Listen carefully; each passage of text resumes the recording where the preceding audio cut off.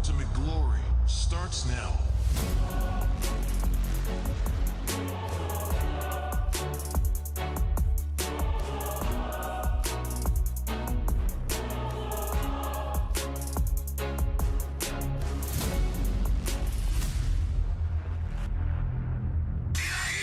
Mobile Legend M6 スイスウォッチ。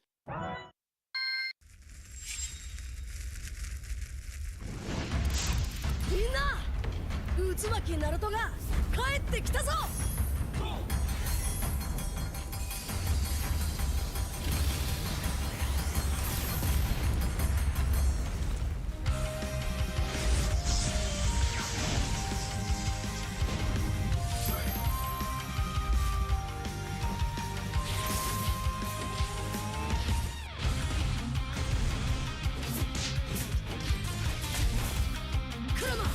力を貸してくれ。よ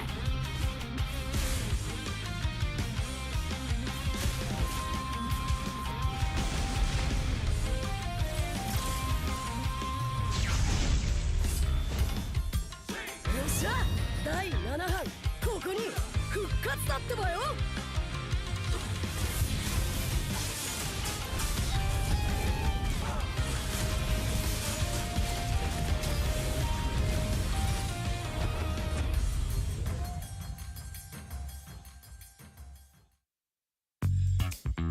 Menggaruk kulit kepala disebabkan keluh mumur, masalahnya lebih mendalam. Gunalah Head and Shoulders menembusi 5 lapisan untuk membasmi keluh mumur dan kegatalan. Bebas keluh mumur sehingga 100%. Head and Shoulders diuji secara dermatologi. 見せてやるよ。シャリンガンの本当の力をな。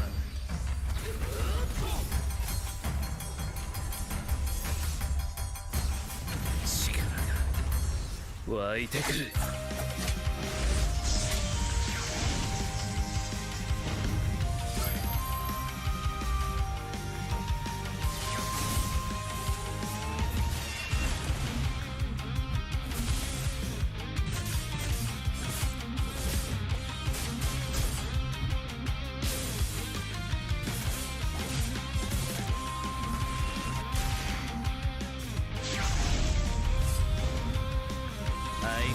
やかましい奴らだ。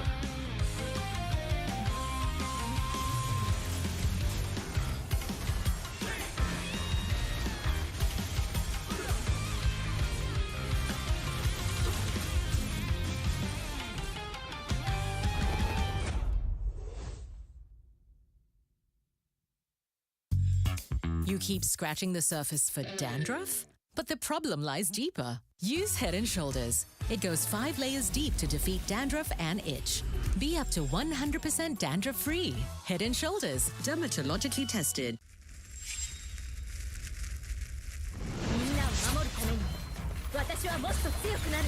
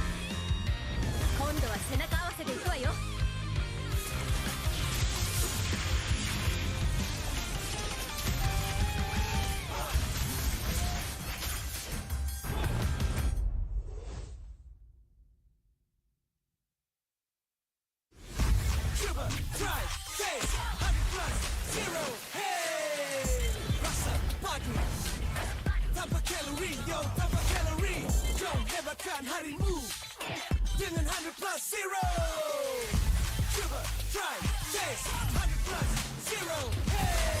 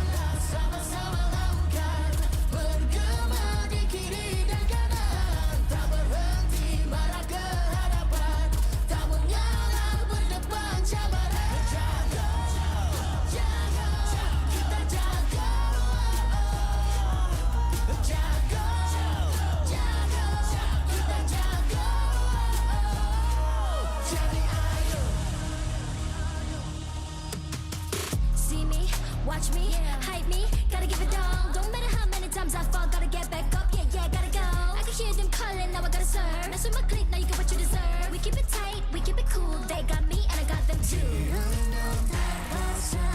Api tak kunjung padam. Marah ke hadapan kita sehaluan. Jangan simpan-simpan, kita anak Malaysia. Kami tak senang mengalah, kami luar biasa. Semangat membara, harungi bersama. Jaga, jaga, kita jaga. Jaga, jaga, kita jaga. Jadi ayo. Yeah.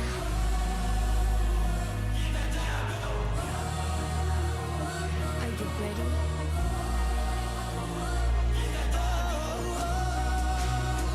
Can you feel me now?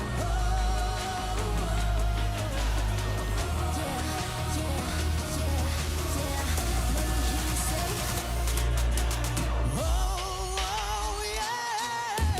Langkahlah sama-sama langkah, bergema di kiri dan kanan, tak berhenti marah ke hadapan, tak mengalah berdepan cabaran. Jaga, jaga, kita jaga. Jaga, jaga, kita jaga. Jadi ayo.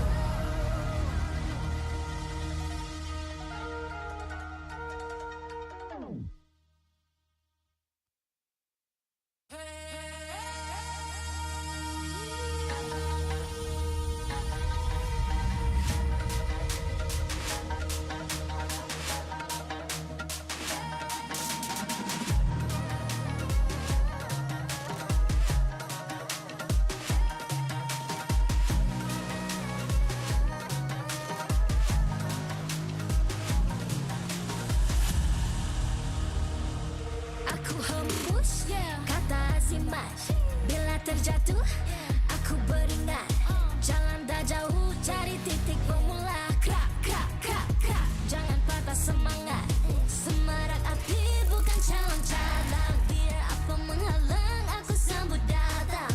1000 daya, 1000 alasan. Harungi semua sampai di akhir garisan. Eo, eo. Kami tak senang mengalah, kami luar biasa. Semangat membara, harungi bersama. Langkahlah sama-sama langkah, bergema di kiri dan kanan, tak berhenti marah ke hadapan, tak mengalah berdepan cabaran.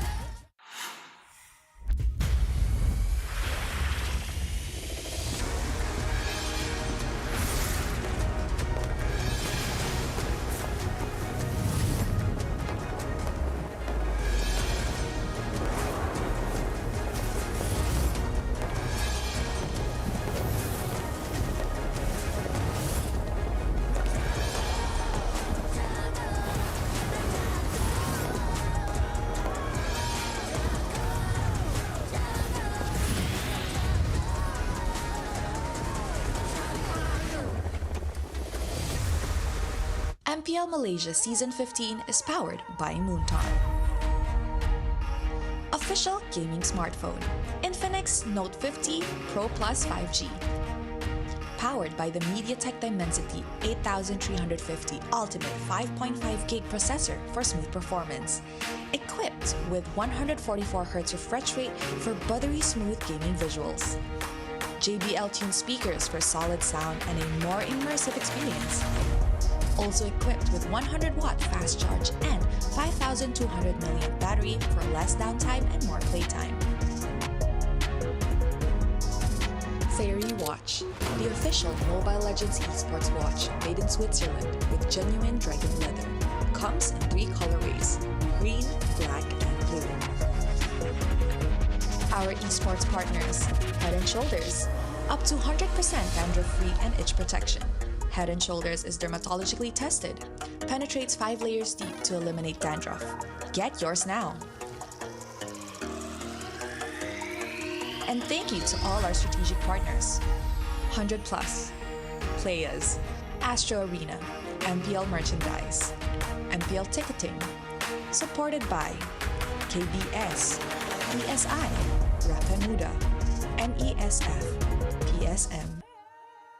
Selamat datang ke hari kedua Minggu di Raja. Nama saya Rose, hos anda sepanjang musim ini, dan semalam pada hari pertama Minggu di Raja, kita semua dah saksikan perlawanan yang cukup menarik sebab AERO dapat break Selangor Red Giants OG Esports punya win streak.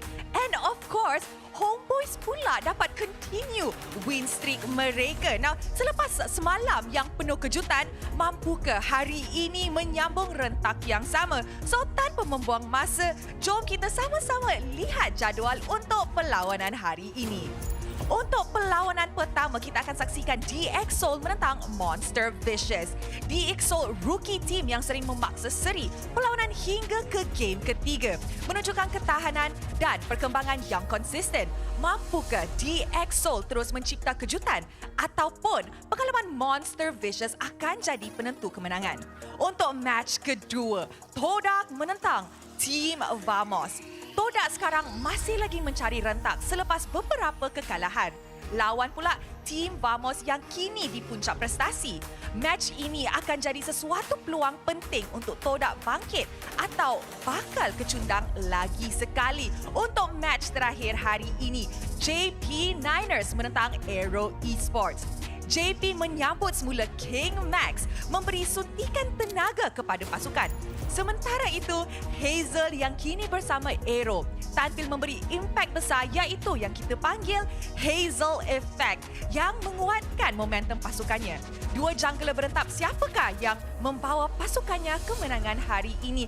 And of course, kepada semua orang yang tengah tengok live stream ini di rumah ke mana-mana pun, inilah pentas kebanggaan kita mana kita akan saksikan semua momen yang menarik, happy and sad all in one. So korang boleh scan QR code di bawah untuk mendapatkan free in-game freebies untuk anda. Tanpa membuang masa, mari let's show it to the casters untuk start match pertama di hari kedua Minggu di Raja. Thanks, Rose. It's King making week once again. Week number 4 continues after witnessing day number 1. We've seen some highs, we've seen some lows, but Saturday is where it's going to be. Welcome, everybody, to the MPL MY Season 15. My name is Gideon Q. This is LaFell. This is Husky here at the desk to keep you guys entertained and to make sure the commentary is filled with all the information you need. Boys, did you watch Friday? Did you see those games? Oh, I did. Friday? I did. I was happy and upset and happy again at the same time. Yeah, I was very glad that we had that game between AERO and SRG OG. Amazing. It's the best series we had so far, and this is what we need for SRG and the league as a whole, right? We need a team to push the best of the best, that we have AERO. Gotta make them sweat a little bit. Gotta make them sweat just a little bit. But guys, you've already seen what today's schedule is going to be looking like. We have teams looking to reach the highest heights and other teams trying to crawl out from the bottom. If not, separate themselves from the middle of the pack. The big mission for DXS against MV to continue the winning streak. DXS, they've had a rough time here at the MPL, but MV, on the other hand, has been on the up and rise, showing us some really good gameplay. They just haven't beaten the upper echelon just yet. I would feel like for DX Seoul, honestly, like if you watch their matches, it really doesn't show when you look at the, what you call it, like the results, right? If you look at the results, you would be like, yo, this team sucks. But no, not like they actually perform very well. It's just that when they go to game 3, that's where they get a little bit flat. Yeah, I think for DXS, they are the team that actually gave Homeboys their toughest series so far. Vamos. And they're done with the strongest teams, right? Yeah. Now it's just the easier matches for DXS. Hey, we say easier, but all of this is powered by the MediaTek Dimensity 8350 Ultimate 5.5G processor for smooth performance. We're talking about the processor inside of the Infinix, the official gaming phone here that we have our players playing up on the stage to give them the best performance possible. Have I also mentioned that it also has 100 watts fast charging and 5,200 mega amps of battery for less downtime and more playtime. What, seriously? Steve just said they got 5,200 mAh. He said mAh?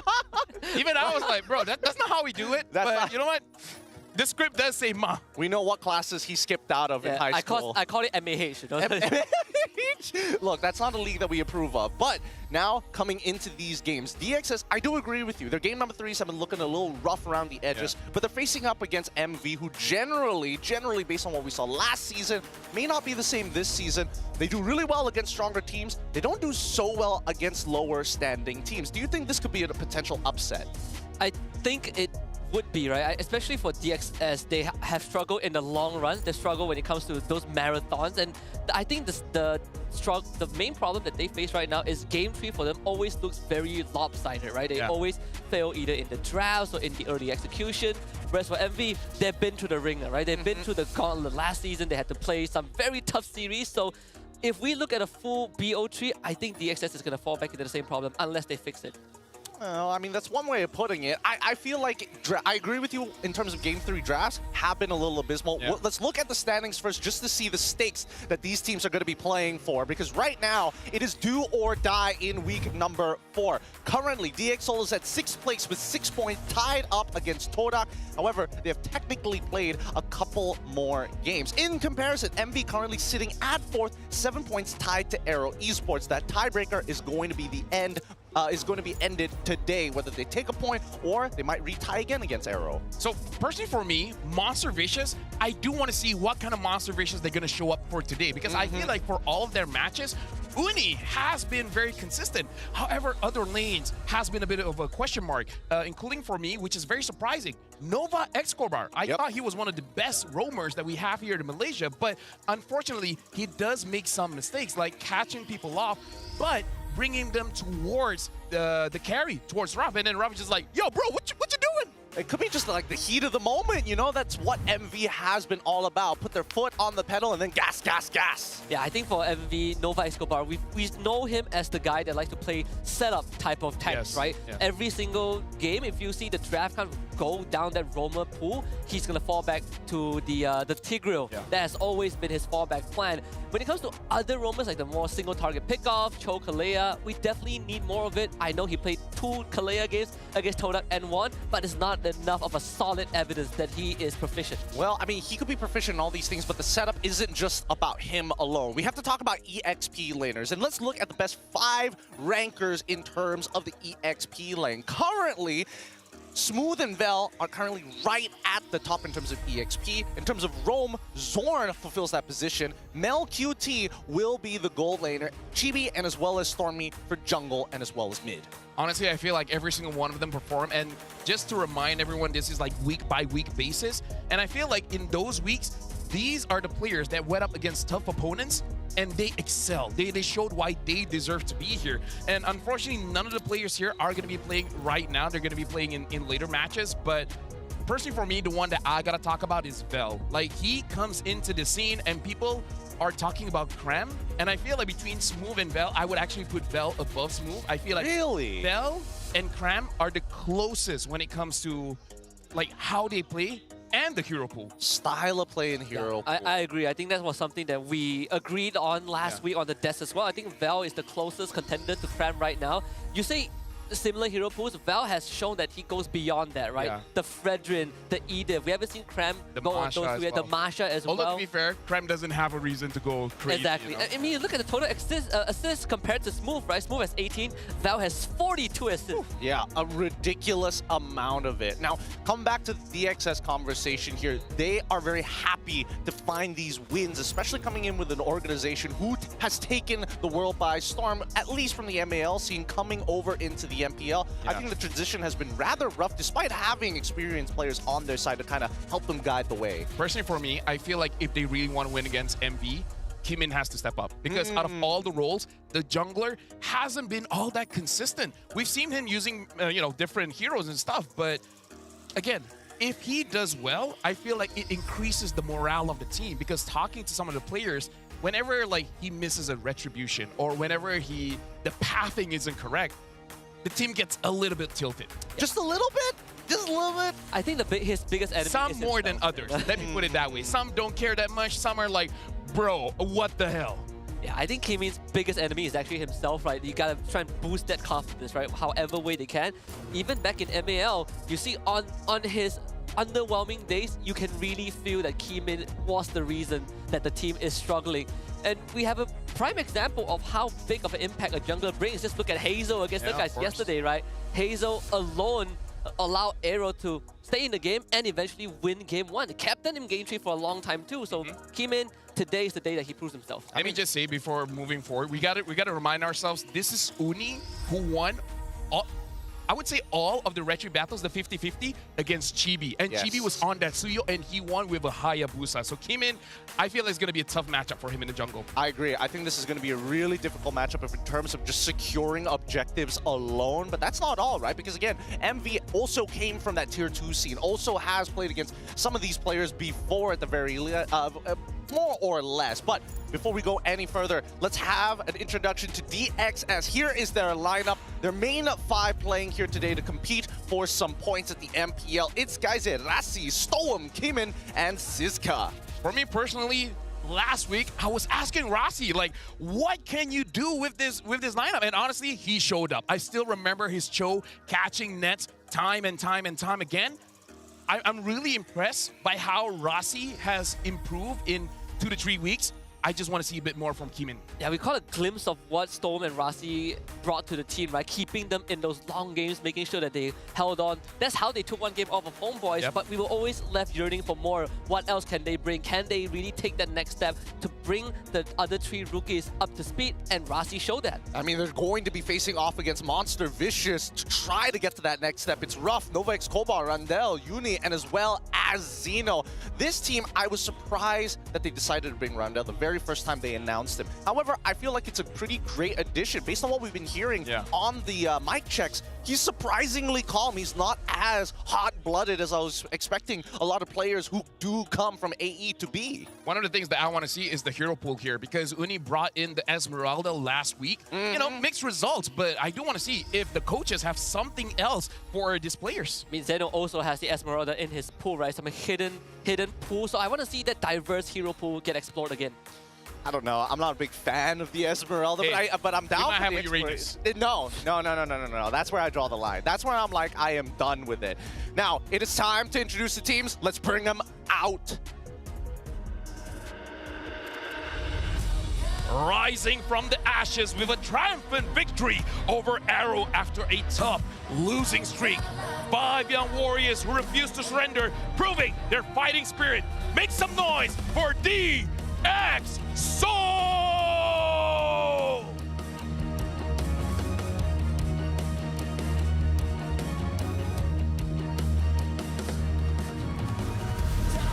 They fell short in a hard-fought 2-1 showdown last time, but today they rise again and ready to unleash the true wrath of the monster. Give it up for the beast of Monster Vicious!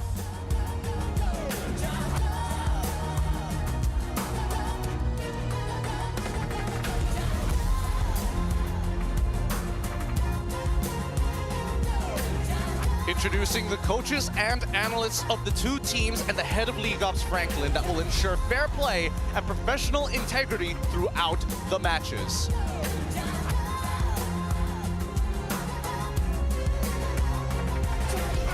Let's keep it going with fist bumps between the teams. A true sign of professionalism. The last contact they will have physically before they head on into the land of Dawn. Good luck to both of our teams. As our teams now man up into their battle stations, and of course, the handshakes between old teammates of Rassi and as well as Randell. This is going to be quite the showdown, and I'm hoping it's going to be an exciting one if Rassi is that excited to check out his old teammate. I mean, personally for me, I've said this before, if I'm gonna buy any tickets, it's gonna be DX Soul, because you know that it's gonna go all the way. Like, again, most of the time, it doesn't work out in their favor, but as a fan, it's an amazing game to watch. Yeah, if you want some extra game to fill up your void, if you want that break time, this is definitely one of the series. And, you know, good thing is that Coach Teo has also tried to get the team to integrate, right? Like we talked about his pseudo-military style punishment when they don't perform well. Yeah. You know, week by week, DxO has been showing improvements. Well, I mean, they have been showing improvements, and it also reflects in their team head-to-head. Based off of the stats we see, in terms of the 5 compared to 4 matches between the 2 teams, 14 games played to 9. So far, in terms of team total kills and damage dealt, it kind of makes sense why they're racking up these numbers. Yeah, of course. And one of the things that I want to look at here is actually the hero pool, because DxSoul has 29 unique heroes compared to MV with 20, despite MV, showing some interesting peaks here and there. But look at the first blood rate, 67% for MV compared to DxSoul, which does suggest that MV usually will have a better early game. And we can even see that even though they have a Hanzo jungle, somehow the Hanzo will get first blood. And one of the he's the one that gets the kill, not he dying. Like just to clarify. I mean, one of the hidden stats we just brought up was also objective secure rate, right? I think it's fair for us to say that Monster Vicious, in terms of securing turtles and Lord, has a higher statistics compared to DxSoul, and it ties back to the whole matchup between Uni and Kimin. Let's look at the keys to victories. Close the game 2-0. Don't give Uni any room to move. That's going to be pretty hard. Stay alert for MV's pick-off setups and prioritize Kimin's heroes. Yeah. Again, we've already addressed at least a couple of these points, but the don't give Uni any room to move seems a little difficult. Yeah, I feel like it is very difficult, but that's kind of what Siska is known to do. Only successful when he uses that Hilda. Other than Hilda, I don't know whether he can do the same thing, but I feel like this is the keys to victory for DX in a way. It's like, let Siska able to shut down Uni, but I feel like with the coaching staff that MV has, I feel like they won't allow that to happen. Yeah, I agree. I think teams really started respect banning the Hilda every single time they go up against DxSoul, and you can see that impact that it has on Siska's lane. Unless they are willing to do what Coach Yep did with Onyx ID and bring back the Benedetta, then maybe we might have a conversation, right? That is one of Siska's signature pick. We have yet to see it though. That would be a fun look. And I mean, speaking of fun looks, I am loving their new colors of jerseys compared to the last one, the white, blue, reds. Ah, man. Simple, almost monotonous, but stands out just about right. This fresh new look on DXS might just be what they need to take down MV, but let's look at the keys to victory for MV. Deny Kimin's comfort picks, force a full best of 3, and shut down SkyZ early. Must be the funniest key to victory ever, right? To win, you force a full all series. 3 games. Game number 2 is like, guys, keys to victory. Keys to victory, guys. I feel like one of the ones that we can expand on a little bit is shut down SkyZ early, because so far we've seen the heroes that he does well in is like the picks like the Granger, where you win your lane and then you start establishing pressure all across the map. But whenever he uses, like, I kind of feel weird that he doesn't do well in late game scenarios. So I feel like if you make sure that he doesn't get to do anything in, say, the first 7 minutes, he honestly is not that impressive. Unironically, I feel the same way for Ruff. He is pretty lane dominant, and then the later stages, there are like 1 or 2 times he overheats. Yeah, I think these two players have the same issues. Habits? Right? The same habits, the bad habits. You reach that late game, you start making some very, well, in this case, forced errors, right? You think about, oh, I need to get this kill, I need to get things done, and you forget about everything around you. But the tunnel visioning is what's costing us these games. Well, let's see whether the tunnel vision is going to cost them this particular series. We're going to be jumping into the drafting phase of game number 1 in this best of 3 series. It's going to be DXS on the blue side first pick, MV on red side second pick. So right now we're looking at DxSoul really targeting MV, betting out the Fanny, betting out the Hanzo, betting out the Kalia as well, and now MV betting out the Chip as well as the Harif. It does look like DxSoul, they're not really looking at MV as any other team. They're targeting specifically against them. But something that I do want to see is that for the first pick, are they going to let go of something like the Hayabusa? Because we've seen Uni performing absolutely crazy on that hero, and we saw what Hazel can do yesterday, right? I kind of feel like Uni, if he saw it, is like, you know what, I got to show up today. Definitely. I think that, man, the Hayabusa has been a little bit of a problem as one of the secondary jungles. I think even more so here in MPL MY compared to Suyo, right? We've been seeing more Hayabusa come off, and the hottest pick of week number 4, based off of Friday, has been the Kimi. And it's not just MY. Other regions are doing the same. But the thing is, Hayabusa is good against the Kimi. We've seen teams like SRG going up against Todak, batting out that Hayabusa first phase just to make sure that the Kimi doesn't get punished. Yeah, and you also have variations, right? On the bright side, Kimmy has now opened variations of drafting, right? Yeah. You have we've seen the gold lane Kimmy, we've seen mid lane Kimmy, and then Homeboys brought back the fighter gold lane because they already have a marksman in that mid lane. I wonder which path DxO is going to go now. Are they going to run the double marksman? Because we saw the weakness of the double marksman. It puts a lot more load on your XP and roam to get things done. Yeah, the only thing that I'm questioning here is that are they entertaining this to be a mid lane Kimi? Because looking at Stone's hero pool so far, everything has been very utility, but Kimi, yes, has utility with all the crowd controls. And hold on, not picking up the Hayabusa here. Wow. Very interesting. This is why you pick Kimi as hero. Yeah. If anything, take Hayabusa here, exactly. He hasn't been playing much Suyo. He doesn't look comfortable with it, at least from statistics that we've seen.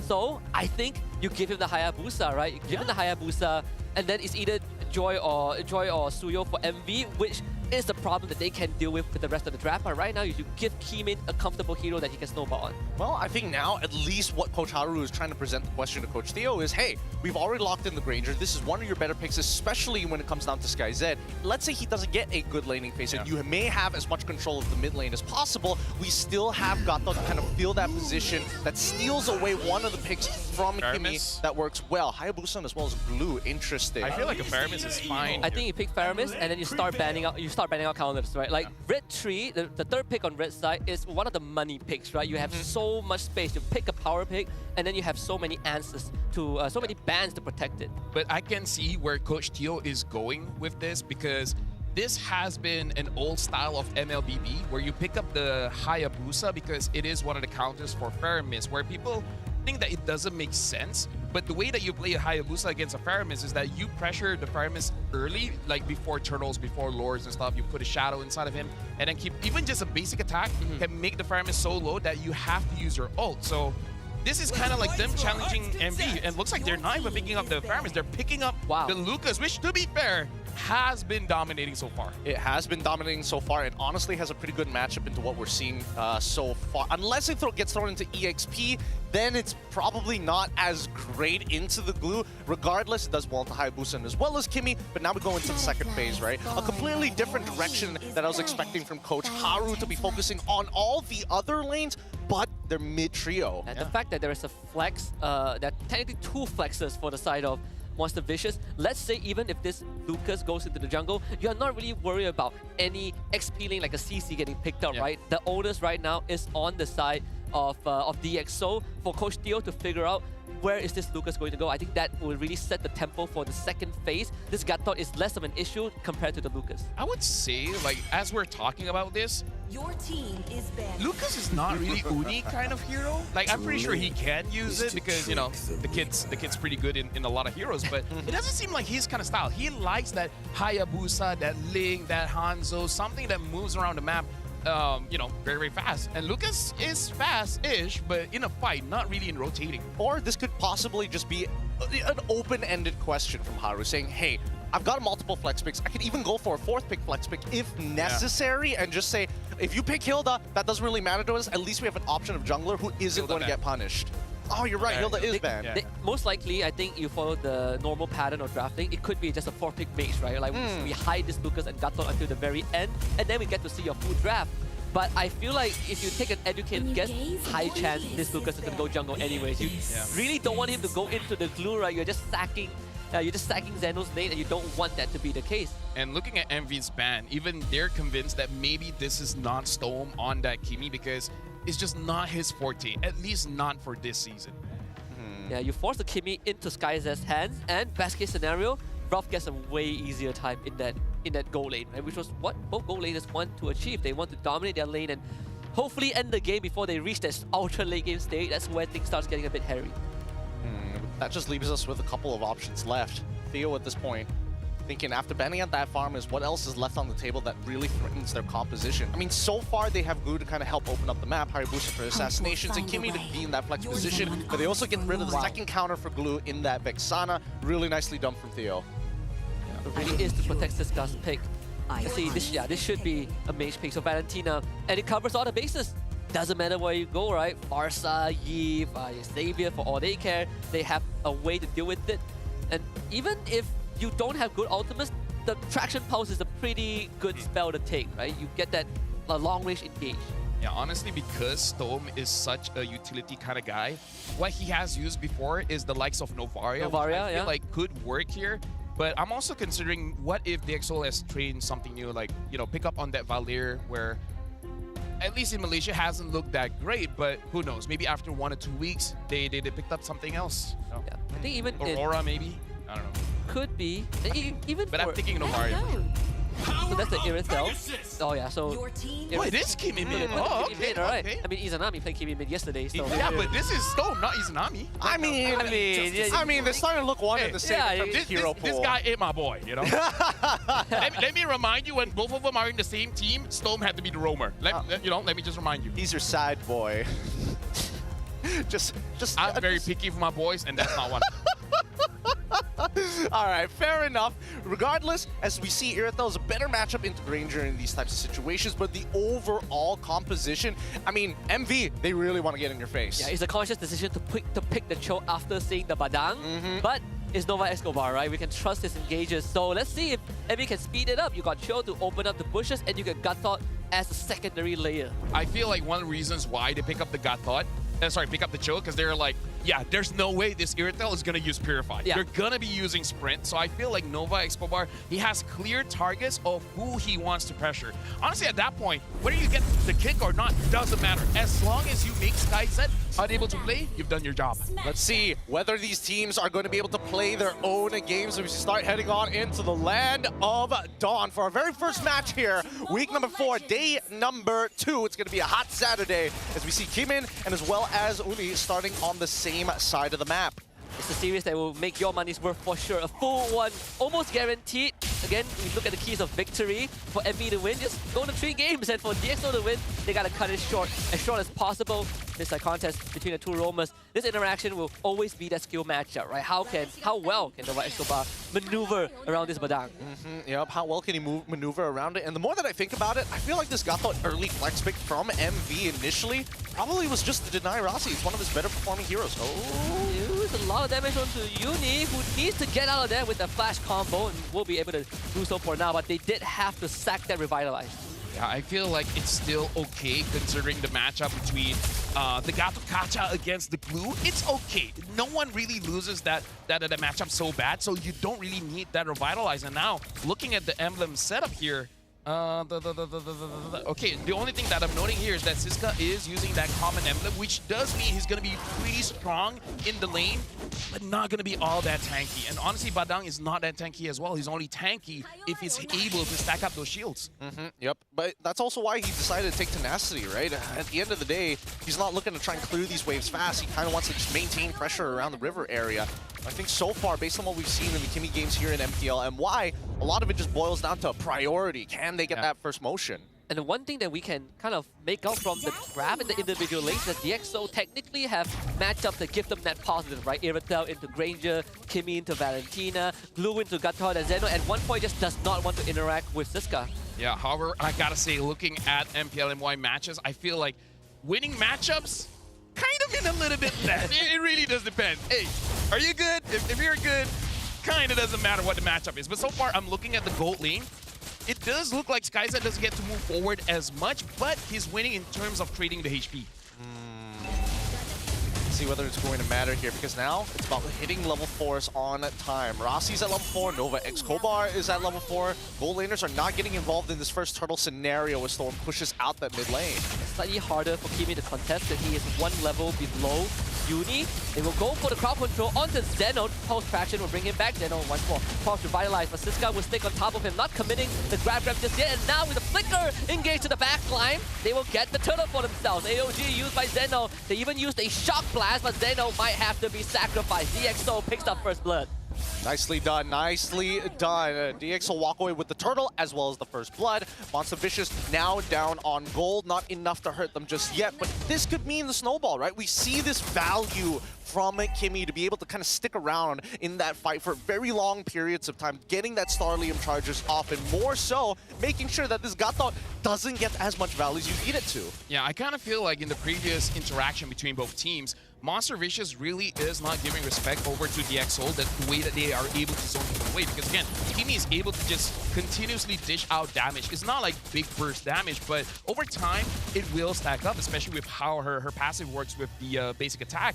And because I feel like Zeno stayed there a little bit too long while no one is doing anything else. Because my experience as a frontline, it feels amazing if I'm tanking the damage, but my team is doing something back. But to be fair, looking at their lineup, not a lot of range, so a bit feels bad there. I guess we could revisit the situation, whether or not he can technically just AOG out of there while the blue was on top of him, rather than looking to disengage. Yeah, but then they give up control, right? I think this puts a lot of burden onto Nova.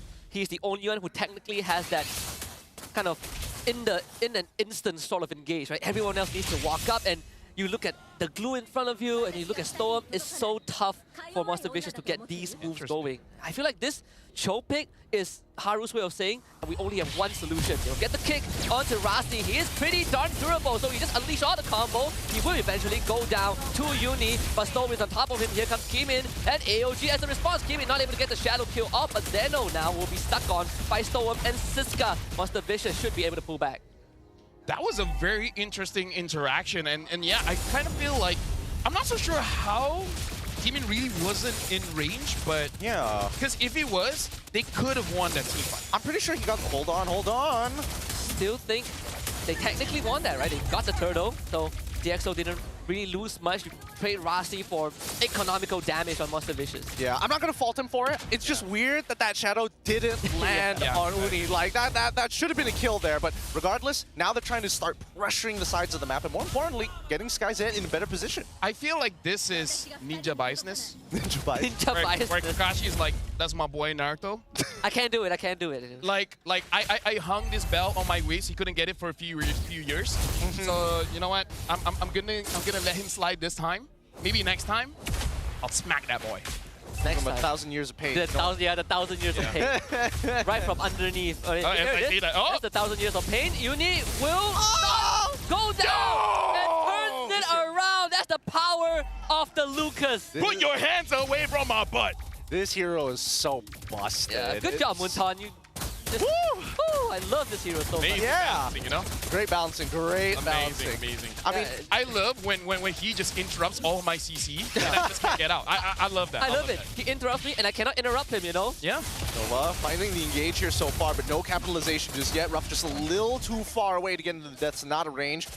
That's no kick, no unleash the beast.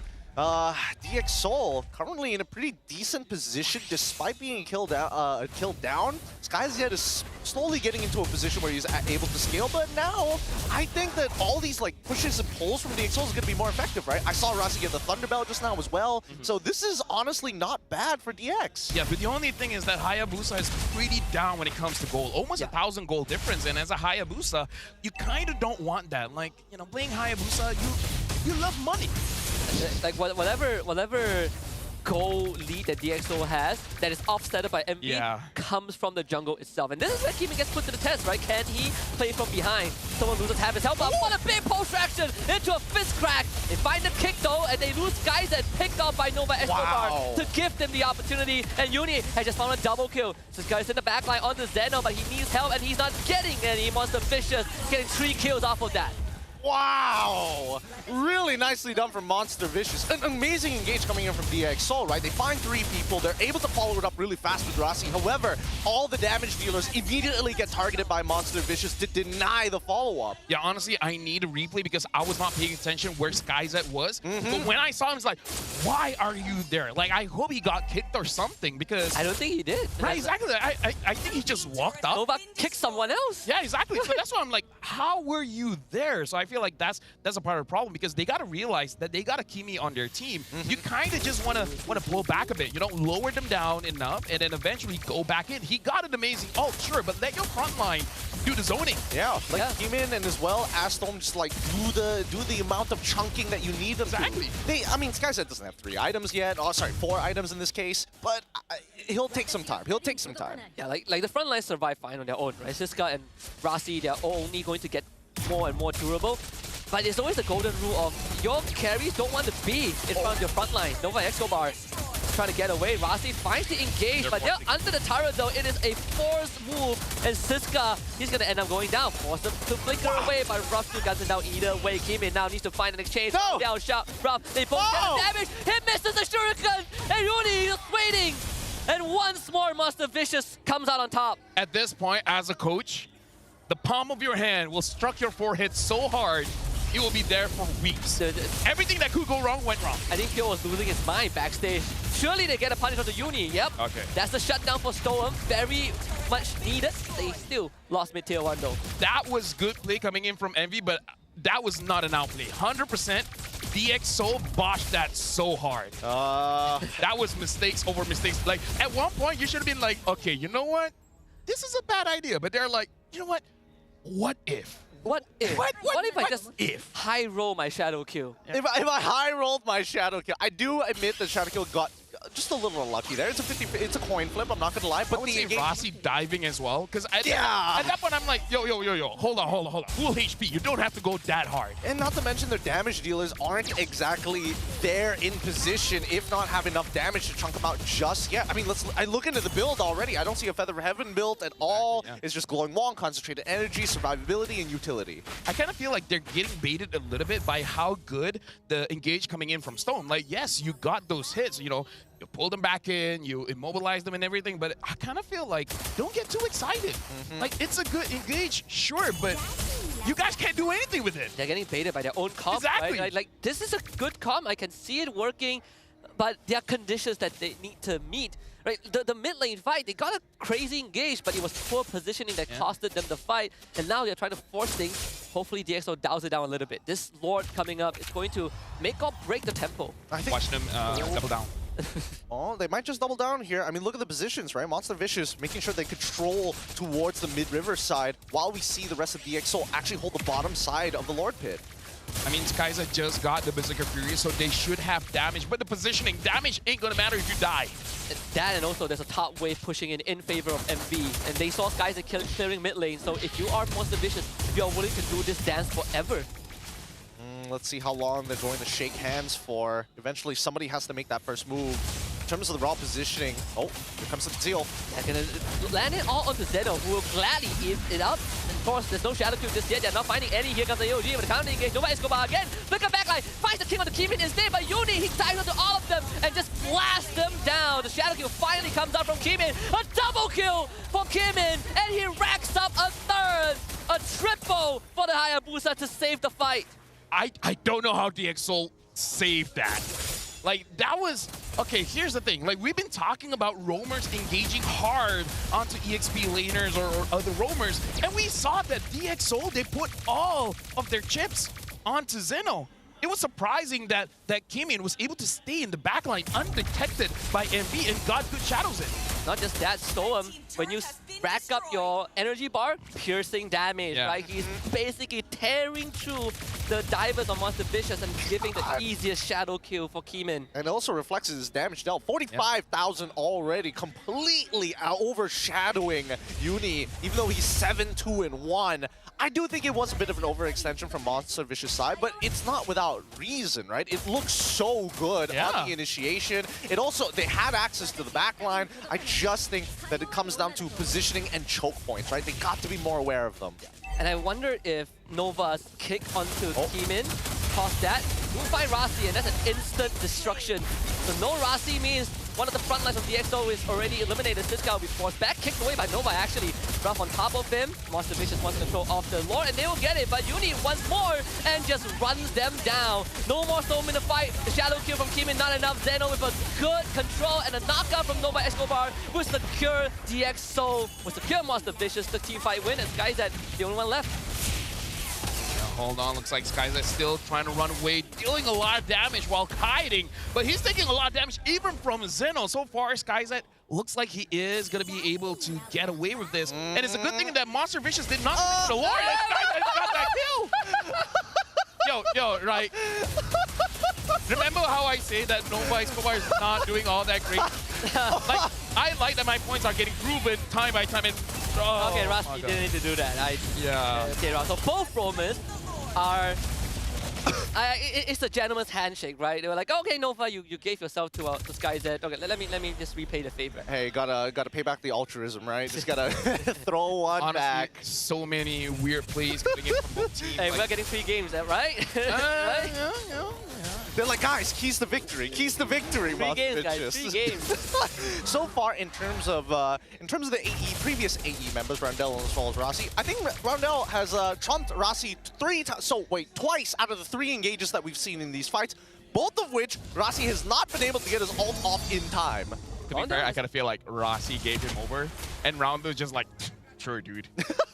Roundel was freebie. Like, he's doing a pretty good job, right? He steals the fist crack, and he is counter engaging. You know, he's becoming CC immune.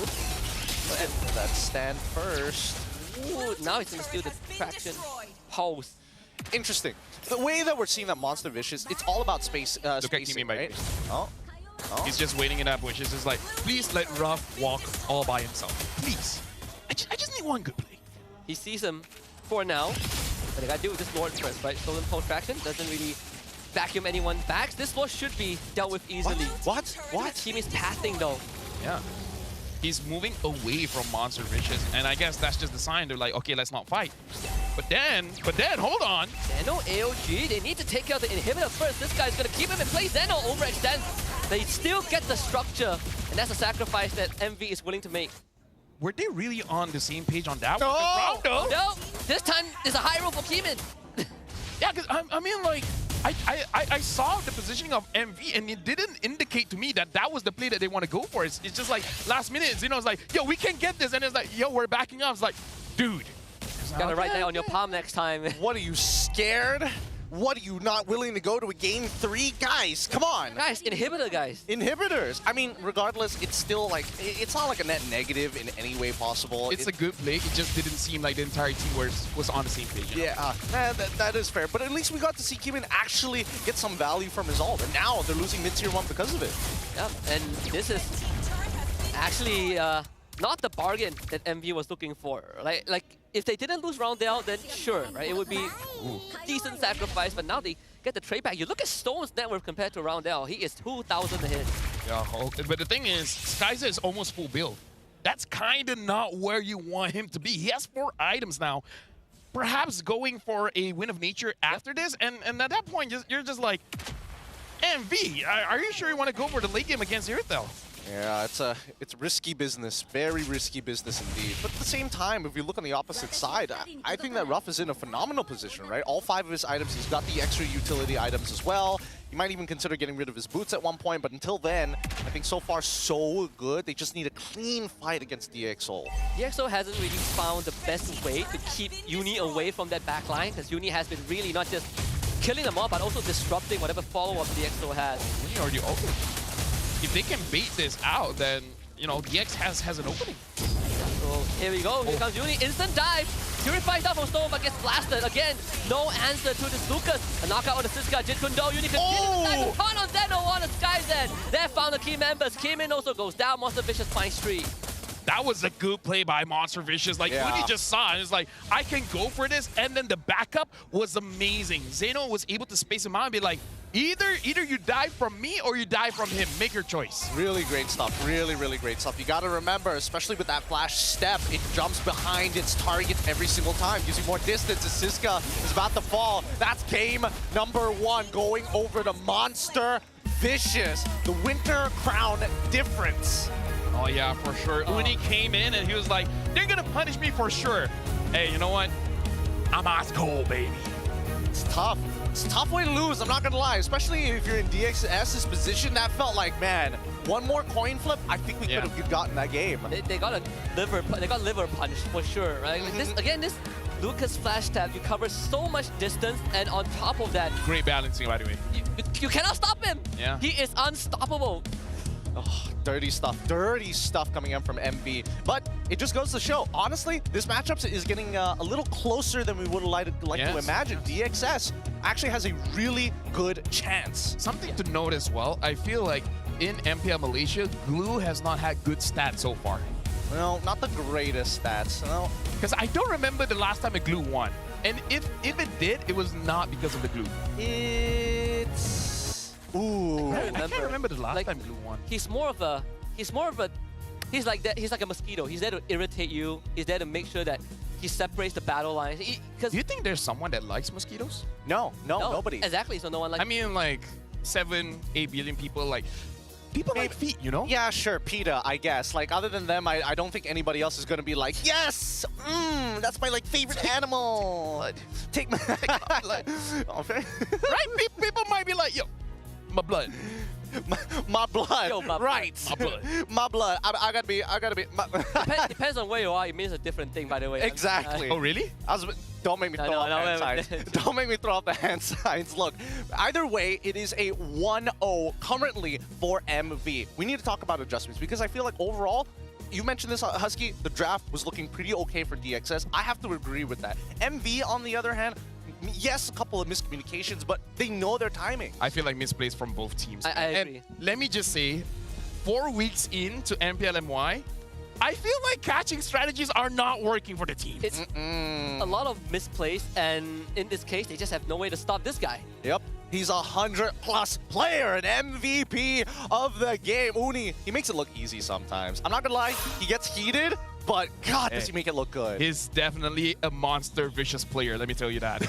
He is. He is. Look at that. Look at his build. That's what's so annoying. Rapid boots on top of having a radiant armor. This guy does not care. Hey, Naruto does move fast. He does move pretty fast. Have you seen a ninja run? it's honestly, I'm not gonna lie, out of all the things I have to nitpick about the skin, I do think the ninja run is kind of awkward looking. Yeah, it's a little stiff. I'm a ninja and we don't run like that. It feels very awkward. It hurts your back. I would have imagined your ankles. Actually, you know, like the way that we run, we actually run sideways. I hate how he says we. I hate sideways. I hate how Yeah, he because says we. it's more silent. Yeah, and more mobility. That's actually facts. What? No, really, I'm not. really? Yeah, he's not kidding about that. It's facts. It's Dude, facts. I trained for years. Trust me. He knows the art of like jiu-jitsu. if you run like this, it makes so much noise. Okay. But if you run like this, then it's good. I gotta try that. Were you thinking of running sideways differently? Yeah, I was thinking. Just moonwalking. Yeah, I was thinking you run in the slide direction. No, like this. Just like shuffle this. it. Just casually shuffle it. So it's the party rock anthem. Got Yeah, the party rock anthem. Like how Storm's looking to try and move throughout this game. It's a difficult game, especially for DXS, because the executions weren't there. Did they get timings correct? I will say. I mean, the dive on bot side, that was a pretty good timing to actually go for the by dive. who? DX or? By DXO. I think that they have got a couple of good timings. Our only problem is that their execution isn't there. They got debated by their own team. Yeah, and I think on top of that, it also kind of brings us back to what I pointed out when you run a double marksman composition. Your XP and Roam has extra responsibilities, right? They have to make sure that they either disrupt the enemy backline or stop a dive. And in this case, no one can stop Lucas. Though to be fair, Lucas is unstoppable. Yeah, I feel like even if you change the draft, no one can really stop. I think you just ban Lucas. Like even if Rossi is able to block him with the fist break, he'll just like I gotta dash. Yeah, even if he engages, flicker, fist break, fist crack, all Uni needs to do, press ult. Yep, press ult. That's it. And I'd be That's like, it. this hero is kind of easy. Yeah, you just push buttons and you win games. I've been telling everybody all this time. Lucas is not that difficult. Guys. Coming into game number 2, what are some of the adjustments that we're going to be looking for, right? Because regardless of what happened in this game, it really boiled down to execution at the end of it, right? We saw both teams make significant mistakes. Significant, right? Macro-wise, they had the right idea. Oh. Yeah. Looks like Blue has been picked 12 times and 3 wins only. My concern is that they didn't tell us who won. Oh. They're just like, they won. Okay, who? I don't think Would you like to know? It's not them.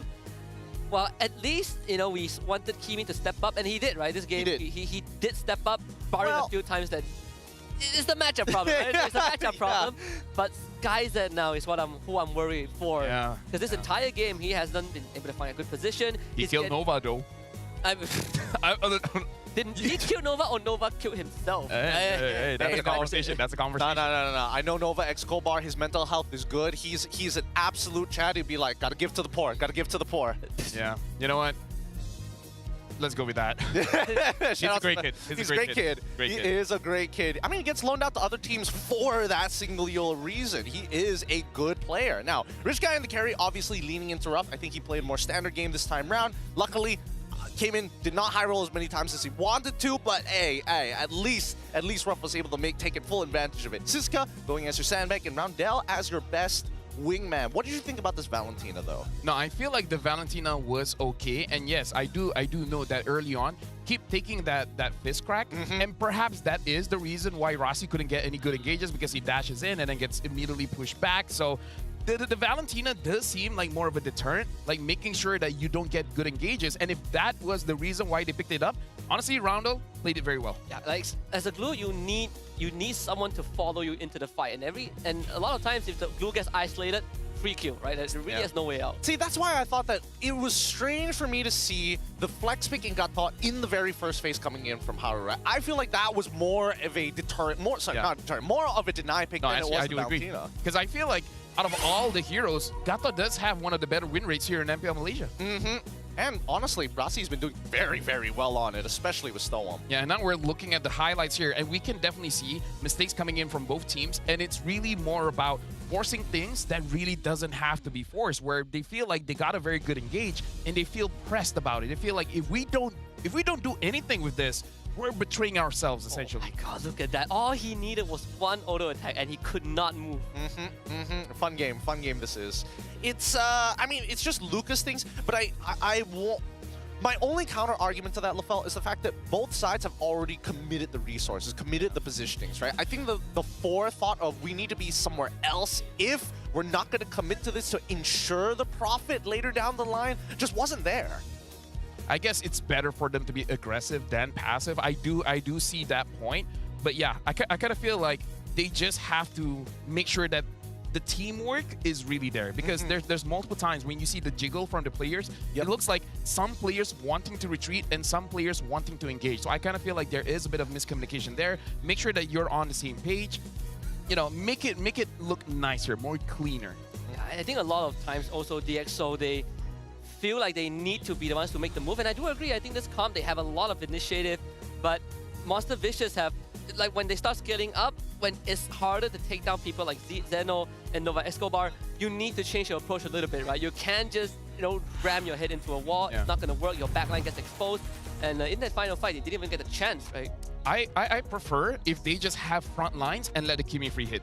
And then just like let them be so low that they couldn't do anything. Like play it like a siege composition. Play it like a siege composition? I mean, that could be... Like instead of forcing the engage, because their burst isn't good unless the Hayabusa gets a good shadow in. And sorry to say, Kimin did not get a lot of good, shadows in. I feel like it's difficult to get your shadow in, especially like with the number of times we've seen not only the Valentina steals, but also the raw protection. Some may say it's even dragon leather, genuine dragon leather. Hey, I said what I said. You said what you said? I said what I said. You should have seen what was on his left hand that day. You should have seen what I got on my wrist, though. Oh, it's the official Mobile Legends esports watch made in Switzerland with genuine dragon leather, and it comes in 3 colorways of green, black, as well as blue. Lafel has got the green one. Thank you so much, Fairy. Guys, go check out Fairy at Fairy World on TikTok if you want to see some of their other content that they have made, and more importantly, some of the other products, because they've already worked with SRG, they've already worked with M6. Who knows what else they've got there? Because green means go. So every time I have an idea, I look at my watch and it says go. It may sound like a bad idea, but it says go. It's an incredibly bad idea when you're driving. I did get into an accident last week. So that's very insensitive, Husky. Were you wearing your Fairy watch? Yes, I was, but it was not because of that. Better go claim my insurance. Yes, time to go.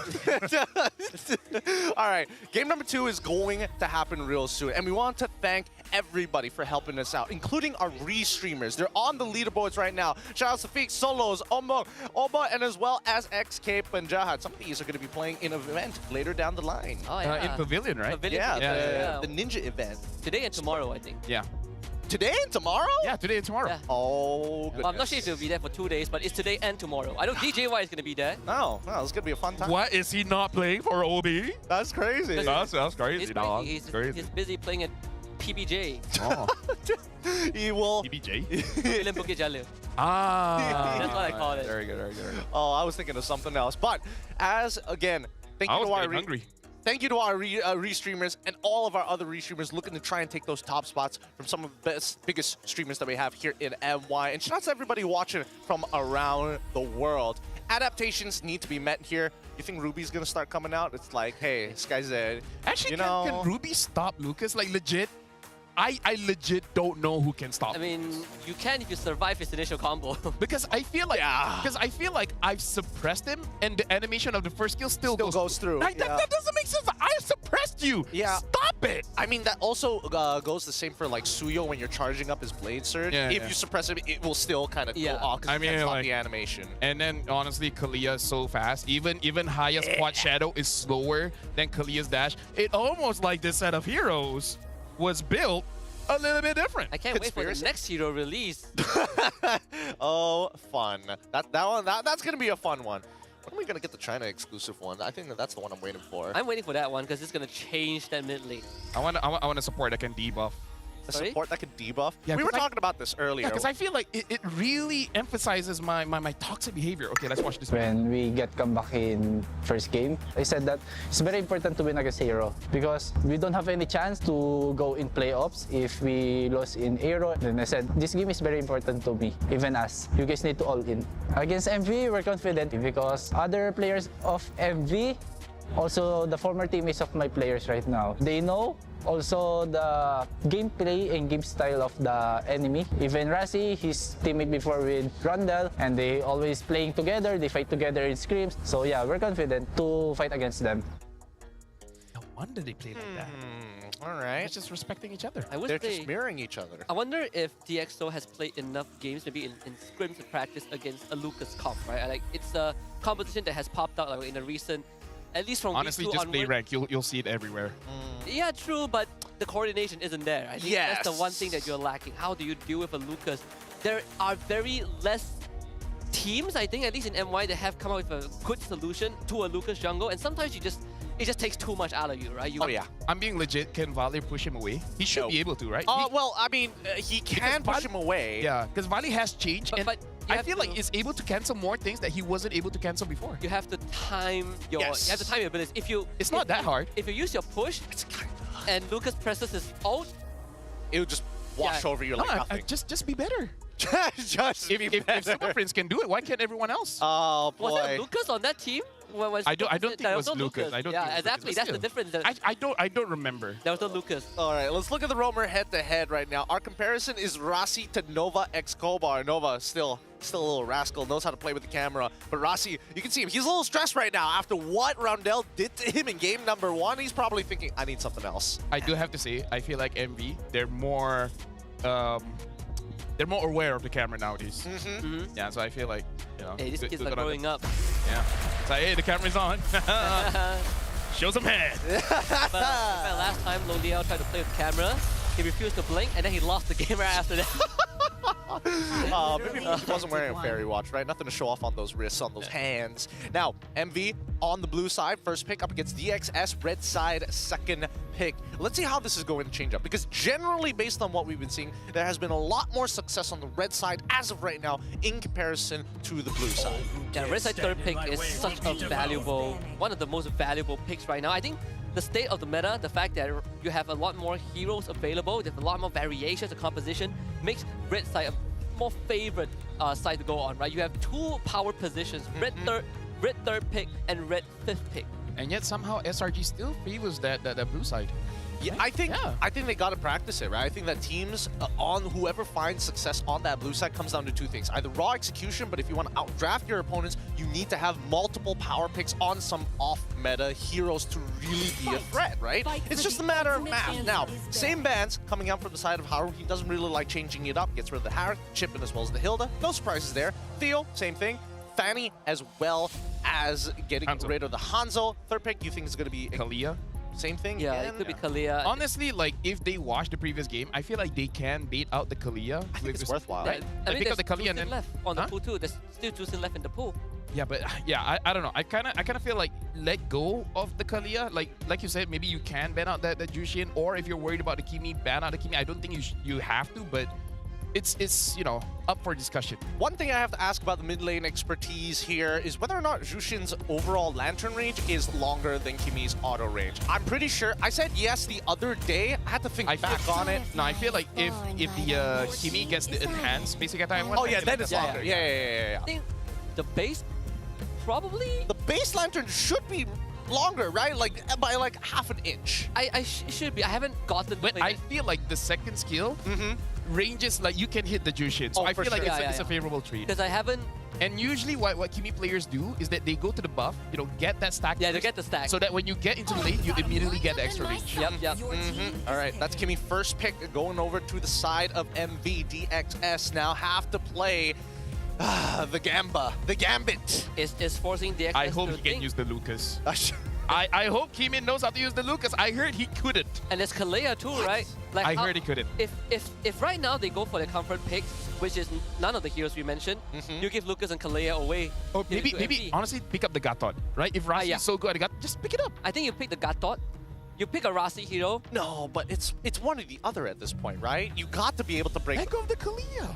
I think Glenn go to Kalea. Look, but no one likes Sakura. Yeah, but then nobody's gonna pick up Naruto. Who's gonna pick up Naruto on this team? Kalea here. I feel like if you don't do it, if you don't do Kalea, it goes to MV, and now your draft is in a big. It's gonna face a lot of problems. I feel like it's already a lot of problems. You can still take Lucas here. That's the thing. I agree. You can grab the Lucas. I kind of feel like they should have taken the Lucas. Here's the thing. Two things that were brought up, very important things. Number one, the Kalean as well as Lucas. Something needed to go one or the other. You already mentioned, LaFell, that unfortunately that from DXS came in, can't play the Lucas. So I think this is the only pathway that Theo can go down. Feels bad. Honestly, it does feel bad. I think here you take Lucas and a flex, right? You take Lucas and well, actually Lucas technically is a flex too. No, you can take out the Gatot. Lucas Gatot. Yeah, I think you take Lucas Gatot here. Or Badang. You know, either ways, a lot of good picks after the Lucas. I think you take Lucas Gatot. If they take Badang, you have the Valentier as a response. If not, you could go for a long range. No, they picked the blue. I think it's fine. Yeah, because if they take Valentina, at least Glue is going to be uncontested. All right. I like the thought process. Appearing Gamba still at the end of the day. Ooh, all right. Coming into that second phase, things are only going to get tougher. Something like the Granger. Like just in case if they want to, you know, just play range for range. It comes down to whether Coach Theo wants to give SkyZ the winning lane or let Siska get the winning lane. That's what I'm thinking of. I think that... I am very... Man, I don't know. It's really tough because now EXP needs to be a little tankier, right? Yeah. It's not like they have the greatest amount of burst in the world from the side of DXS. It probably takes a couple of items until they get to that point. But I'm thinking like, oh, if you're trying to win out the lane, you go for the CC. But even then, it's not going to provide much in these team fights against Glue. And you basically get one shot by Lucas anyway because he's going into the jungle. I would actually ban something like the Beatrix here. To me, They ban the one because I'm looking at Kalea and so far the synergy isn't really there unless they've practiced Kalea and Hayabusa to ensure that a kill will go through. Because right now I'm just worried that Kalea picks someone up and no one dies. It's too hard to execute though. I think Beatrix is still the go-to way. Beatrix, Farsa, but they already have a Valentina, right? So Beatrix is the only next in line that makes the that has the simplest That's why I'm execution. saying MV should ban it. So Yeah, I'm I weird agree. why they ban out the 1-1. I think, but can SkyZ play the Beatrix? I think that is another point of consideration. I don't like those kind of conversations. Yeah. Like, this is a good hero. Can you use it? Coach, please don't ask me about my win rate, sir. Please, sir. Theo, no, please don't make me don't I can't even show it. I can't even show it. I can't even show it. It's below 40%. What? Oh man, Theo, getting rid of the Gatot, I like that here. But let's see the big pick, the big ban from MV's side. Again, like worse, I'm thinking either Beatrix, Carry, if they really know SkyZ, like what's he's comfortable with. Because Beatrix can burst fast, Carry can burst fast. We've seen Granger, that's what MV used before, but we saw the burst really isn't there. Yeah, but unless you get that Sky Piercer stacks. Honestly, if DX... Okay, so carry gets banned out. Because I was thinking, if they go for the carry, then they better pray they make it to late game, right? Which is in of itself a tough thing to do. Again, the Beatrix comes into question. Apparently, they are just not confident enough. That's why they ban out the carry, because they know he can play the carry and they're probably confident like, yeah, he can't be Beatrix. He can't Beatrix. Yeah, I think at the end of it, it does mean, yes, it's a little sad that we're seeing Granger instead of the Beatrix for that almost immediate profit, but Granger will eventually fill that role. The problem is dedicating resources there. So I think from MV's point of view, macro-wise, all right, you get the Granger, that's kind of whatever to us. Now we know that you're going to be dedicating a lot of your attention towards the gold side of the map. So that means there's Irithel for the side of MV if they want, right? Irithel is still up. It's not the easiest game for Irithel to play. You know, you gotta avoid Shadows and Kalia, but again, there's a lot of ammo. Okay, the Kimmy goal. I was thinking in the back of my mind if that would be a possible matchup, but I didn't think I'd see it from MV. I would say Kimmy wins against Granger, because to be fair, Kimmy wins against everyone. He just outpushes Granger. Like eventually you outpush Granger, you stack the energy bar, and then you push the wave out. Oh, dude, this Kadena pick is actually pretty smart. Overall, in terms of like raw burst, it's smart if it works. It's smart if it works, but also it's also a point of contention because at least her daughter Kalia might look for the big pull on the Kadena itself, and if they don't burst her down, she gets to walk away for free. Who do you grab as a Kalia? That is my question now. Oh no, she's probably just gonna take Purify. Yeah, he's gonna Purify. I'm probably gonna try Lucas, like maybe that's the answer. But again, like you grab him back, he press ult, your team dies. It's not the easiest. They don't have the burst to kill Lucas. That's the thing. They don't have a burst to kill Lucas. They don't have the burst to kill Glue. I think there's a bit of lack of damage from DX's side. Let's see whether, again, both teams are not perfect. They've made mistakes before. They will make mistakes again. Coming into this game number 2, this could be that 2-0, or they could be leading into the keys to victory and to get to that game 3 to guarantee the series. Overall, what do you think about the comps, Lafel? I feel like it is one of those comps where it comes down to execution. Like, yes, we don't favor DXS so much because there were opportunities for them to get, you know, one of the better picks, but at this point, it is all about execution. All right, let's see as we head on into our second game in this best of 3. Only one of these teams are going to be walking away alive. It's either a 2-0 for MV or an equalization. And even then, a game 3 will be pretty painful for DXS. I think just on paper itself, Monster Vicious seemingly has a more solid and easier to execute draft, but let's not put it past DXS. Rasi making sure Nova Escobar is going to be forced out of the lane. Priority still over the Monster Vicious. Yeah, my only question is like, why Kadena? Not saying that he's a bad hero or anything, like what's the goal here? Like, are you just denying Storm of a good ult, or you want to get Siska, you want to get Kimi, you want to get Skyzette? Like, what's the objective here with the Kadena pick? I feel like the Kadena pick in these cases is looking to burst anybody who follows up on that Tsunami Slam, right? If Rasi's pulling them in, that means Skyzette has to walk up. That means Kimin might actually have to, you know, commit a Shadow to do so. Disrupting the Shadow and disrupting the combination is more than enough because Rasi has no follow-up after the Tsunami Slam. And on top of that, when we look back at Game 1, DxO struggled to stop the dive of MV, primarily because of the Lucas. Now MV, they double down, right? This dive potential, Glue, Lucas, Kadita, once your backline gets caught, there's no way out. Rasi can protect anyone. And Siska, he doesn't want to be peeling for the backline. He wants to go to Ruff.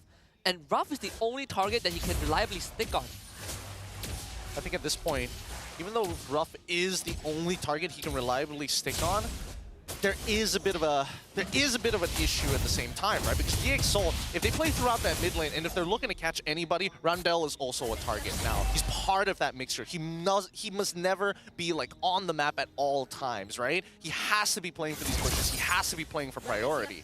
Yeah, right now looking at priority, it doesn't look like anyone has exclusive control over the river side. Both junglers are gonna get their you know, buffs. Rasi, I kind of feel like maybe try to get it. Yeah, he's going for the EXP, get that level 4, and then try to make a play. They don't have a lot of burst, but earlier in the game, no items have been completed yet. Maybe they can get something done. Oh, Rasi's not level 4 just yet. They're going to have to drag this out a little bit longer. Not only that, right? Like, this game is even more important for Kimi to get a hit. Ikundo knockout, immobilization on the Storm. That's half his health bar gone. Zeno will just go back with the grab, stick on the Storm. He's out of the fight. Even though we've unleashed the beast, he cannot rejoin for now. What? They do find Uni though to try to burst him down. Uni still gets the turtle and the first blood and gets out. Zeno comes back to support him. Uni finally goes down, but the fight is more than over. Storm gets out of it, but Rasi will be left to dry. Tidal strike to gain distance, but MV catches up with him, and Ruff gets the kill. I can't believe that he got away with that. Uni was able to steal away an important objective. came in, left with nothing. I mean, honestly, Storm played it perfectly, right? He gets jumped on by Zeno. He's able to purify out of the way before he gets displaced after the grab. And then almost immediately steals the Lucas ult to get into the middle of the fight to try and get something back for his team. Yeah, I feel like Monster Vicious, what they did there was make DxO miss their timing, right? I kind of feel like they're trying to play with the level 4 of Rossi and then try to get a good engage. Zeno just being in their face, make sure that everyone is being honest, like where you're at, right? Let no one be able to stop Uni, and then after that, DxO just got you know, I don't know, nervous or something. Like they started making bad plays once Zeno comes in. Yeah, they got a little antsy for sure. Rundell's walked away with 3 assists at least. He's got his Petrify. He sees Rossi. No way you tried to just grab him. Oh my god. There's no way Rossi made that attempt. What? Then he'll get Roundel, I hope. Surely that's a dead Roundel. Yeah, he definitely dies there. He was very close to one-shotting Came in, and I'm more surprised that Came in was like, I'm a shadow into him. That is crazy. That is actually crazy. Yo! Like, who? Wow, that was a conscious decision, by the way. It was not like, I mistapped. It was my bad scenario. No. This is, I'm gonna make him do it. Don't worry, guys. I won't die somehow. We gotta look at Storm's itemization as well, whether he is gonna build tank or damage, because if his role is to take that Lucas ult, then I'm thinking he's gonna go for defense, but some players, they tunnel vision, or they just forget about it, and then they just, you know, like, oh, you know, this is my first item, Glowing Wand or Enchanted Talisman, and then just like, in the middle of the game, they're like, oh, wait.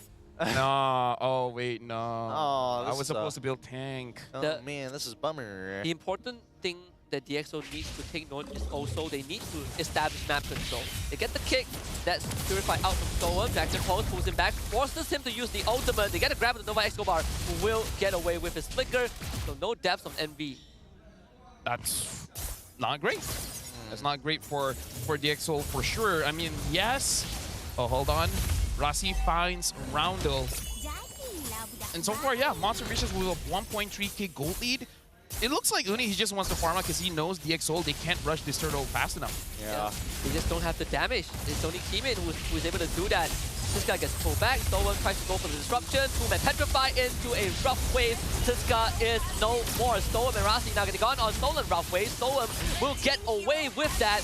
The Shadow Kill gets dispersed all around. Knockout Roundel there, waiting for Keeman. A retribution to slow him down, and Dooney just runs him to the grave. Wow, that was real clean coming in from Monster Vicious. Very, very nicely done. And now they get a huge conversion off that mid lane here. Nova Escobar could not be feeling too charitable today. They're going to make sure that they maintain this lead because it's the biggest ones we've seen so far in this matchup between our two teams. I feel like the way to describe this entire situation is that DxO, they have a draft that doesn't really synergize that well with each other, and they don't have answers to the problems that Monster Vicious is showing to them. Yeah, they in fact, like game 1, they had some sort of a solution to this MP playstyle, but game 2, I don't see any of this, right? Like Storm, there's only so much he can do. Once his spells goes on cooldown and Uni engages or Roundel goes to the backline, Storm has to fall back. You lose that mid-tier 1 against a team with Kadita, Cho. I don't know how DxO is going to manage this. Yeah, not to mention the significant level lead that we're seeing from Ruff against SkyZ at this point. He has won this lane. It has been untouched, untainted, and DxO has just not been able to get the resources down to the bottom side of the map. Yeah, and the thing is, as a Valentina, if you're trying to fight this Lucas, you want to stay at least the same level. But look at the level difference here, 8 against 11. This is why Valentina is not a good counter towards the Lucas if he's in the jungle. EXP, sure. Yeah. But in the jungle, it's really not worth it. I think ideally you want a direct matchup. Rossi will take out the conceal. They want to commit onto Nova Escobar. A flicker kick still, but Skyzer will be safe under the turret. And that's going to allow them to take out Nova Escobar. Here comes Uni this time, not able to get any kills. As Stoem jumps onto Ruff with the Stoem Unleash the Beast, runs him down with the fast combo, turns around onto Uni. Stoem needs to be the hero, but does not have enough damage. Does not have enough damage, does not have the counter engage afterwards. He needs to make sure, oh, hold on, you know, now trying to make sure he can cover the bottom side of the wave. Regardless, Monster Vicious do take some significant damage here while Siska trying to get some kind of advantage or at least one turret on the opposite side. Yeah, at this point, they just gotta get something, right? Like, make it so that their team don't fall too behind when it comes to levels. The fact that they're only losing by 1.3k gold is not that bad. If it gets to 2,000, 3,000, then you feel a little bit nervous, but honestly, 1.4 still comebackable. And that was a shutdown onto the Uni that really gave that ghost swing back to DxO. So now they're back in the game, right? SkyZ was the one who cashed in. They cashed in on Nova, and Storm got Uni. Would have been nicer if it was reversed, but either way, DxO now has a better breathing room. I mean, we're talking about breathing room. I think that at the end of the day, Monster Vicious, they still have the right people who are ahead of the game in terms of raw EXP, right? The level lead on Uni so far, he can actually extend it even further if there was just another camp. Yep, there we go. Still maintains that 2-level lead for him. And showing on the opposite side of the map, let's look at the items to see where we're currently at. Actually, I'm quite impressed here because looking at SkyZ as well as Ralph, not that big of a difference. Rasi will be forced to use Tsunami Slam onto Zeno. The worst possible target. He will pull him back. Rasi now really just needs to hold on, gets pulled back into his own team, and unfortunately this time, Siska will not be able to do much. He goes down, double kill for Ruff, and round down. He's gonna get gone on by SkyZ, who needs to finish him off as fast as possible. Will do so with the Sky Piercer, a trade back for DxO, but MV still comes out on top. A 2-for-1, and Randall is like, I'm expandable. I am totally expandable in these situations. Rasi is gone, Siska is now gone. All we need to do is start zoning out, came in, and make sure that Storm doesn't get a free ult off of our Lucas, and we're good. Team has no ult. He saw SkyZ in the bottom lane. This is a free Lord for Monster Vicious. The map control will continue to balloon for MV. DxO will have to just take it. We're currently back to square one, right? Same position that DxO was put in earlier, a 3.5k lead, but now the Lord is going to be walking on to extend this lead even further to take down the T2s. I'll be curious to see whether or not they can actually defend it, because SkyZ is coming to a point where he's dealing some pretty decent damage, specifically to Nova X Kobar, which I can only assume also bleeds into Xeno. Yeah, I feel like if Storm is able to get the Lucas ult, maybe they can outplay if Monster Vicious push a little bit too far inside of their base, because SkyZ probably has enough damage, but okay, he's not gonna get... Yeah, he's not gonna get caught yet. Thank goodness still has the Rondo to work with. They don't have the best waves to either. Only SkyZ has that capacity, right, to blast Minion Wave and Lord from a distance, but even then, they're always threatened by potential flicker engage from Nova Escobar or just the Stardium Beam from Ruff. I think at this point, T2 is now falling. I don't see any possibility for inhibitors to get destroyed just yet. The Holy Defense hasn't even been broken through the mid lane. And from this point onwards, Monster Vicious will hold a steady 5.6k lead against DX. My issue here with Monster Vicious is that they're not playing towards the keys to victory. They're not pushing this to game 3. No, they're not. They're like, no. We don't need these keys. We're going to break down the door instead. That's how we're going to achieve our victory. Let's come back to the items so far, because if we're talking about the marksmen, 3 items complete coming in from the SkyZ, almost there on his 4th. However, Ruff, all 4 completed items. And he is starting to look real dangerous. The problem is no one is able to get to him, even Keenan. Yeah, he's going for raw damage. Didn't even have the glowing one, right? He does not care about if there's any form of sustain on DxO, which they are, but he doesn't care. He just goes full damage. I think he's going for Winter Crown as his final item. We just saw the Expert Glove being picked up. And he is...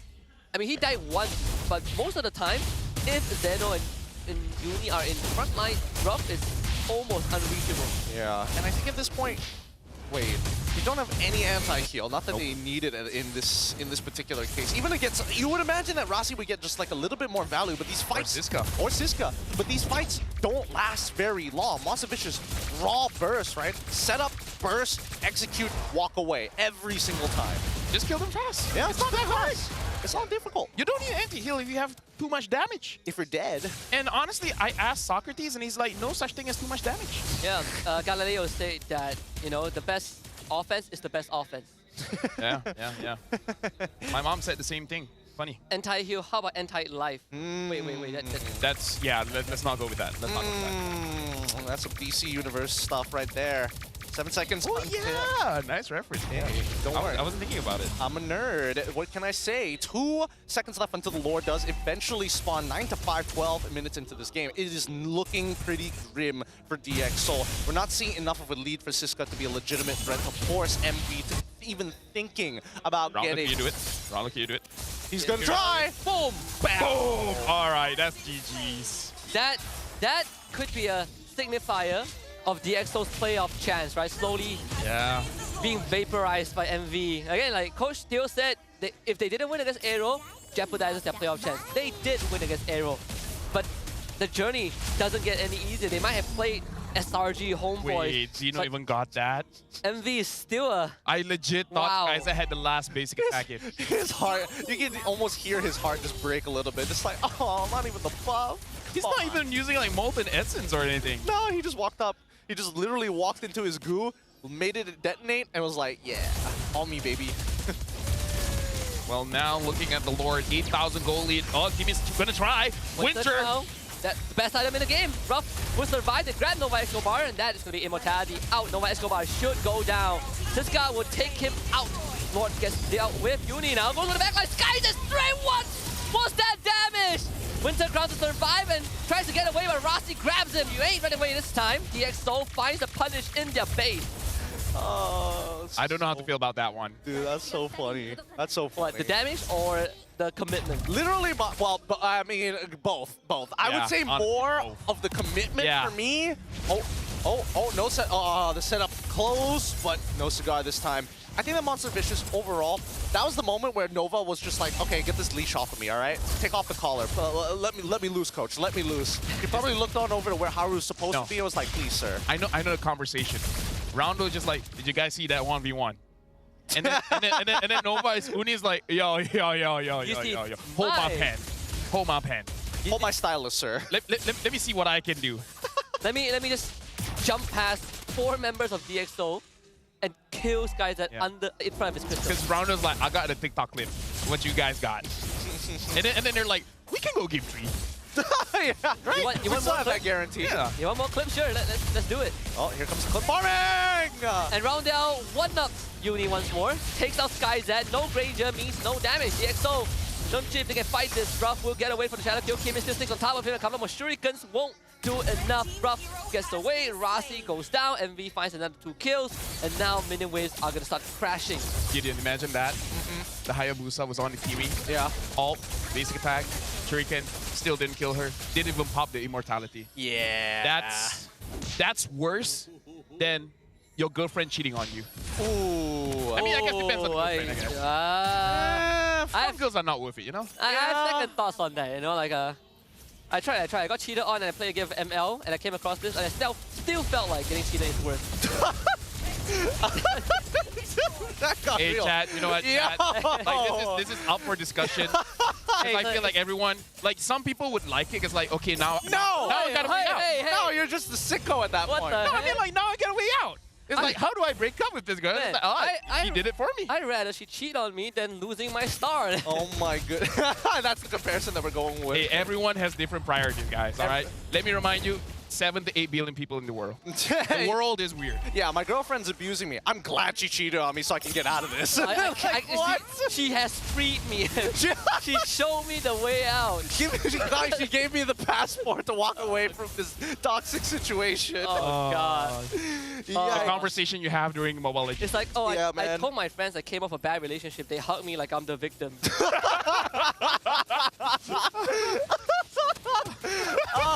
Oh, that was a good one. All right, next Lord, 16 minutes into this game. Let's see whether Monster Vicious can end off this one because I don't think DX is going to go for the steal anytime soon. This guy is on the map. He's like under the limelight. So MP gets the 3 Lord. This should be the game ender unless they pull off another dive into the fountain. Oh, wow. First, Storm has the most damage. Follow up with Skyset, yeah. Pretty big boys, Yeah. If Uni saw this, you know he'll make another play. He'll like, okay, guys, wait at the buff. Let me go in alone. He gets one more solo kill, he's gonna overtake SkyZ. I guess it depends. Honestly, if you hit the front line, then you can rack up that damage. He's just got to hit multiple people. Yeah, so he's like, okay, you know what? Let me target Rossi. He's gonna purposely ult and shock blast as much people as he can. It's like, okay, rinse and repeat. One more time, guys. One more time. All right, let's see. They got the Lord. They're not even worried about getting the waves in unison. Here comes the Conceal. See if Nova Escobar can find the place. Storm force back. Rossi also just trying to delay this Lord push, who is pretty durable.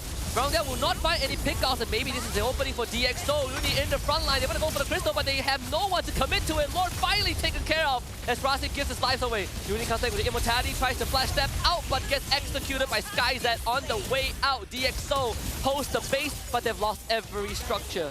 I mean, I did say before, if Storm is able to get the Lucas ult and then Monster Vicious pushes too hard, they could defend this, and they definitely did. And Uni has already died 3 times. I don't know, sir. I don't know. This one's not starting to not look so good for MV. Keys to victories. Keys to victories. You know, Keys to victories, you're right. You gotta right. commit. You gotta commit. Look at Roundel. You gotta commit. Roundel. Boom! Oh! Oh! It's like, how can I tilt this boy that he stops playing the game? I mean, if you give map control to a Khadija, that's how it is. So, a good kick. It's gonna be on this guy. He pops the Vengeance. Buying a bit of time. He needs space for SkyZ and Stolen to do damage. Great damage from Stolen, but Nova and Ralph still survive. Stolen faction pulse to force them back. The conceal from Rasi. No cigar, finds no one. This game now looks more even, Gideon. Yeah, it shouldn't be, honestly. It shouldn't be, yes, but it is. It is, and I think that Monster Vicious, they've been struggling to try and close this game out. Surprisingly, it's not like they have the best. It's not like DxO have the best wave clear in the world. It's just the overcommitment that we see to these fights, right? On split angles, thinking that they can probably like find a couple of solo kills by themselves, even. Regardless, we now finally see the Divine Glaive purchase coming in from Ruff. Now he's going to be doing some big boy numbers. He needs at least 1 kill, man. Yeah. Nope. Like, he needs to redeem himself. At least one. Wow. Storm just went for Divine Glaive. Okay, Siska Winter Crown. Funnily enough, DxO, they played the most games in the regular season, but they also had the most games where they came back with 0 inhibitors. That's the win con. That's the win con. That's the win con. Forgot about it, right? Lose all your inhibs and then make a comeback. I mean, but Loyski has to die 7 times and then something happens, Exactly. so this is like the same thing. He has to miss like 10 Tigro outs, die 7 times, and then he wins the game. At that point, even God is like, okay, you know what? All right, Baloy. Respect. I respect the hustle. Yeah. They will take anything that they can get from this point onwards. Rasi gonna clear up some vision, especially since they have no idea. Oh my god. Okay, they find Rasi. They do have some damage, but Rasi should be eat it up. Now the grab back onto Nova Escobar. No one will survive. Then they'll make it to the back line and try to disrupt this. Siska again holds back the front with the Vengeance, and they take out Uni. Good stuff from DxO as Kimin escapes, and now Zeno is also isolated. DxO have found a chance. Tidal Strike on top of Zeno. Kimin will deal with the minion wave in the base. They execute Zeno once and take him down after he revives. DxO are coming back, people. Gideon, let me tell you, the frontliners in MPL MY is the best in the world because our roamers and our EXP consistently for 4 weeks is able to take the hit, the kick, the hook, the pull. Dude, the frontliners, I don't know how they do it. I don't know how they do it. We should just take Revitalize as a frontliner, right? Like, who needs Flicker? Yeah, who needs Flicker, dude? Get air horns. I hope week 5 no one picks up a pick-off hero. Oh my god, this is so painful. Like, in what world? Gideon, come on, it's. In what world did MV think that we have Kimmy and it's enough to kill Rasi within the duration of the kick? No, you know what I have a problem with? No hesitation. He's like, yo, Kalia, this is what we've been waiting for. I don't know if it's the fact that they didn't have the damage from the start or they committed to it. Again, I feel like if Rasi or Siska and Kimin come in, they'll kick Rasi. I can't believe that Siska got away with that too. He did get away with that. He stood in front of Uni, he pressed Vengeance, and he's like, let's go. That's just MPL MY. Our frontlines are too good. Like, you just have to stand, and then the enemy will give you a free flicker. We just witnessed close to what, 5-6K gold swing, by the way. Yep. Yo, DxO, one of the best teams in the world. I gotta tell you. Not that it matters much, but hey, Storm he's really hard. Win con. Monster Vicious. 3 games. We gotta go 3 games. All right. Win con. Don't forget about that. Yep. This is why we're the most entertaining. We call it before the game even starts. Even Ruff didn't have Divine Glaive, and now he's like, I need Divine Glaive, man. I can't kill Rasi. What if they have anti-heal after this? That's a good idea. But I'm not sure if they can hold on. Let's see. DxO pounding on the mid inhibitor first. That is guaranteed to go down. Uni getting gone on Winter Crown. Good denial off the shadow kill. They get a grab back with Nova Escobar, who will go away. DxO just trying to force the issue. Ruff almost goes down, but Nova Escobar will, and DxO now looks for the win angle, and they have done it. We are going all the way to game number 3. GG, well played, DX Soul. Managed to turn that one around. No inhibitors, they found their winning formula. And you know the craziest part? Kimin still if I okay, he did technically on a technicality. Yes. Like, yes, I know the final hit was from the Kimi, but that was on Rondo. Oh, that was. And he ended the game with 0 kills. To be fair, Kimin's targets, who he technically did execute, all had immortality. So And Winter Crown. And Winter Crown. Zai could have done it. Oh. Maybe he'll play. We'll see. Don't you talk about game like that. Oh, No. man. That being said, that's MPL MY's tagline. Our frontliners are too freaking good. So good at the video games. Yeah. So good at the video game. Yes. You even saw. Like, we can tell people, like, hey, Philippines, Indonesia, let me tell you what. Our gold laners and our mid, they don't need no Purify. I just saw Rose walk back out because she thought it ended. No, you should have seen Sunfrost's Can you blame her? face. You should have seen Sunfrost's face, the ex-coach for DX Soul, just in the front of the crowd going, yeah! I'll take it. Yo, that's... You should see Sugoi! You should see Milo's face. He was so confused. He looked over and he was like, what happened? I don't know what to tell him. It's hard to say that there were good things in that game, but a couple of things that at least was fun. Rondell was making sure that Keeman was not having a good time. I mean, they were at all. Viewers, are you guys having fun? You guys having fun? They were good things until we passed the 16-minute mark. Then it stopped being good. Yeah, that's when it got a little sour there, you know, a little rancid. But with that being said, our MVP is about to be announced. We're going to be jumping over to the backstage to see who that's going to be after this surprising game. Who's it going to be from the side of DXL? Of course, the man with the best KD. Yeah, it's going to Stow him. I would argue it's Rossi because he baited out. Hey, I would argue it's Nova, dude. Yeah. Hey, wrong team. I understand the confusion. Hey, check under that jersey. Check under his Monster Vicious jersey. We got to confirm. Oh, man. And he actually went for damage build. Yes, he Yeah, did. so he didn't go for tank. Oh, Maybe at one point he was like, you know what?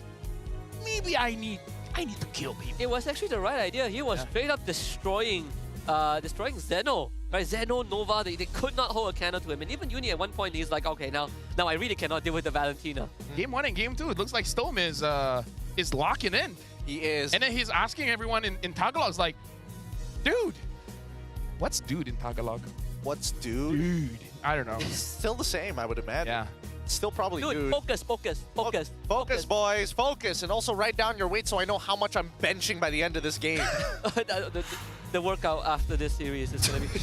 Coach still is just noting down. His thumbs have abs. 50 push-ups for Keemin just for this game. You know? Dude, at this point, it's like, dude, you got to do a backflip. He does a one-legged backflip. I don't remember seeing a game where jungler goes 0-5 and they win the game. That's crazy. I'm amazed that he actually went 0 kills in this game. He had a rough game. See, here's the thing. It's like, we did say Keemin has to step up. Maybe he doesn't. Maybe he doesn't have to. If you have reliable friends on the other side. He does have reliable friends. I will give him that. Look at the items. I mean, Monster Vicious still no anti-heal at all. Was that going to be a problem in the later stages of the game? Who would have guessed? Who would have guessed? I mean, if you're going to kill the front line, maybe anti-heal would help. Siska's like, all me, baby. It's all me. They kill Rasi. Rasi was like, I'm going to punch back. Yes. I'm going to heal up so much. I mean, that's the thing that we were waiting for, right? A prolonged fight, long enough for Rossi to get value, for Siska to get value, and they finally got it. You know what? That's an interesting way to get value. Yep. Honestly, that's how I want to play. Really? That's my kind of MLBB, where I get caught and people are like, hey, good job. It's like, oh, yeah. Oh, Sure, nice. I mean, yeah. Envy had all the win con, right? They had map control, they had this bush campus, they had all Rondo, inhibitors. 1v1 Keemin. And they still threw it. How? DXL had no inhibitors as well, so... This is like, what, the third, fourth game they won with no inhibs? Like, I'm telling you, people underestimate DXL. They think there's like, yeah, there's no way we're going to lose this, We right? should try that. We should try? Yeah. Like scrims? As in, like, let people take all the turns. And then it's like, okay, now it's game. yeah, well, it happened to DxO at like the 15-minute mark. We lose ours by 10. So it's a big difference. No, we just get our win con faster. right? You've just activated my trap card. This is what... Guys that has the most damage, by the way. Ruff only did 60,000. If only he had glowing one. Crazy idea, crazy idea. I feel like you need to slow your roll. Look, first item concentrated energy is a big show of confidence, but at one point, you really need to start thinking about anti-heal. You're like, why? At this point, I want MPL MY to just pick back up the high loss. Yeah. Not gonna lie, even the Uranus, because, hey, you know what? If you need someone to kick, I'm your guy. Look, I don't need the game to go longer than 22 minutes, all right? 22 minutes and 37 seconds is long enough from this particular show. But let's give it up for our rich guy in the carry, going over to Sky Z this time around. Roundel as the best wingman, and of course, Zeno as the sandbag. Another loss for Glue. What a bad day. Dude, it is a rough day. It's not even the Glue's fault. Yeah, well, no. Not this game. Not this game. Well, there were a couple of moments. I don't think it's trivial compared to the other mistakes that have happened. Let me just say, MPL MY, we're on a spectrum. Oh yeah. All right. We live in coexistence with different beings. Exactly. If you want a different MLBB, this is the place to be. This is the place to watch. If you're depressed, this could help or make it worse. And that's why people think our national anthem is Malaysia Truly Asia every single time. Yeah. This made my day. For now. I might get depressed after this, but yeah. Now it looks. It's a spectrum of emotions here in MPL MY. It really is. They really dig out. Look at the this. worst. Look at that swing. Look at that goal swing. Oh my. Literally 18 minutes. Wow. Dips down. No, look at this. Look at all the objectives. They got everything. And they're just like... That's when it all fell apart. I blame Rondo. Do we Rondo? What did Rondo do wrong in this one? He 1v1 Keeman, and then everyone else just like, hey, yo, I can't take that disrespect. I can't, like, Nova, I'm gonna flicker in and not kick someone and then die, and then Uni's like, I'm gonna go in, kill someone, Winter, and then die, and then let's see what's up. Here's a pop quiz, right? Here's a pop quiz. The point where DxNo started taking back the lead, what happened? Sorry, one turret. I think it starts with Nova kicking Rasi. Actually, I would argue before that. I would argue when Nova flickered so far in and then Uni goes in alone, I feel like at that point it's like, okay, bro. I mean... Who are we kidding here, right? Yeah. That was the kick that gave the Lord away. I don't know. That was the kick that gave the Lord away. Have you watched Shaolin Soccer, the golden leg? Oh, that's him right there. Right there. That's why they broke his leg. Jeez, so brutal. Such a brutal game this was. If I was their coach, I would be speechless. I'm like, you know what? Just give me 100+. I'm gonna trust you guys for game 3. You guys got this probably. Both coaches have had a rough series so far. Hey. Ruff has been mentioned quite a lot this game. He has. Yeah. I'm pretty sure Haru is mauling, but MV social team is just like, yeah, we got the clips. Clips, baby. Nice one, Roundel. Nice one, Uni. Yeah. Okay. I think it's after this where they overcommit like so unnecessary. I like that all the highlights is from Monster Vicious. That's the best part. Yeah. Wait until the Lord fight. Okay. Right, 50 seconds. Okay, now this one. The 1v1. Again, DX was the one that won, but all the highlights are Monster died. Vicious. Yeah, it is. Yeah, look at this. Look at this. Like, what were you thinking, man? Great stuff, dude. Look at Zeno. Zeno was like, what? He's like, dear God, why? Oh, this is pain. This is pain. See? I like that Keeming went in and he still couldn't get it. It's like Monster Vicious said. Oh, there's one more. There's one more right here. Yeah, here. Look at him. And then he got... Uh-oh. Oh, no. I'm sure Keeming is like, just one. Just one. I'm not asking for much. Just one. And then Roundell's like, no. He's having such a rough... You're gonna get taken down. You're gonna drown. Oh, he's having such a rough day. He's having such a terrible day right now. It's the win con, right? Drink every single time we say rough. 100+, by the way. 100+, because that's our sponsors. Yeah, thank you. Sponsors are great. Because of them, we get games like this. 100+, Exactly. thank you very much. We've got 100+ more bits right after this. I legit use Head and Shoulders, and it does help me out. Check me out. Nothing, right? Nothing. That's clean. 100+, baby. That's actually no, Head and Shoulders. I use 100+ in my hair as well. Just for the added, salt. 3 seasons ago, he would have poured it 100%. 100%. Yeah, 100%. Thank God he's on the English side. BM side would have done dirty. Would have done him dirty. Imagine if I was a host. Oh, no. I'm retiring from that one. I feel like that's bad for my health. Hey, not if you do it to other people. Yeah! Throw some 100 plus in there. The bad thing is that I would do it first and then apologize later, but by that time it's too late. Where are we going after this?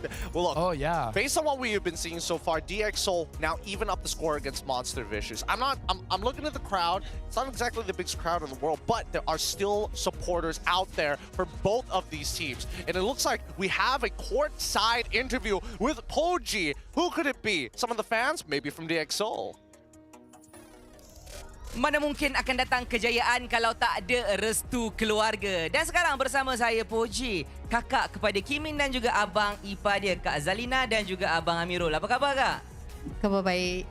Jadi Kak, saya nak tanya soalan sikit lah berkenaan dengan Kimin kan. Kimin ni dah cuba daripada season 10 lagi ceritanya. Jadi macam mana support daripada keluarga sendiri? Pernah tak Kak cakap, Dek, main game kot, okay. Kenapa main game? Pernah tak macam tu ataupun, Dek, kau buat sampai kau jadi dekat sini sekarang? Actually kita dah support dia daripada day one lah.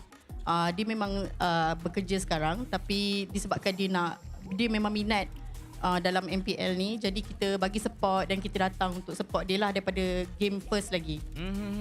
Jadi maksudnya sekarang ni dia bahagikan masa dia sebaik mungkin antara kerja dan kerjaya di atas sana. Macam tu? Ya, kita bagi dia support lah sebab dia memang minat sangat kan. Jadi kita cakap go for it and buat habis-habisan lah. Sebab tu kita dan my family datang untuk support dia. Sebab bukan senang nak dapat masuk dalam liga ni kan. Betul. Jadi pernah tak bila kita cakap lah, kakak cakap tadi dah support daripada hari yang pertama kan. Pernah tak ada satu hari tu Kimin cakap, Kak, saya rasa saya dah tak boleh lah. Saya dah kecewa, saya putus asa. Pernah tak? Ataupun macam dia ada masalah ke, dia kurang keyakinan, hilang keyakinan ke? Ada tak pernah hari yang macam tu? Ada juga dia mengadu dekat kami, dekat his mother yang dia tak cukup power lah macam tu. Tapi kita cakap kalau dah masuk benda ni pun dah kira hebat lah, dah masuk MPL ni. Jadi kita cakap buat yang habis-habisan and cuba lagi ke kalau contoh dia tak yakin dengan diri dia, kita still support. And walaupun dia tak, contoh kalau dia tak berjaya ke dalam game ni ke apa ke, kita still bagi support. Tak kisah dalam kerjaya ke ataupun dalam minat dia. Baik. Jadi bila kita bercakap dengan kerjaya, minat, doang keluarga ni juga support, tak kira jatuh dan bangun dia, sebenarnya apa yang memberikan kepercayaan kepada keluarga tu sendiri? Kenapa korang macam nampak Kimin ni ada potensi dekat dalam game ni? Sebab kadang-kadang ada keluarga ni dia skeptical. Game tak ada masa depan, tapi keluarga kakak sendiri rasa game ni adalah benda yang terbaik untuk engkau. Sebab pada mulanya memang kita agak ni lah 50-50 lah dengan dia. Tapi sebab kita nampak dia tu memang minat sangat. Jadi kita macam okay, tak apa, kita as a family kita support. Itulah. Baik. Kalau saya nak tanya sikit lah, kakak dengan abang main tak Mobile Legends juga? To be honest, saya memang tak main. Tapi suami saya main lah. Okay, kita nak tanya abang lah.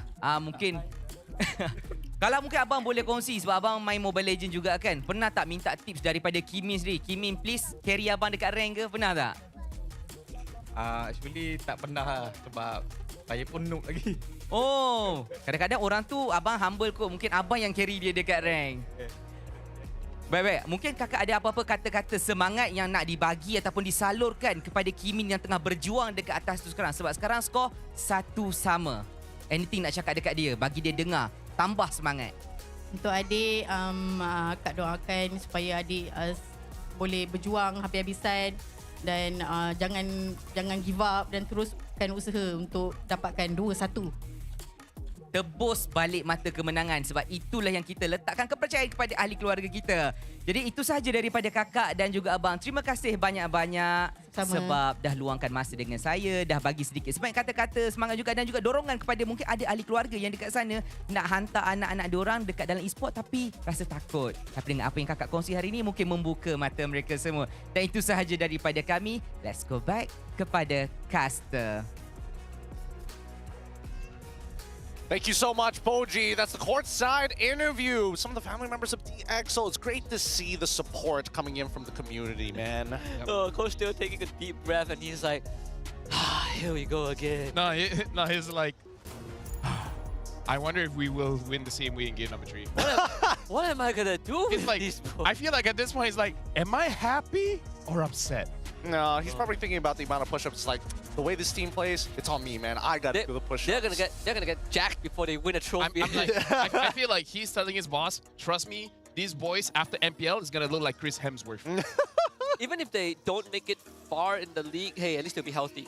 They will be very healthy. Tight career, you know. They're gonna be tensing up and breaking handcuffs. Hey, at that point, you know, thank you very much, 100 plus. Thank you so much. Look, Red Side has been winning so far.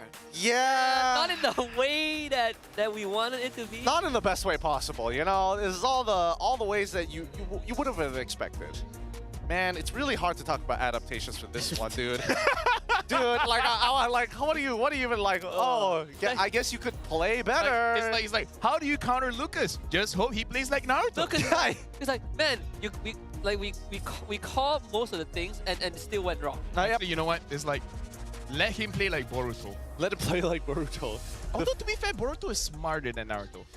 And then, to be fair, Naruto doesn't set a very high bar. Yeah. Yeah. At least he doesn't. Well. Yeah, like, look, Boruto has a family, Naruto doesn't. Yeah, facts.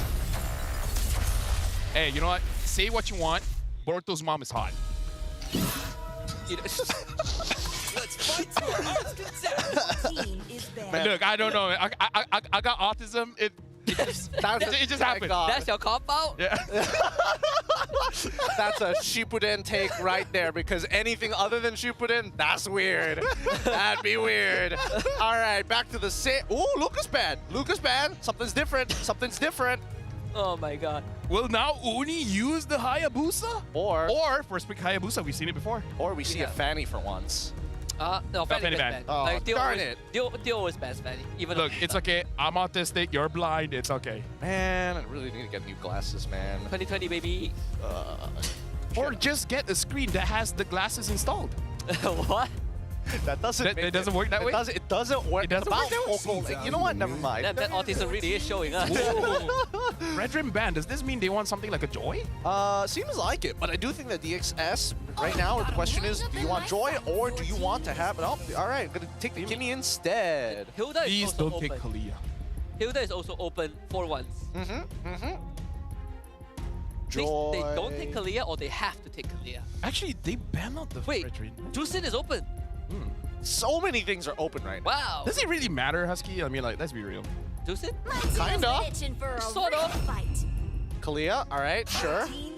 Hayabusa. Ah, okay. That's kind of funny. It's like the same thing happened. Hey, they're like, yo, they won with that draft. Yeah. Right? They're like, we'll Numbers don't lie. Numbers don't lie. We'll show them how it's done. Okay, confident wall pickoff, right? All right. Do they pick up the Granger? Right? Pick up the Granger because Skyzed did do well with that one. Yeah. And then Gatot. Or be crazy, pick up the glue. It has to be a Kimi hero here. Still waters run I wonder, it's probably go for... Whoa! Wow! That's a pretty early link, dog. Here's the thing. I'm okay with him picking up the link. To God. But that's so early. Wow! Dude, What? if Envy loses, that would be crazy.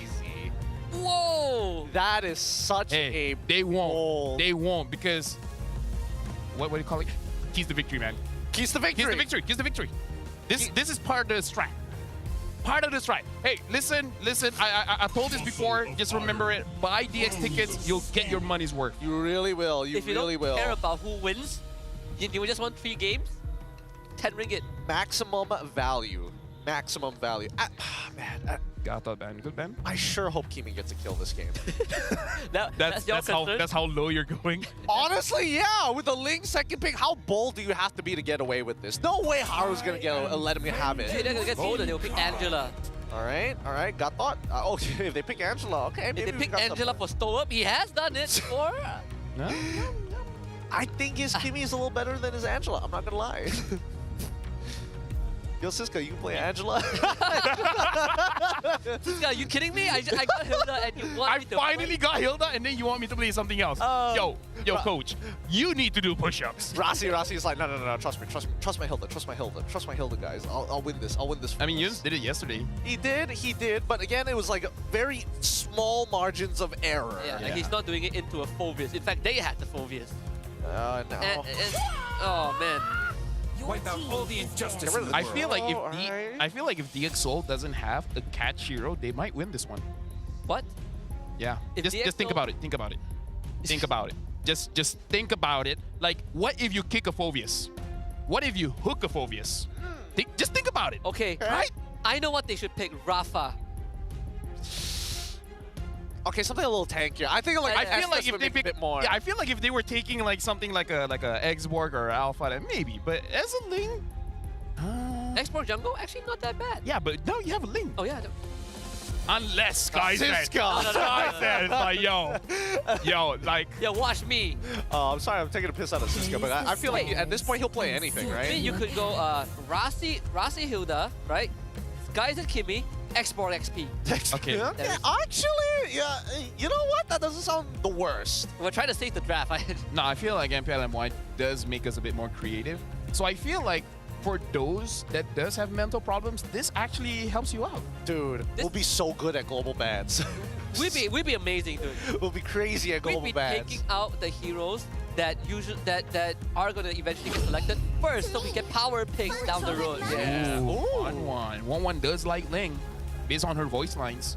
She wishes Ling wears a skirt. Yeah. Does he not already? Technically, like on a technicality, like his face skin. On a technicality, that's a something. Isn't it something technically like a... Ling is Sarawakian. on a technicality, aren't some... You know what? I'm not going to get into it. Is Nana an animal or a human? Ooh. I feel like some people might give a good answer that I will not like. So I'm not going to dive into that. I don't think we can say it either. Yeah. Yeah. Something broadcast, you know? Broadcast. They have rules. They do have rules. They do have rules. The F See, I like this already. I called it. They're going to use the high loss. They don't have a pick-off hero. They might win this one. Hey, you know what? No anti-heal. That's the way to go. That's the way to go. No anti-heal. That's the way to go. Now you pick Valentina. Or Selena. I think Selena's actually not too bad in these scenarios. You're up against a Vixana. Vixana's always going to like hard outpush you no matter what, unless you want to keep up with it or rotate fast. I mean, Farce is always just going to be like, okay, but Ling's there, so yeah. I mean, you might give a kill over. You have like 2 Minesweepers on DX side, right? All right. Clear out the traps. It's time to go back to good old classics. Kadita. Kadita one more time. One more time. One more time. Okay, Farsa. Oh man. I mean, like we said, Farsa is good, especially in lane against Kimi. She can fight back. You know, if they, and maybe Roundel's like, no way this Ling is gonna catch me. No way. If they pick Kadita and they still keep killing Kimin, I think we have a bigger problem at hand, you know? It's a psychological play, right? After killing him 3 times in a row, Roundel is finally like, okay, if I look really juicy and tantalizing, he's gonna go for me, and the rest of you can just wipe the team. Yeah, even killing him before they lose the game, that's the icing on the cake. He tells him, Nova, there's no way you're not gonna catch this one. No way you messed this up. No way you ain't catching a Ling that's coming just for me. He's gonna catch a high low, just watch it. Hey man, unfortunately, how is he going to be catching those fist bumps here? Let's get into this game. The drafts have been set, our very final game in this best of 3. One of these teams will be achieving 2 points here. And yes, it has been a disappointing bout, but they're looking to redeem themselves right here, right now, in the land of Dawn. It's one of the few MMA matches you would buy a ticket, the pay-per-view, and you would get 5 minutes, full 5 minutes each round. Yeah. Like there will be no knockouts. Just whoever gets tired first. Whoever gets tired first. You're watching like the super lightweights or something, super bantamweights. I think they call it like baby fighting. I don't think that's legal. I don't. Yeah, no, I'm with you on that one. I'm with you on that one. Whoa, what is this invasion here? A double invasion onto Uni's side as the proxy coming in from Nova. Sorry, the leash coming in from Nova. What was that? This is why people usually ban the Hilda against this guy, right? Like he's able to make these kind of active plays which he doesn't get to achieve on any other XP laners. So, not that Uni cares, Nova just heals him back up. Great passive. Great passive. Oh my goodness. A scary moment. To pull yourself together. I mean, like, again, I feel like this is okay for the 1-1 because if you do get your assists going on, maybe like 5 assists, it does make it so that you have inspired basically every team fight. Yep. But only if you get those, 4 to 5 assists. I mean, you just gotta tag them, right? The crossbow of tag is a good way to start tag multiple people, assuming that they get knocked out. They are just, throwing away. Wait, hold on. All the rotations towards this top side team.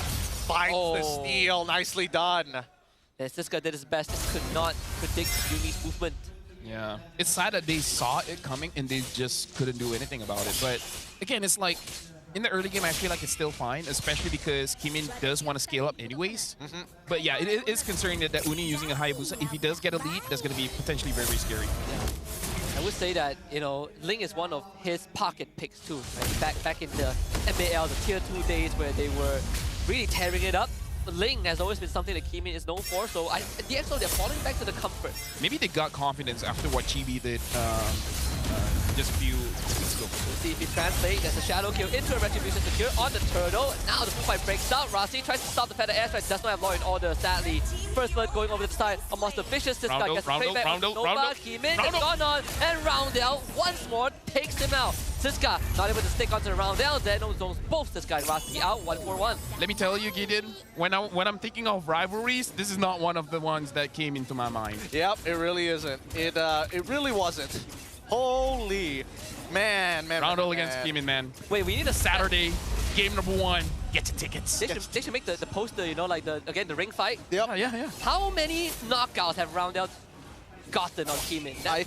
And Kimin always gets back up. It's not how you start, it's how you finish. Just stay down, man. You're already hurt. No, I will beat him. I will hurt him. I'm pretty sure at one point Roundel will get scared. Like, no, he's back again. It's like it's a zombie or something. Oh my God. Here he comes. No. Roundel, give it to Roundel. Give it to Roundel. Give it to Roundel. Oh, Nova. Oh my goodness. I mean, Roundel was a part of it. He really is. Roundel's getting really good traction jungler, but God, poor guy. And Yuri gets the buff. God, they're just taking everything right now. If you're a DxO fan, it's part of the plan. And hey, playing in the lead is not part of the plan. This is WinCon. This is WinCon. We learned about this in Casting 101. Good God. Oh, it's true. Gotta find those WinCons here. Apparently, it's losing all your inhibitors before finding that comeback, but so far, it's a 1.7k lead. Let's see how much Monster Vicious are going to be able to build up that mountain of gold before it comes crashing down. Like I keep saying, Gideon, 7 to 8 billion people in the world. People are weird, okay? There's bound to be a couple. Just didn't expect to be these 5. Don't judge people. That's the lesson of the day. Don't judge people. Oh. If anything, they have late game insurance, right? They have link. Better than Haya. I guess, yes. Yeah, imagine how many assists he can get. Yeah, well, we'll see, because now the Tsunami Sign comes through. He's gonna get a grab. Instantly will find a kill on the Siska.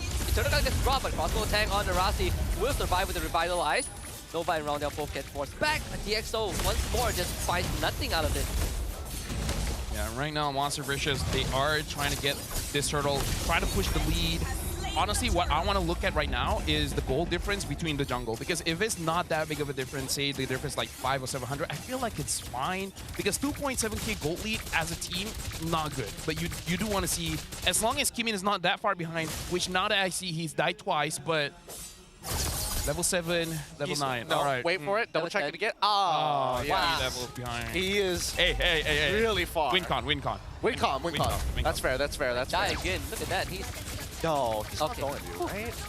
I mean, they've already tracked him down. They've already tracked him down to the top side of the map. It's guys that no way is going to catch him. If it was right, I'm just saying. No way, no bar is going for Skyzet. Now it's all about protect Kimin. Look at that. They are surrounding this map. Okay, yeah, big gold difference. He has less gold than Siska. Yeah. Less than Storm. At least he has more than Rasi. He got his Vertical Fury. Watch his farm speed go up. Okay, all right. This is WinCon, guys. WinCon. Sweet crit. Yeah, it's all about WinCons, right? For now, it's going to be a really slow roll for Kimin, unfortunately. Like, super slow. Rumdell has been able to kind of, hinder that progress for the majority of this game. But now that the T1s are starting to fall, we're expecting Monster Vicious to try and double up on this gold lead. Oh, okay. The Nova can steal. Let the airstrike. Only landing one shot. interesting. Comes in with a conceal, finds nobody, and then random feathered airstrike. Hey, it's all about intimidation. It's about getting into there. Well, now it's harder to pressure the purple buff, right? Because you got no feather S, right? Let's see if they can steal. Hey, they will try. Xeno's here. Pretty sure they will. Uni's there too to pull him back. Uni wants to go for the steal. So glorious pathway by Rasi. Let's get the purple buff. Yeah, they're just waiting for the Shadow. Okay, Shadow's gone. Now they can actually commit for it. But now the turtle is up. DxO, do they contest for this?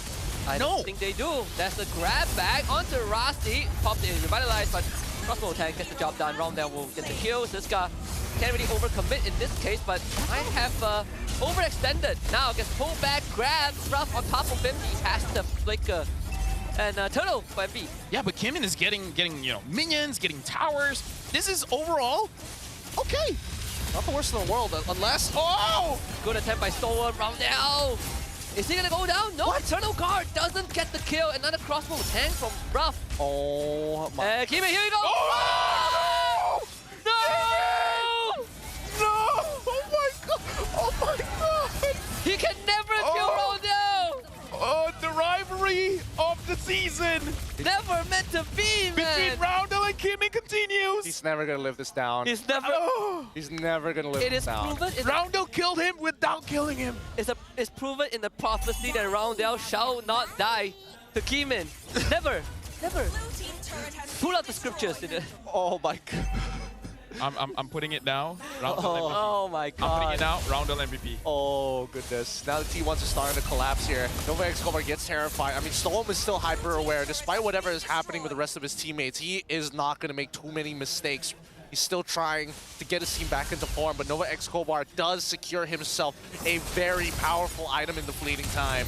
Now goes for the grab on the Storm with no Purify, and it's going to be an easy kill for Ruff again. Rasi Don't do it. can't hang on enough. This guy wants to help to the backline. Tempest of place. There's a chance, but the target's not all targetable. Kimi just cannot get anything done. 8 minutes in, Gideon. 0-3-1. Kimi still hasn't gotten killed. Oh man, that one time, both targets cannot be hit. No, dude, he's just... Look, look, there are times where it's like, it's sad to watch. Other times, that's just... No. No way, no Okay, way. okay, the low roll, finally. Yeah. Some luck for Kimin. Jeez, he's... What is he? It's not his day. What has he done? Like, why is he going through... Maybe he didn't brush his teeth. Trials and tribulations. Sounds like he spat in somebody's grave when he was in his past lives. And the curse just carried on. Like, all of the karma built up to this one game. He's a good kid, all right? He's a good kid. He's a great kid. But, you know. This game is just doing him so dirty. We gotta ask Roundel, like, what's up with this? Like, this game makes you question yourself a lot. I mean, for him, right? Yeah, for him. For us, we got ourselves figured out. Hey, I mean, they did... I told you they did talk to the parents. I'm pretty sure they're gonna have that It was the conversation sister. again. Oh, the sister. She was actually the sister, The sister and the... Yeah. I mean, the sister and her husband, doesn't play ML. And oh, he's gonna need some motivational talk after this. Yeah. Imagine just like, why you play like that? And then it's like, how do you know? Look, you have to understand. You don't get it. In my past lives. This has been a very brutal It's comebackable. It's only 8,000, no big deal. We're not at No the big 10K mark just yet. The inhibitors are still up. That's why they haven't won yet. Okay. Going according to plan. They should be fine. Here comes Nova. There's the grab on a Siska. Roundel and Ruff are around. But the S-Right Siska will get out. Rasi also escaped. Good coverage. Still one more. Uni won't find a kill. No shadow kill. In fact, Starlium Beam. SkyZ finds the root, but no damage. And Kimin, he is playing top wave and handling the Lord alone. He can do it. He can do it. He can do it. Get out. He can do it. Press it. Roundel. Nice. Where's Roundel? Here they come. Does he find him? Okay, he killed the Lord.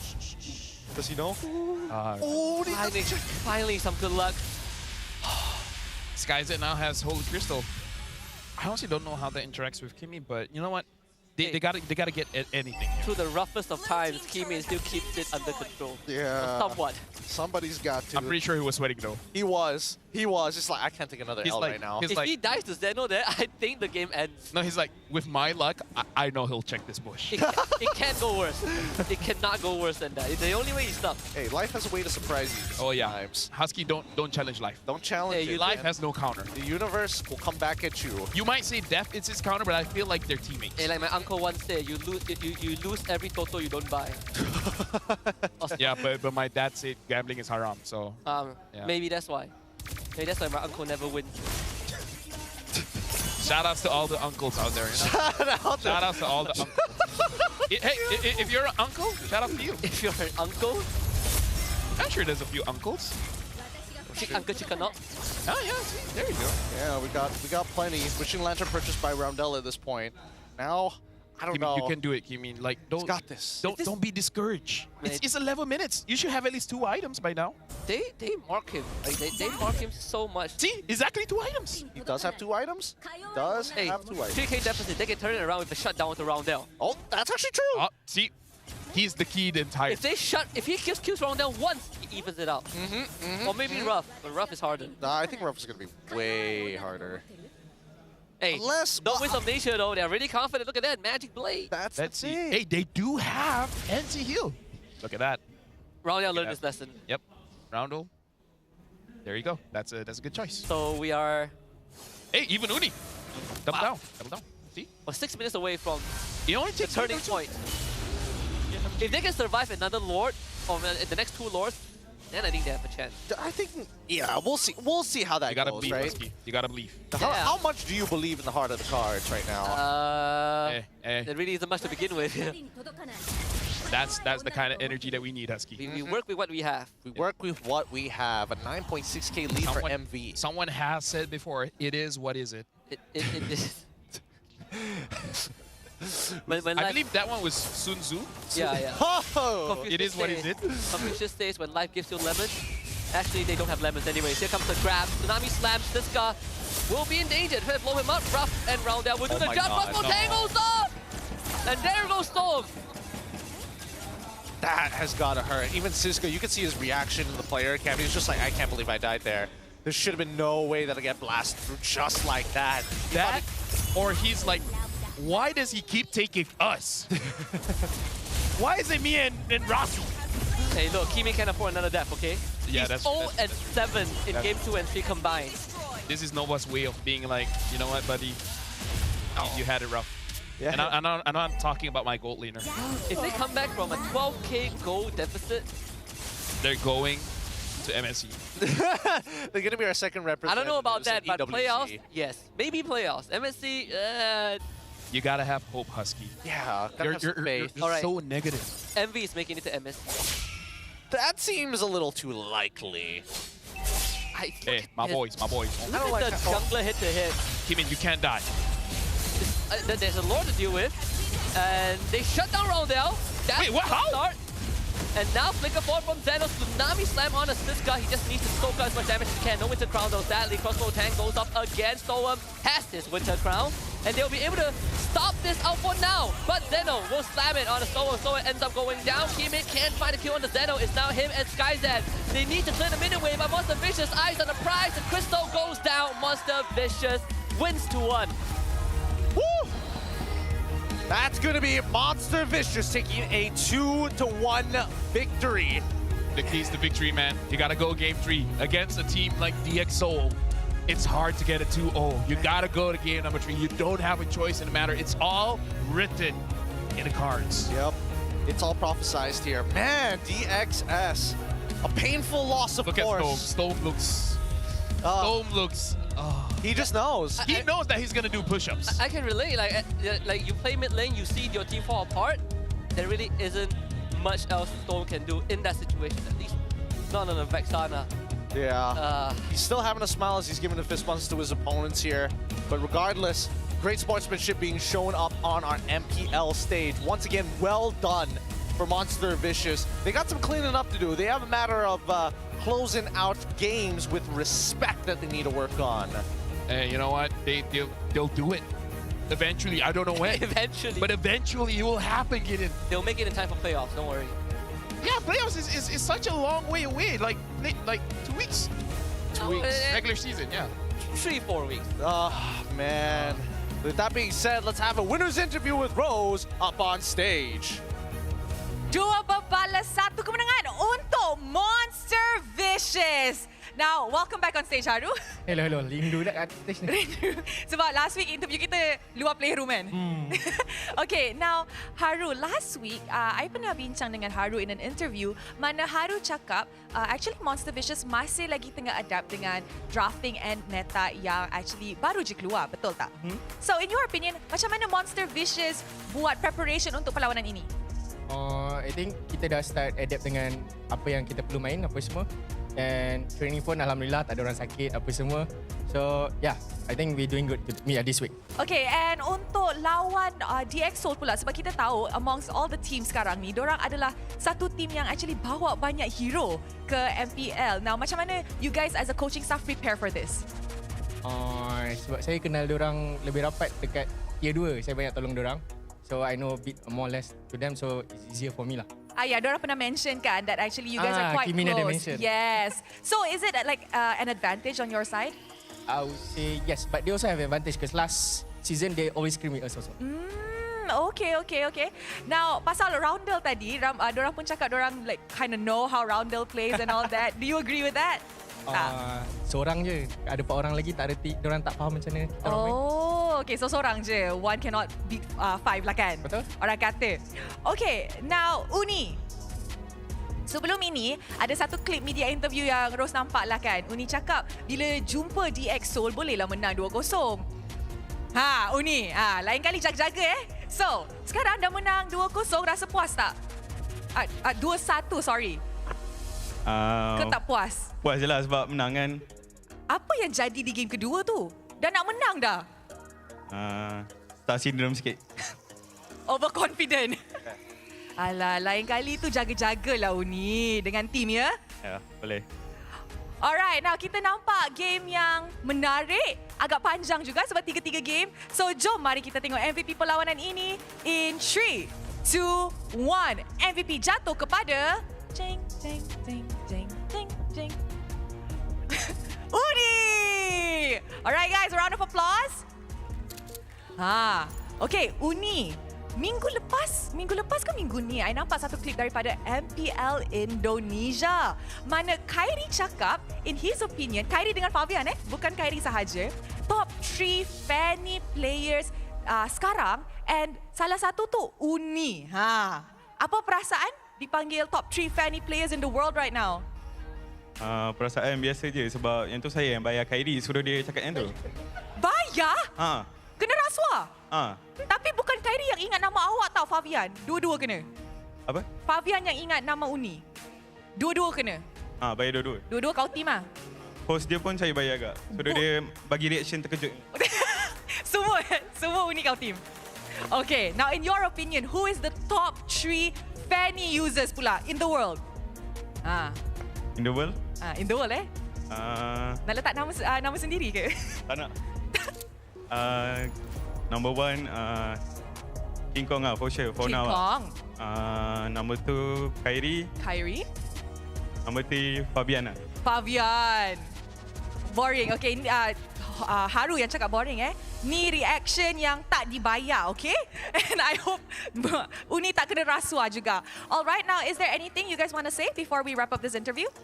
Okay, kita orang ada nak jemput seorang ni, naik ke pentas. Dia ada benda nak cakap sikit. Kenapa semua orang gelak-gelak ni? Okay, jangan nak gelak-gelak. Dia nervous, okay. Tak nervous, okay. Hello guys, saya nak minta maaf atas kecohangan yang berlaku pada minggu lepas. Saya janji perkara tersebut takkan berulang lagi. Untuk... Sabar, belum habis. Oh, belum habis. Untuk fan-fan MB, teruskan support kita orang untuk kedepannya. Dah habis.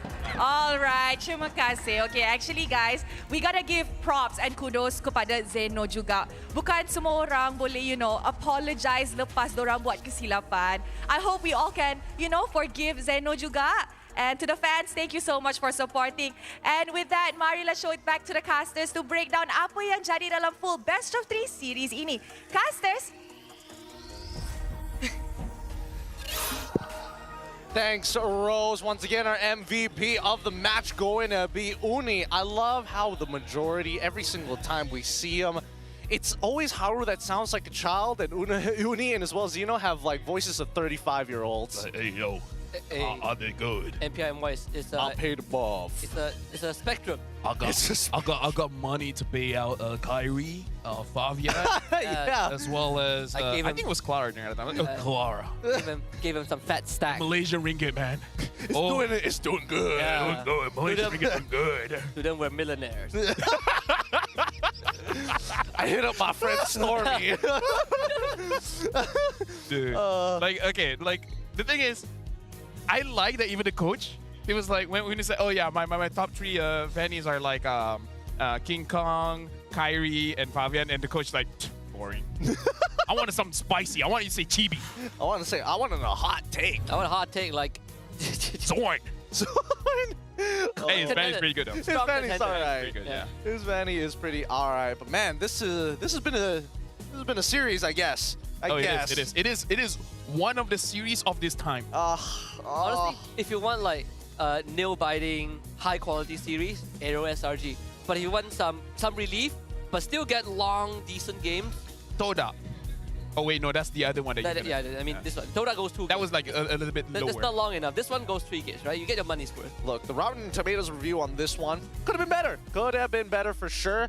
But it definitely seems to be like a common issue, I suppose. I don't know. Somehow DxO just brings that out of you. That star syndrome, as Uni mentioned, up on stage. I like the honesty. Yeah. Rose is like, what happened in game number 2? I just think I was that good. He knows he's gonna. I thought I was that guy. He knows he's gonna get clipped for that game too. So you know, so he missed this first. Hey, respect to him. He's taking some heat away from Zeno. Yeah, that's true. Facts. At the very least, yes, he is taking some heat, but also, I mean, by the way, I just noticed that Zeno even built a war axe. So in this game, he was like, you know what? I can beat these fools. You know who's taking the most heat? Keemin. This is like Comedy Central roast. Dude, he is currently like what, 5-0 against Roundel in the past 2 games. I think if I'm surprised he still didn't get a kill. If you clip everything from game 2 and 3, the moments that he got solo kill and the moments that he could have gotten the kill but didn't get it, it's gonna break your heart. Winter Crown, Immortality, I mean, Crossbow Tang. I mean, if you don't like him, you might like it. It depends on how you feel about the guy. I suppose. He's a great guy. I think he's a great guy. He is a great guy. I just feel that unfortunately today was just not his day. He does less damage than High Loss. He did 8,000 damage. Ah! Dude, he legit did the least amount of damage, including High Loss and Kalia. Dude, this is going on Facebook for sure. You know that. I'm telling you, one of the rougher days in his career. Okay, for stop sure. talking about rough, man.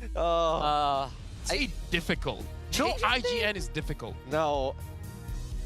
Is there someone with IGN? Diff. There's Diff. Oh yeah, there is. That's as close as we get. Maybe his full name is difficult, because look at the games. It has been.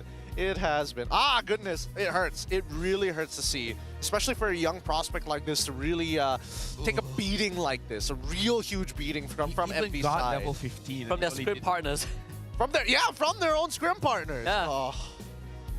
Now, they all Like, they how only go jacked from can he be by next week? It comes down to how he bounces back up, right? Like you reach one of the lower points in a pro league. Now it's about bouncing back. You can only go up from there, but it's gonna be tough. Imagine after this, he goes back home and then he notices he has a rip on his pants, and then he went to the toilet and it's broken, and then he opens up the fridge and it's empty. Like everything that can go wrong, and then he just want to chill, watch YouTube. The internet got cut. In YouTube servers just break. At least you know, DxO won't pull a Todak and replace it. That's true. That's true. Yeah, you know what? Todak is special. Todak is special. Todak is a different category. They're in the hearts of some people. Of people. Yeah, they are the manifestation of if you become an addict. What? Of gambling. Because you just keep throwing your chips down, right? Be like, give me another one. One more try. Another squad. I lost my house, but hey, I might win 2 houses. Honestly, ADHD does have that kind of problem because their frontal cortex, like, how do I say this? They're risk takers.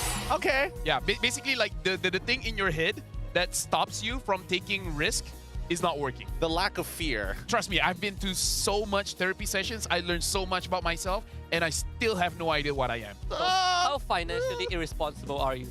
Oh, it's a good thing I am making a decent amount of money. Do you buy stuff on installment when you don't have enough cash on hand? No, I always buy cash. Wow, okay. He's that kind of guy. Look at this. Oh, that's so sad. Trust me, it's not the only one. I will bet you he tapped. He 100% tapped That's kind of creepy. No. Here's another one. Look at that. Look at that. There are 2 targets. Guess who's health. low? Oh, Here he comes. Tempest of Blaze. And Rough flies up in the air. Rough flies away. Nova flickers out of it. Everything. He couldn't even get Xeno, and Xeno was right in front of his face, tanking the turret. Man's giving us a free show. It's like, here's my backflip. Dude, it's crazy. It's crazy like how some of these situations are like extremely unlucky. Other scenarios where it's just like, man, they're just beating them down. Imagine he gets a bottle of 100+, he wants to drink it, and it just all falls down. Oh, there's like a crack right at the lid, so it just drips down. It's just not his day. It's really not his day. He wants to use Head and Shoulders, but it drops on his toe. Yeah. Oh, man. What a series. Whoosh. That was he went one back of to the his games. car, and then there's a lot of bird poop on there. Because he decided to park outside instead of inside. Thank goodness I slept 8 hours for this. Yeah. I didn't, but yo. Whew. Envy's ambush gameplay shut down DX's win. Next target, OB. That was no ambush play. Let me... And first of all, next target, OB, that's not really a target, but... Oh! Our headline needs work. Yeah, Our next headline target, Look, just like Keyman, we're just missing the mark a little bit this time round, all right? Overall, at least MV are going to be able to secure 2 points for themselves. And then afterwards, they're just going to look to hopefully sweep it through. Because again, they want to be as high as possible. They want to actually look for the top spots. Yeah. I feel as high as possible. You know, this reminds me of the Flawless Novaria gameplay, but that lost the game. It's the same thing, right? The ambush gameplay, but they lost the game. But it's okay. I feel like even our whoever's typing this, even he's watching the games. I'm like, what, dude? Whatever. Well, hey, 100+ on me. Don't worry, I got you. Overall, I don't know. Head and shoulders on me, literally. First series of the day may not be up to snuff of what we're expecting, but hopefully the rest of our series... It can't get worse, right? It can't possibly get worse from this point onwards, right?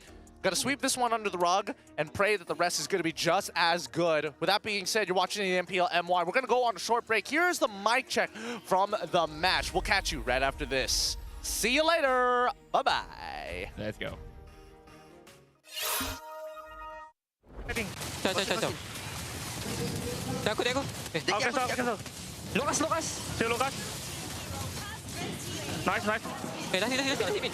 Nice.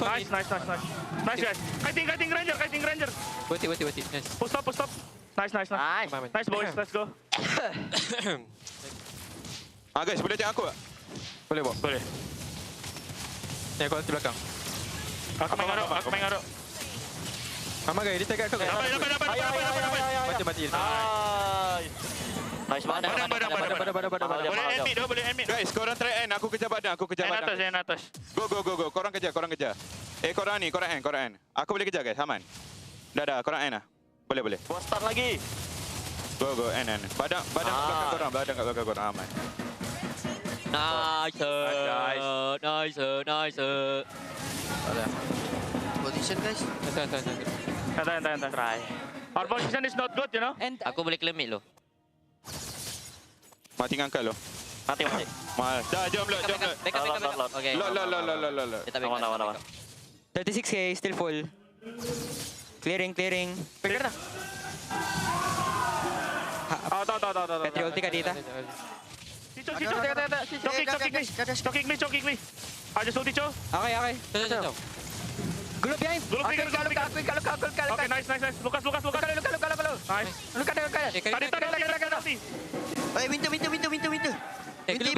Base. Gulung. No flicker. Base. Satu orang base dong. Aku. Give me. Nice. Kau tangkap blue guys. Tak ada winter chill. Lo. Lukas winter. Si Cho. Okay, kat glue kat Dita guys. Chow. Lord full HP. Careful, Cho, flicker. Blue. 30. Boleh.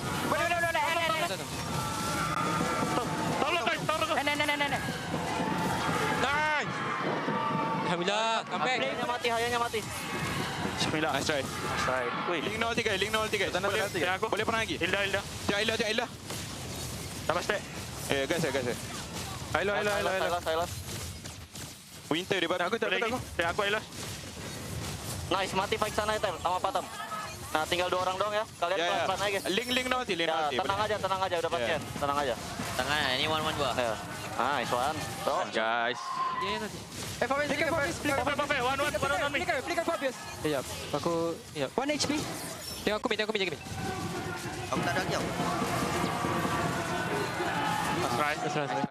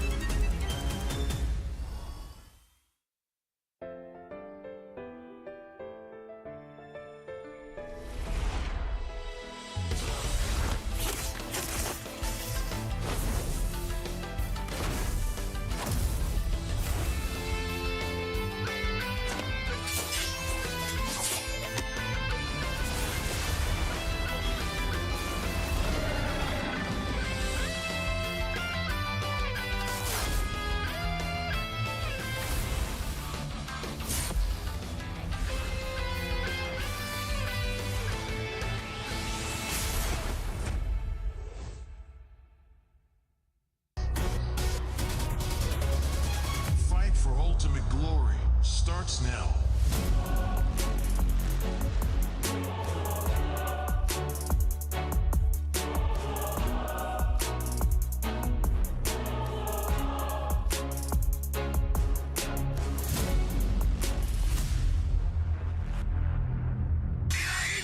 Mobile Legend M6 スイスウォッチ。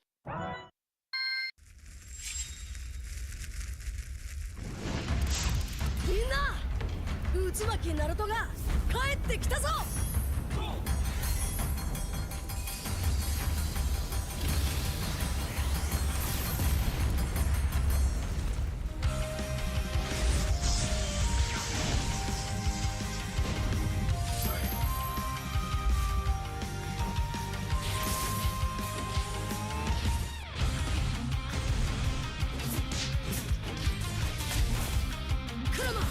力を貸してくれ。よ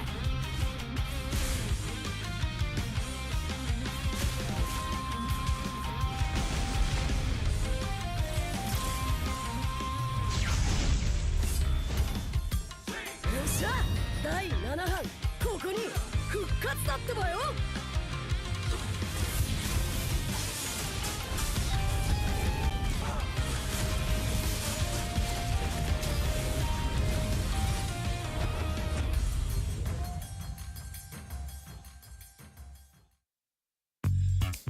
Kerap menggaruk kulit kepala disebabkan kelomomor, masalahnya lebih mendalam. Gunalah Head and Shoulders menembusi 5 lapisan untuk membasmi kelomomor dan kegatalan. Bebas kelomomor sehingga 100%. Head and Shoulders diuji secara dermatologi.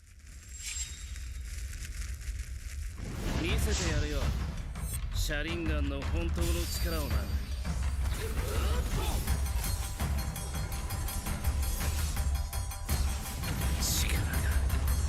湧いてくる。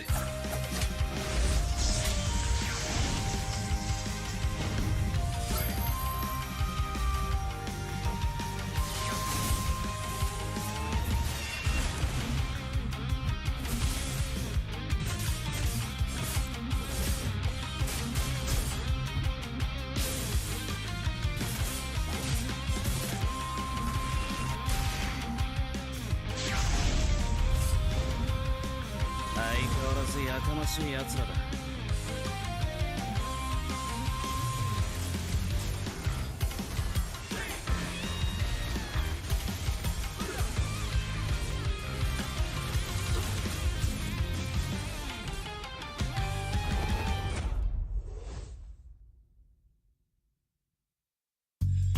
You keep scratching the surface for dandruff? But the problem lies deeper. Use Head & Shoulders. It goes 5 layers deep to defeat dandruff and itch. Be up to 100% dandruff-free. Head & Shoulders. Dermatologically tested.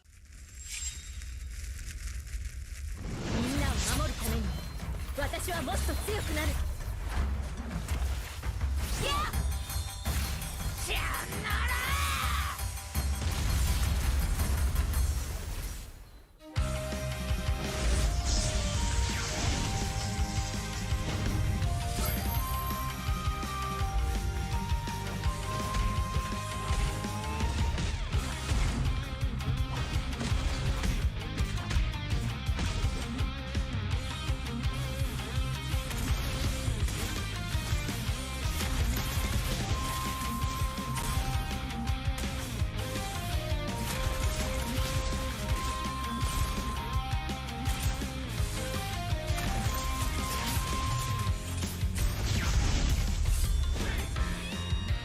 今度は背中合わせでいくわよ。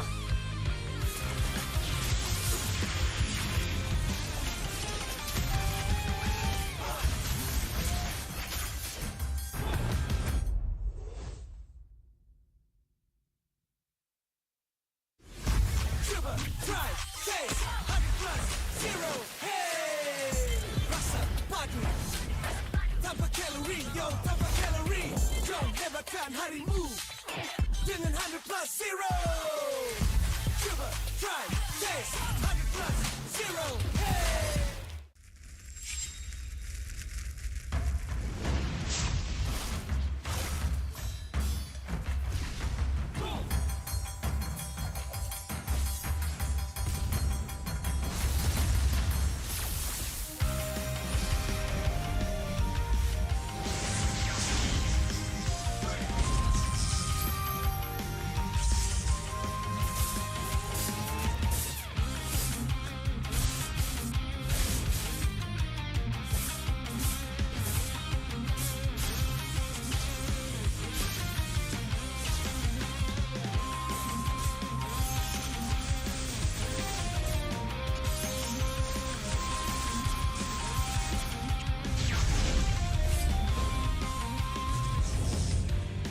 ここは俺に任せてもらった。4代目他目を超える忍びはお前しかいないと俺はそう信じた。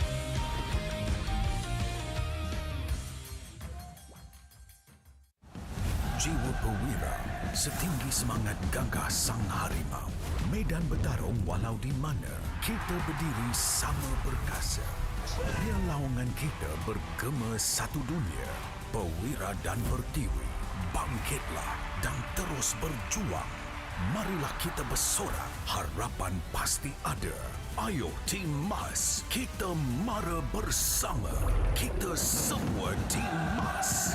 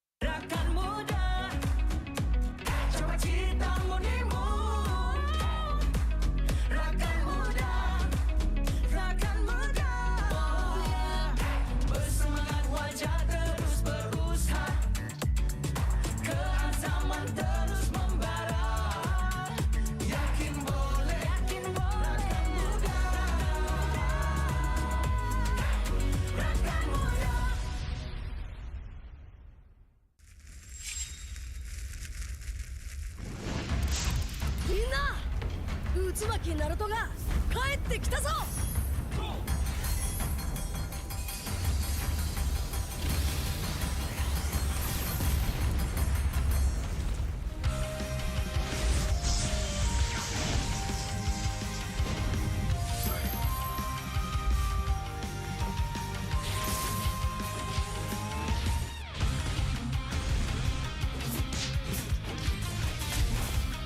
クラマ、力を貸してくれ。よ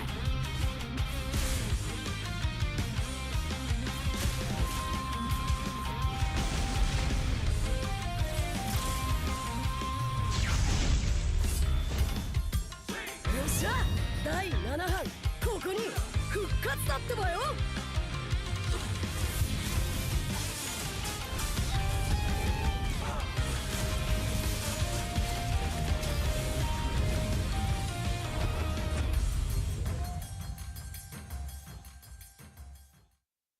Ini 5 sebab. 5 sebab kenapa korang kena datang tengok MPL MY di Stadium Juara. Yang pertama, korang dapat tengok kita orang main dan tim MPL lain main secara langsung. Kedua, boleh jumpa player depan-depan. Bruh. Yang ketiga, sebab ada booth Vamos. Keempat, tiket murah, RM10 je. Last sekali, yang penting sebab ada saya lah.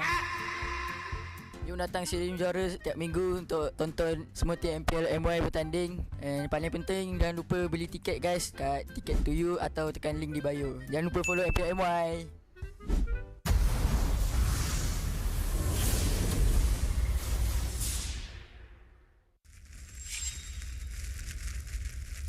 Misete yaru yo. Sharingan no hontou no chikara o na.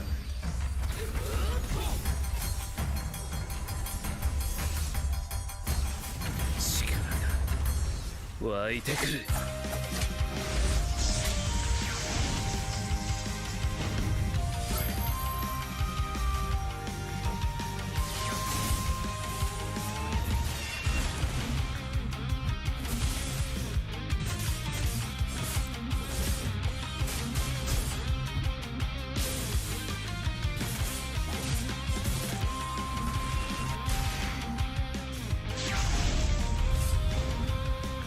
相変わらずやかましい奴らだ。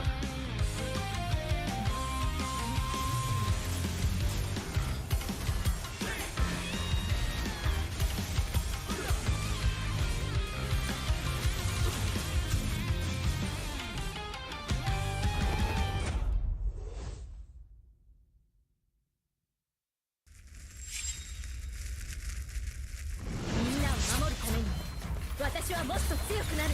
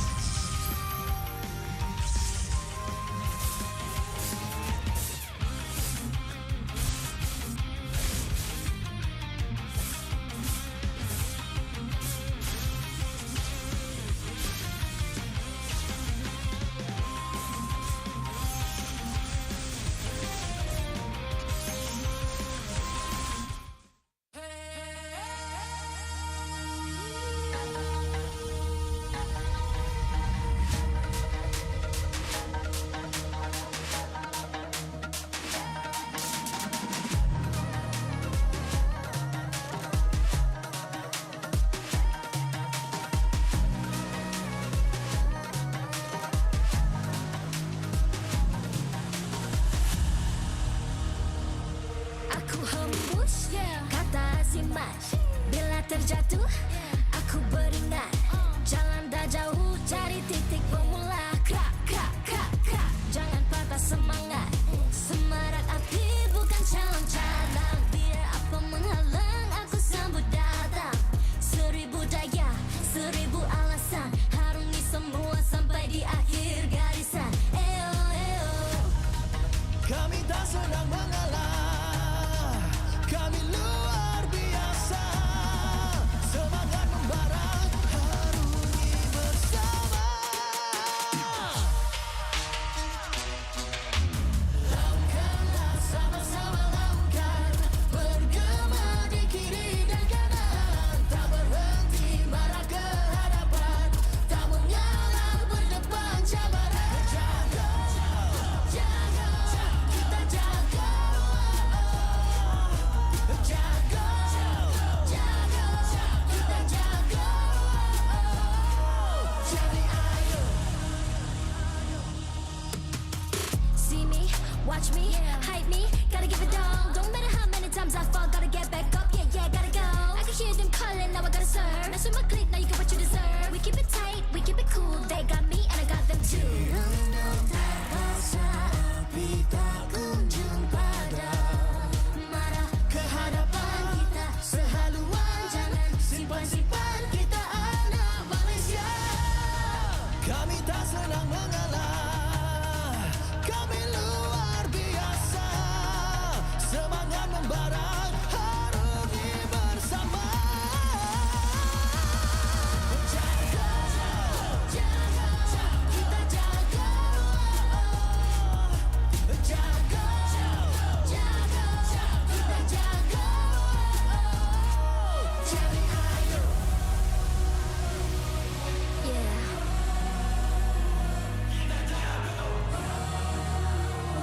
Are you ready?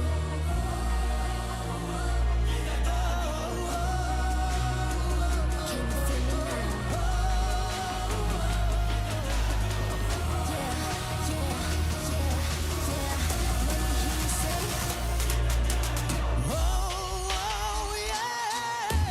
Langkahlah sama-sama langkah. Bergema di kiri dan kanan. Tak berhenti marah ke hadapan. Tak mengalah berdepan cabaran. Jaga, jaga, kita jaga. Jaga, jaga, kita jaga. Jadi ayo.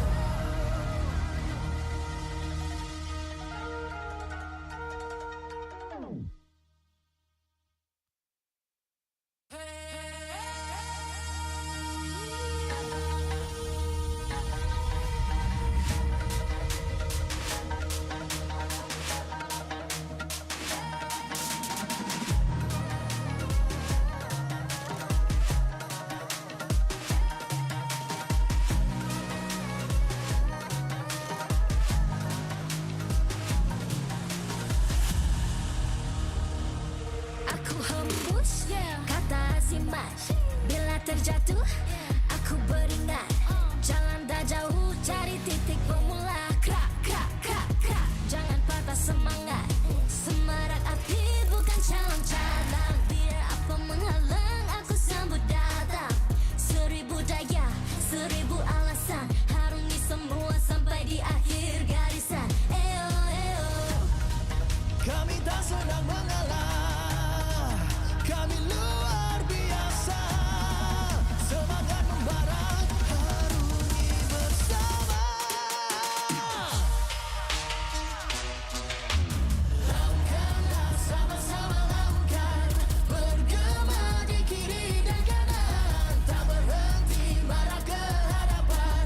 Tak mengalah berdepan cabaran.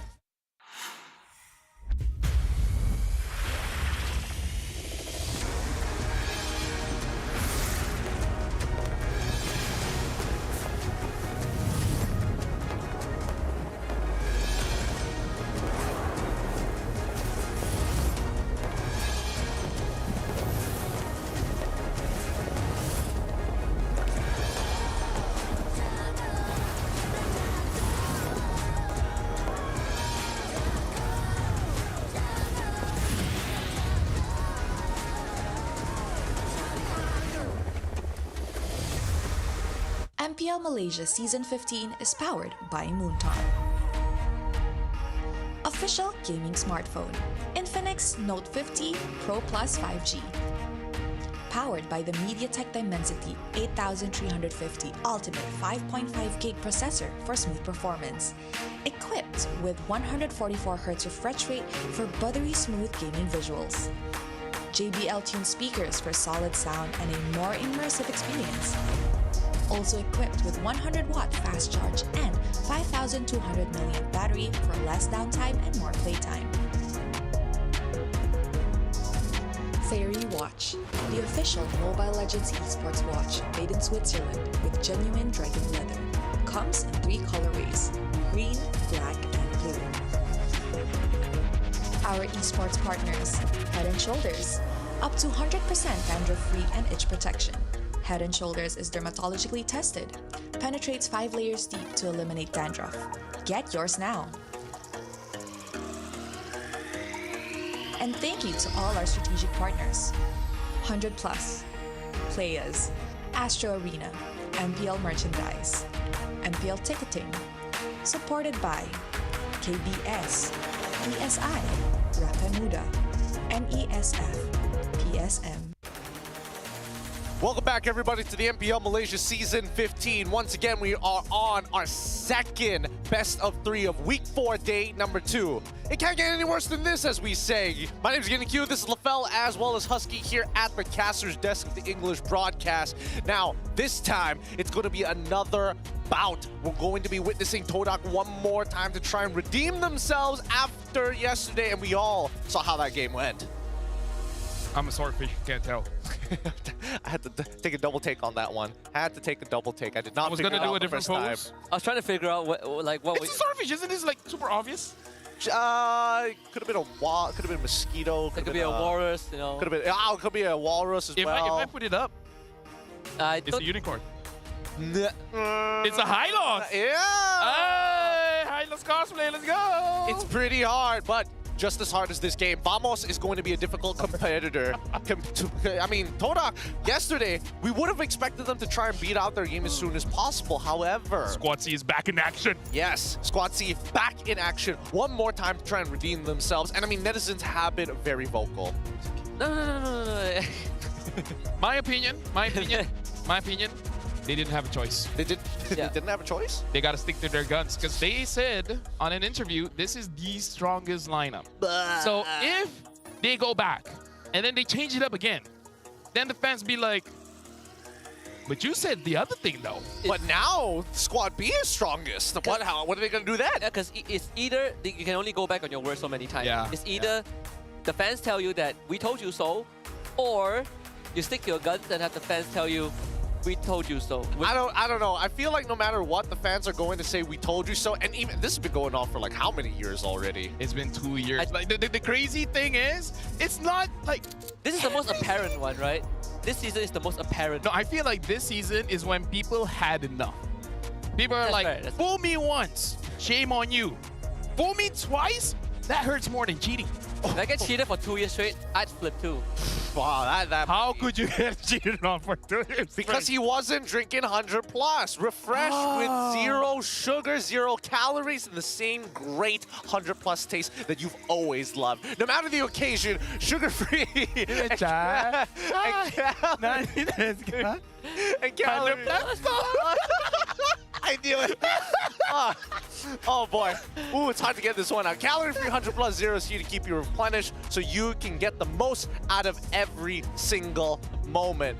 I would say that's the best sponsor shout out. that was great. That was great. That was one of the more later trends.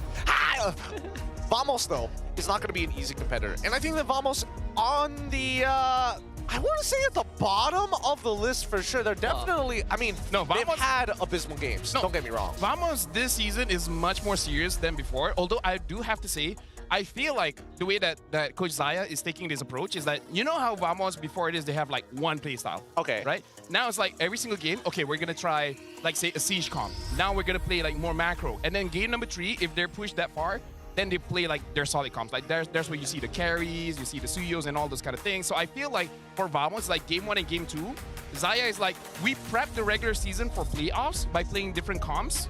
And I feel like the players, failure or success, they're really trying their best to make the draft work. Yeah, I think that's something that's commendable, right? Because for the longest of times, even when some of the players were in Homeboys, we can see a very linear play style, right? If you reach late game, you lose late game. But if you win that first 5 minutes, the game is yours. And it has always been this back and forth whether Vamos can adapt, how single-minded they are. But right now, we are seeing the integration, right? They still struggle late game a little bit, still a bit shaky overall, but at least there are improvements. They're taking steps to fix it in the draft. Taking a bit outside of their comfort zone and still doing their best. Yeah. Well, let's see how best they can be this time round. Here's the main lineup for Team Vamos. You know them, you'll love them. They have been runner-ups many times before. It's the Espresso, Zorn, Clawkun, Gibi, and Smooth.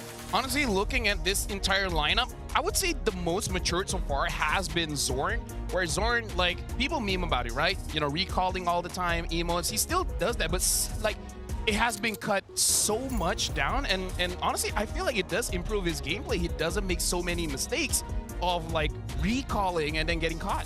I think it's because of the genes. Oh yeah, you know what? You're right. Now his daddy's orange. Yeah, like he's the only dude who sports the jeans, and he does it consistently in the videos. He tucks in. And he tucks in. He tucks in. That's the thing. He tucks in. Have you seen his car keys hanging? You know, like he's embracing the dad image. He's becoming an adult. That's the real move that he's making. But they're up against Todak, and I think people have been hypercritical about this particular lineup of Shihin, Magma, Zyme Senpoi, Gibe, as well as Momo. Hey, don't talk bad about my boy Shihin. Feast will not like that. Best goal laner in the league. Best goal laner, got solo leveled, got solo killed, level 3 against Ruby, we're playing Granger. That proves nothing. Mel QD, he's just an ordinary mark. Ordinary mark. He's kind of mid. He's soon. He's like, Could have been better. Could have been better. Sorry, my bad. That did not sound mid. That sounded like you threw up in your mouth. That sounded so much more than I was expecting. I think I went above and beyond, and I should have been like Toda and then underperformed. I say at least we have some consistent players on the team, right? Like Zyme Senpoi, through thick and thin, to the highs and lows of the team. Squad A, the Squad C, he has been the pillar. Momo as well, they have been the two backbones of Todak, but sometimes you can only bend it so much before they break. Yeah, I do agree, because the good thing that we can say about Todak is the good thing that we can say about them is hey, Team Vamos! Hey, look at the keys! That's the keys you were talking about! Yeah, look at that! Yo, look at that! Thor, look at he has his IGN. This is him selling his merch. Exactly. Squad C is back in action. Yeah. Yep. It's still in the same jeans every single time. We'll check out whether today he looks more buff, by the way. He does. Like, you can see more veins on the forearms. I feel like it's the jersey. I feel like it's the new cut of the jersey. I need a jersey because I look fat. You fat with a P. With a pack. Like a PH. Yeah. I think my wife is watching. I don't know how she feels about this. Hey, don't worry. We'll get her shout out to my wife, and shout out to all the wives out there. I don't know if you're watching. I mean, shout out to the significant others. Shout out to whoever took this shot. Yeah. I don't know how they got into the back rooms to get this shot done, but you can definitely see that there is not discord, but definitely disappointment in the eyes of everybody. Maybe one of the players? Maybe Zayed? Maybe Zayed? Is he? Oh, maybe just tired. Or maybe he's just. Wait, where's Zayed? Zayed's on in that photo. This is the current lineup of Squad C, the entire lineup, in a matter of fact. Yeah, you can only bend the backbone so much before it starts breaking, right? And I think you can see even. Bain would disagree. Yeah, well, sure. He's an octopus, but who cares? They're both. Actually, I was talking about the one that broke Batman's back. Oh, that one? I actually didn't watch. I only watched the one with Joker. You didn't see the Dark Knight Returns? The one that Zyme Senpoi had met recently is his chiropractor? Literally, right after their photo? Yeah. This is the before. Yeah, this is the before and after. This is before. This is after chiropractic. I actually need to go to Bakam. What? Bakam is the one where it takes out your blood. I kind of feel like. Oh, the cupping? Yeah, the cupping. Yeah. I feel like. Oh my goodness! I thought that was blood. I thought that was gonna be so much worse. No, it's just just. Cupping looks very nasty. It does. But regardless of what happens today, we're hoping to see some kind of redemption from Todak specifically. We're going to be throwing it over to a short video first before we introduce our teams walking up on stage.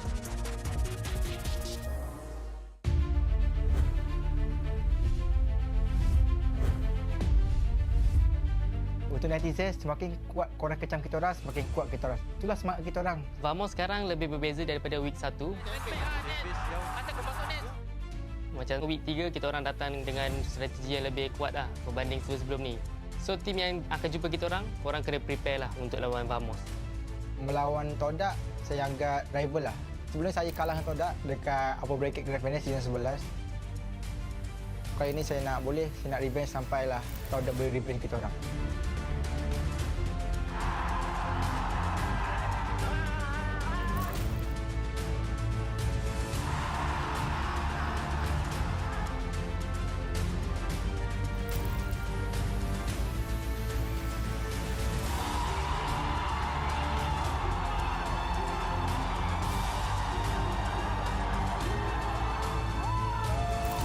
Kalau Vamos, kita just be Todak sendiri, kita akan cuba langgar lah.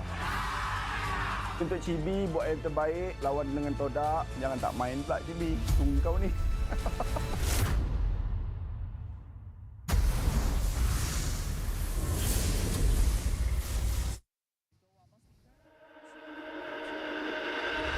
Marching with pride, bearing the title of Drone Challenger on a mission to conquer the Royal Week. Will the Kings of the Ocean become their next beast? Brace yourselves, the battle is about to erupt. Ladies and gentlemen, the highlight makers, Team Vamos!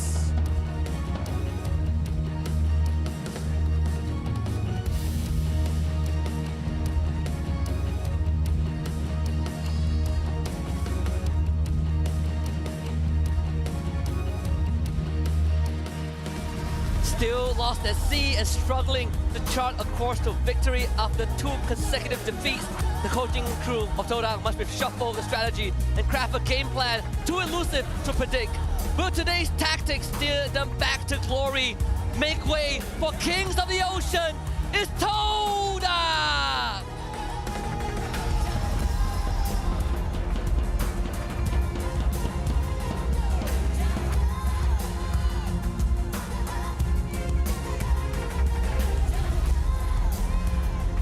Introducing the coach and analyst of the two teams and head of League Ops Franklin that will ensure fair play and professional integrity throughout the matches.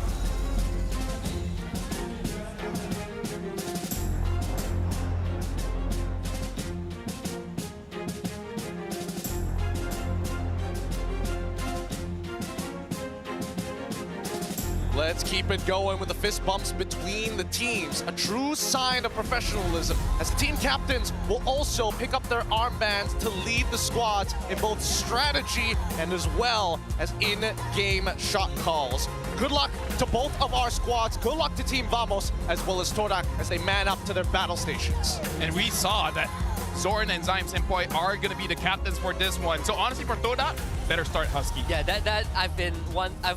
I was joking around in the green room, right? Like, what if KV picks up the armband? I hope the talent room, that's what they call it. There's no green in there. We don't even have a You're colorblind. Shut up. Listen, guys. If you're colorblind, Husky hates you, right? You know what? Color's not even that great anyway. Kick him while he's down. Who cares about colors? Give him his crayon. What color's your fairy watch? Chocolate? That's as close as it's gonna get. It's time for the team head-to-head. 5 matches played, 13 games for Vamos, 10 games for Todak. But the stats are honestly very overwhelming for Vamos. Oh yeah. This is what you call a mismatch, right? This is what you call unfair. This is what you call. I should have studied maths a little bit more for me to understand the difference here, because I feel like it's a little bit too big. Look, like the team total kills itself, right? Vamos played 3 extra games than Todak, sure. 97. But they have an average of 33, almost 33 extra kills per game that they exceed Todak. That's it's overwhelming. Somebody might might need to call the authorities first, just in case the situation We have gets some out outside, here. but I don't know if they play Mobile Legends. Though. I'm sure they do. I'm sure they have a little group. They clan probably or something. play Johnson. They play. Oh, they only play the Saber line of skins. Yeah. Hey, it's like, hey, I'm the later main. I'm the later main. Cyclops, Johnson. Oh God. Oh, that'd be pretty brutal. That would actually be pretty cool. It'd be funny. Post it up. Post it up on social media. Have a competition where you can only play with your. That's my boy. It's Zaid. Why is he not playing? He's your boy? Interesting. Hold on. Oh, Zaid said something here. Yes, we talked to Zayat, and his quote is, the feeling of frustration and disappointment when watching the teams keep losing. It feels like if I play, I could do better. Yes, yes. I've been saying that, yes. The thing is, I feel like the management is up in front, and look at that, the code is all over the screen. Better question, how did they get such a good shot of your boy right up front? With next Maima to the, there. Yeah, with the team savior, Maima. Reddy is like, put me in. Put me in, I can save this team. Is like, I feel like Maima's role in Todak right now is coaching the female team. Oh! Yeah, they competed in MWI, if I'm I mean, mistaken. at this point, my mind is like, sub me in. I'll play anything. I'll play Jungle. No. Let me be the scapegoat. I'll do it again. But if we're going down... Okay, listen.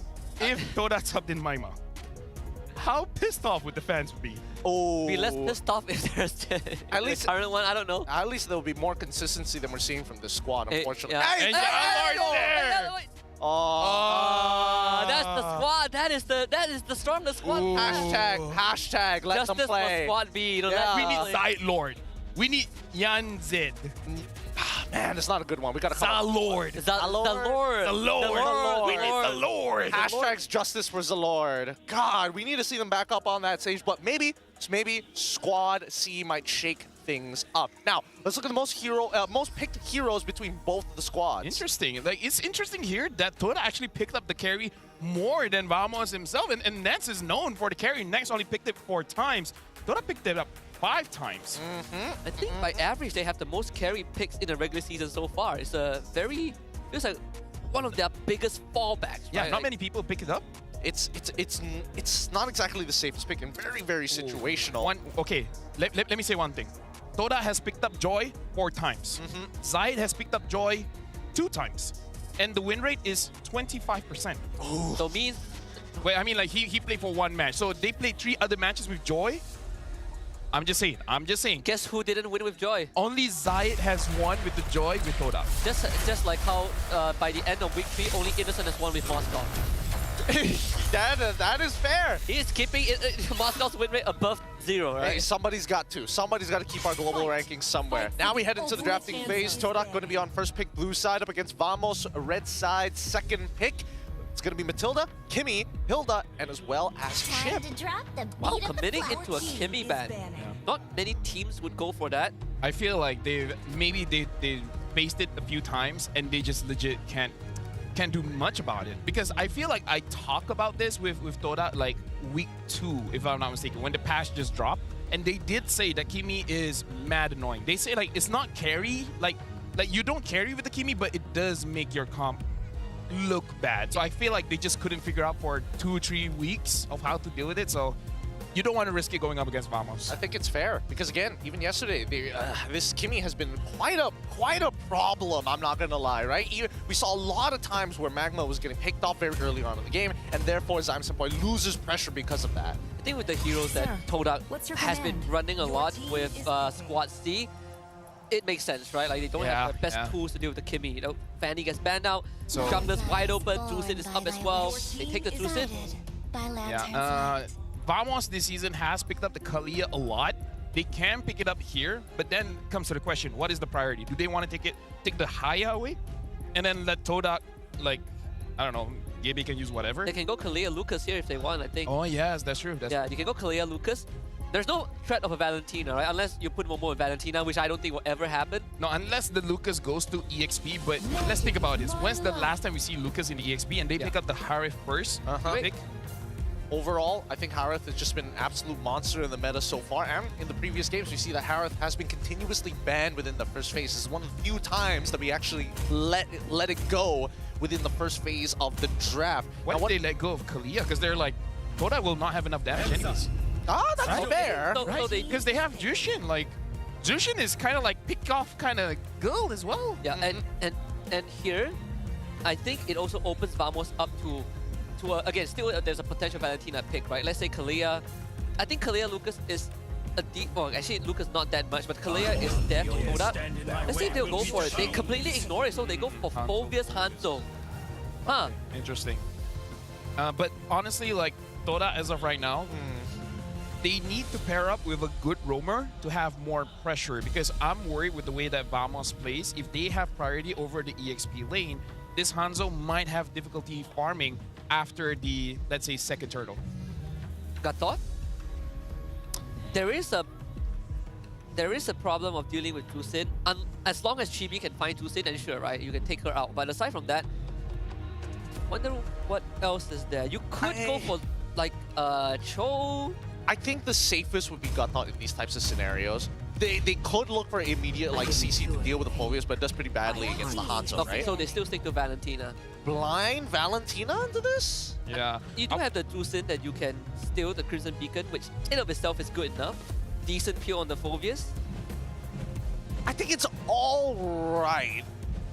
I think it's okay at best, but I think they're also expecting two things. Regardless of whether Lucas actually gets through or not, they probably still need setters on the side of Todak, and that's what they're hoping to get off here. Honestly, if Vamos already pick up a Valentina, and then Todak pick up, I mean, like, there's no way to pick up the Lucas anyways. They already have a jungler, they already have a, what you call this, EXP laner. Yep. If I'm Vamos, like, they have more information than me, right? Yeah. I would be more worried about the gold laners than any of the roamers. I agree. If I'm being transparent, Magma hasn't really been impressive, but so far, maybe they know something. They're banning up this Khalid, and looking at Magma's reaction, even he's like, wait, what? Because even right now, you look at the gold laner pool, there is your Granger, Beatrix, Claude, Clint, Carry, which has been a fallback plan for Sihin in majority of the games he's played. If you want to pick Carry into the Harif, be my guest, right? The matchup isn't exactly the worst. But I do agree, I think if you shut down Magma, you deny his effectiveness to assist Zyme in that early game, you effectively shut down a big part of what makes Todak's early game strong. Is Hylos a good ban here, not to give it over to Todak? I mean, you can get the glorious pathway with the Valentina. I'm just worried that, you know, it becomes a situation where they're a little bit too tanky to the point where you don't get to be as aggressive as you want to be. And I feel like most teams going up against Todak, they kind of want to kill them by 20 seconds. I think if you are Vamos, you could even consider Hylos, and then you park it under Smooth. Yes. Park it under Smooth, you give Zorn something like a Jawhead, if Jawhead is still open. The Kalia is still open, right? There's a lot of, I think, options. Yeah, see, they ban so they ban the Hylos, which is still fine. You can still flex the Kalia. Like maybe Smooth might even consider picking up something like a CC, because he did use it, I believe, in week 2. Honestly, not the best of showings, but I feel like, and he also picked it last week and it looked pretty good. What about Glue, right? I mean, Glue matchup into Phobias isn't the worst, but I do agree. I think the CC also looks pretty fine.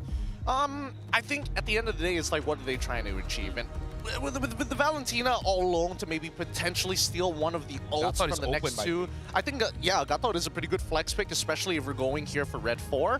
They have the Hayabusa, they have the guaranteed scaling of the Harith. I'm not worried about Burst any longer, because Valentina at least provides that extra bit of oomph in case Hayabusa doesn't find it. There we go. Gatot, that's the flex. And Kalia, for the longest time, has not been locked in. I feel like Todak is very disincentivized to pick it up. Yeah. I feel like Todak, whatever marksman they need, he has to be slippery. He has to have dashes. Because so far, even when you look at the bans and the draft sequences, right? Whatever Vamos picks, de-incentivizes Todak for what they want, right? You lock them out of...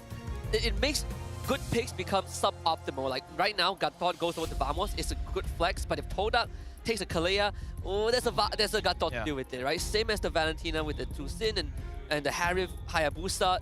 I think Zaya is so far one step ahead of Saifu. Yeah, and right now for Todak, Exorcist of the Shadow at your looks like they're picking up the Granger and the box. Okay. Wait, is the Boxia going roam? It's the Boxia roam. We've seen it before. What was it? MPL ID? I think it was MPL ID, yeah. I don't remember. Wait, no. It's I saw it from Mekong. I saw it from one of the Mekong matches.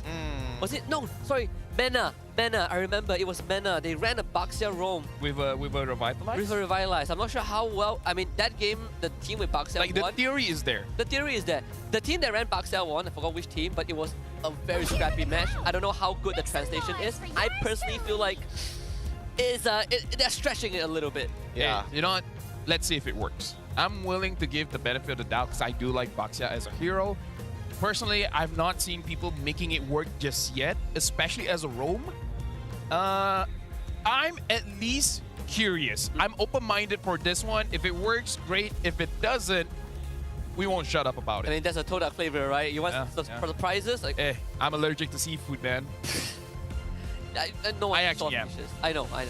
Either or, I think the only benefits we're going to be able to see from this Baxia is whether or not he's going to get some pressure, like find an off angle, some odd timing to actually gank and influence the side lanes. He's going to get plenty of information overall because of his roaming speed. But generally, I don't know. This composition very heavy around Zyme Senpai and Shihin.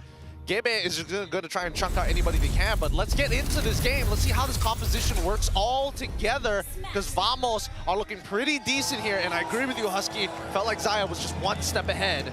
Let's see. I mean, this series is very important for Todak because playoff chances are on the line, right? If Vamos wins and Todak goes down, worst case scenario 0-2, we are going to have a season where Todak hangs in the balance. But I can see the theory. Like, you have a lot of healing, shielding from the side of Vamos. Baxia kind of denies that. You want to run Revitalize on this Gatot and stay in the fight. Baxia denies that as well when he has the Tatouage Poisson. So, in theory it works, but we need to see it in action, right? In practicality, how well does it translate? I'm looking forward to see how do they itemize around this. What if they're being very creative? And just imagine that Baxia will always be around for the team fight. So you invest in damage items early instead of, like, you know, the anti-heal items like Glowing Wand. Yeah, that's what I'm thinking too. You have a built-in anti-heal. Like we talked about this earlier on, right? A hero that has an anti-heal. Baxia is the only unique one that has that property. Yeah, now Momo, he's getting harassed pretty hard. And it looks like they're trying to set up for a dive angle as Chibi waits in the bushes alongside with Zorn covering Tribrush as well. There's a gank angle down bot too. Look at that. They're setting up. There's a Hanzo, Grazier. Here comes Magma. And then Fresco. I'm not sure how he's going to get out of this. Gabe should be able to claim first blood. And there it is. Todak making it work bot side. Yeah, unfortunately, bad flick, but, you know, it is what is it. Now Kalakun sees Zyme Senpai. And so far, at least, yeah, we can see that he can dive towers and he can do it pretty effectively. Yep.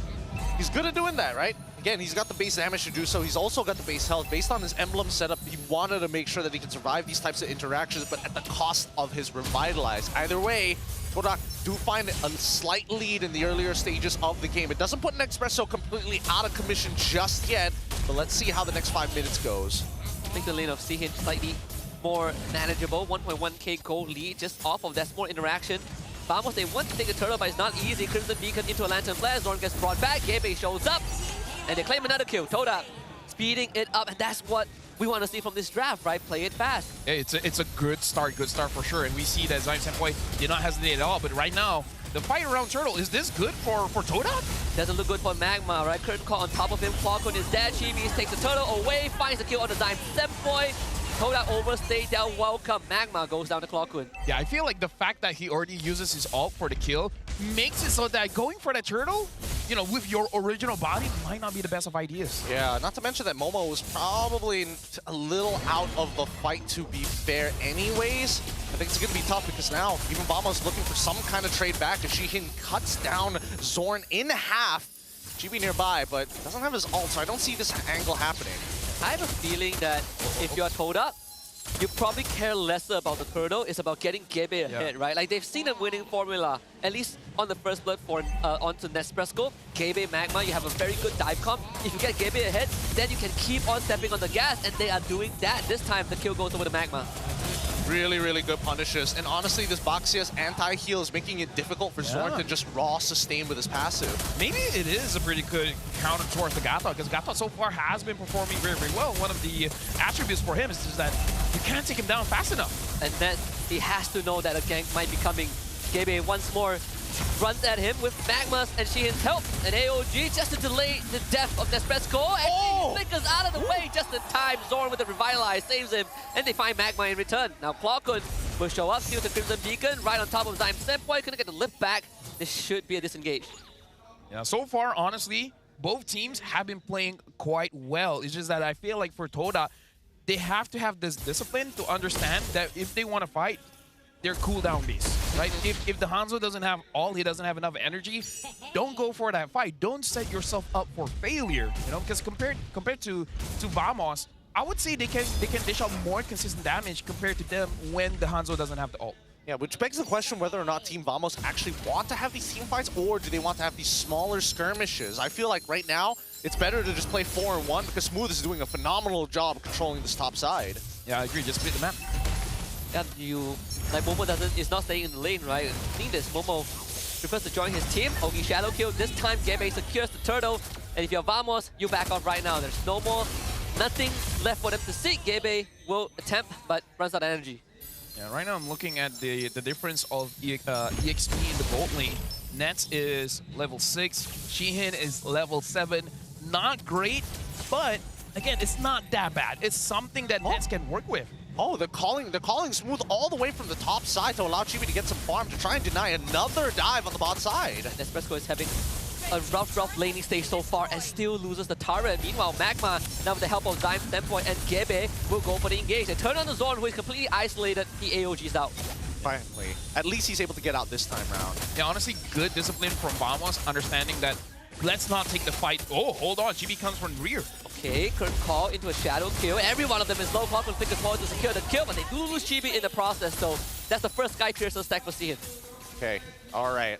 I mean, interesting angle, especially from Team Vamos' side. I mean, you can tell that Chibi really wanted a high roll there onto getting a couple more eliminations, but Sheehan, at this point, that laning phase has gone so well for him. He's already got tempo on the tier 1 on top side. I feel it's like one day Todak, they recognize that they got to play for their gold lane because Sheehan is talented as a gold laner and they just have to invest a little bit more into him. So I like that they changed their approach for this game, and so far, it has been working out. So far, it can also quell a lot of the doubts about Magma and Gebe, who are not able to protect the bot tier 1. Gebe and Magma now will have to retreat. Zyme Senpoi will cover their escape route. Nespresso, though, forced to flicker away. Zyme Senpoi on the chase. The Crimson Beacon flickers forward to find it. Momo and Cian are joining in, so Zyme Senpoi just needs to buy time. Momo and Cian finally catches up into a pullback, and Nespresso is gone. AOG for the counter engage, finds a taunt. Magma goes down. Revitalize keeps everyone from Vamos healthy, but just like last time, Todak overextending. Losing 2 of their members, Cian will somehow need to find a way out. Momo with the flicker, Gebe comes in, picks up Smooth, and it is an even trade for both teams. Honestly, I thought that could have gone a lot worse for either side, but this actually works out pretty well. Todak now still maintain their lead. However, they don't lose too much in terms of structural damage overall. They still will be able to end up fighting for the next initial turtle, and not to mention that Gebe is keeping up with Chibi so far in terms of levels. Yeah, but that's also like what we can see if Todak tries to force out fights when they're not ready. It could look bad. As long as Magma and Momo survives and stalls this out, they have a great chance. And they will jump onto Zorn, who cannot really do much. Turtle secured by Gebe. Zyme Senpoi jumped on by Chibi, but Chibi now has to retreat, gets dragged, airborne, and goes down to Cian. Once more executed by the Sky Piercer. Vamos will have to fall back. Unfortunate. He was in the middle of channeling his ult as well. And then the Sky Piercer triggered right at the perfect time. But they take this tier 1. Team Vamos, they're in a lot of trouble. Yeah, Todak with 3,000 gold lead, which is going to expand a little bit more. And now they get to control the jungle as well. If they are able to deny the purple buff away from Chibi, this is going to be a much harder game for him, where now he has to depend on Clawkun and Nets to get back some kind of map pressure when Todak overextends and they get a kill. But so far, Todak, they haven't played sloppily. You know, there are times overextending, sure, but compared to the previous series, looking much better. Yeah, they look much, much better, in a matter of fact. Gebe is currently in a very good position, right? Level 13, he's 2 levels above Chibi as of right now, so about 1.5 levels ahead of him, give or take, rounded up. But once he gets that Trinity already built, he doesn't even need the T2 boots, right? He's more than happy to finishing the Demon Hunter Sword. Something to note as well, even with Abaxia, Zyme Senpoi still opts for a first item on that glowing wand. So even though in theory it could work, but looks like just to be safe, he still picks up the glowing one. I mean, even without the anti-heal, it's a good item. Look at Zorn, he just gets melted by Gebe. He taunts Gebe out, so Gebe just kills him. Unfortunately, Vamos can't really fight this. They're not in a position to dish damage, but they would attempt with the shadow kill. Backline got executed by Sihin. There goes Smooth. Chibi now on the run. Momo and the rest of Todak chases up. Mega kill for Momo. And Gebe comes back in for round number 2. Clockun gets chopped to pieces for Todak. I mean, Gebe, like, highlights on him, but I saw Momo just now when the quad shadow came in. He was able to pull in Chibi, interrupt him from actually attacking, and then immediately the entire line of Todak went all over Chibi. Like in that previous team fight, Momo was key to stopping Chibi, and then after that, Magma opening up the Revitalize as well, making it so that Chibi did not have enough damage. I think it's clear to see that Todak right now are playing at a different pace, right? They've kind of figured out what exactly everybody's jobs is supposed to be and how their playstyles need to kind of add up together. It's interesting to see that it took a Baxia on their side and putting Zyme Senpai on a Jushin to make that happen. Hey, you know what? I'm playing Baxia after this. It looks interesting enough, not gonna lie. Yeah. If you have a comp that can play fast and constantly keep up, then I think, you know, it works. It's a very fast tempo comp. Not to mention, like, all these heroes ahead. I don't know how Vamos is going to stop them in a full 5-on-5. They need to buy time, but only Chibi can reliably do that. Yeah, I mean, they're an absolute brick wall, right? And they're laying down the fortress walls very, very high on top of it. I think that there is some innate synergy between, like, Zyme Senpai on this Jushin. Oh, hold on. Okay, try to high roll that one. Gebe almost goes down, but again, the bit of the iframes to make it out of there. Right now we can see that Todak is continuing the pressure here in the mid lane. Looks like they are going to be able to take it. The Lord is still marching down bottom, and now Momo gets Zorn. Zorn is so low. Executed instantly by Sihin, who has had a fantastic game so far. He did go down early on, but again, another 30 stacks on top, right? He got 3 kills right after that. Clockun doesn't really want to stay there. Steals the Crimson Beacon, but with Gebe showing up, I think if you are Vamos, you go on the run. Gebe will try to execute Smooth, forces the Vengeance out. Now, no Vengeance for the CC. Zorn up in another 10 seconds. Lore still fairly healthy. Todak continues to siege. OG Shadow Kill not really doing too much on Chibi's end. Gets staggered a little bit. Almost gets caught out once more. Vamos holds the base. Honestly, like right now, Gabe. Oh, he even got that! He got that? Oh! Disgusting. That was... A Hanzo that is a hit is a monster. That is ridiculous. He snuck in at least 5 auto attacks before the turret projectile even connected to him. Can't believe that he maintained those stacks. And at this point, Todak getting 2 inhibitors 11 minutes into the game. Oh! And they're gonna go for the final engage onto Zorn. He's gone. Didn't even get the AOG out. Magma does end up going down. And then lift back onto Smooth. Clockun escapes. Double kill for Gebe. Mega kill for Sihin and Todak. Welcome back to the main stage. One of the cleanest games we have seen so far. Ended before 12 minutes. Todak came in with a message. They've been like, hey, we just need a time. And Vamos, you're the first victim. Woof. That's 1-0 so far for Todak. Todak need this victory to build up confidence, and not only in the fans, but on to themselves to prove that they deserve to still be here to carry that legacy forward. Interesting composition, I'm not gonna lie. Baxia with a combination of synergy with Jushin, you are getting so many pickups, right? The soft CC upon soft CC. Do you think because Zayed flamed them that they're like, oh boy. Oh, when it comes from the fans, it's one thing. When it's from our own boy, now we gotta step up. Yeah, man. Oof. They did get some pretty strong power. I do like the box, yeah. Like, it was unconventional, but looking at how it was played, I like the execution. Yeah, we kind of went through a bit of the theoretical aspect of this draft, right? And we instantly see it pay off. The level 1 gank, well, not level 1, but the very first gank onto the bot lane. When Vamos was trying to set up onto Momo, the Todak gank was so much easier to pull off. And they just kept running with it. You get the Hanzo ahead this early on. He is so hard to stop. I mean, the game plan seems so simple, right? Make sure that Zorn isn't able to kind of play his exposure game of walking into bushes, getting free space and finding those cracks of vision, and then going down to the bottom side to make sure that she can get ahead consistently. Simple plan, simple execution, done beautifully. I mean, I feel like that's the name of the game, right? Don't overcomplicate things, which is a problem that Todak has done over and over again. In this game, I like that they were able to, you know, make a composition where it's really just like, you move forward, press some buttons, and then it's all good. Yeah, and And I think the best part is that I don't think Todak was really too concerned about whatever pick was left on the table. Yeah. We thought that, you know, Zaya didn't see any play. Yeah, we thought that Zaya was one step ahead. And I think in Zaya's mind, he was one step ahead. But Todak, they just stuck to a game plan that was unaffected. Blue side boxed up, last pick too. And Secret really, strat, man. really threw in the wrench. So caught Vamos by surprise, caught everyone by surprise. Yep.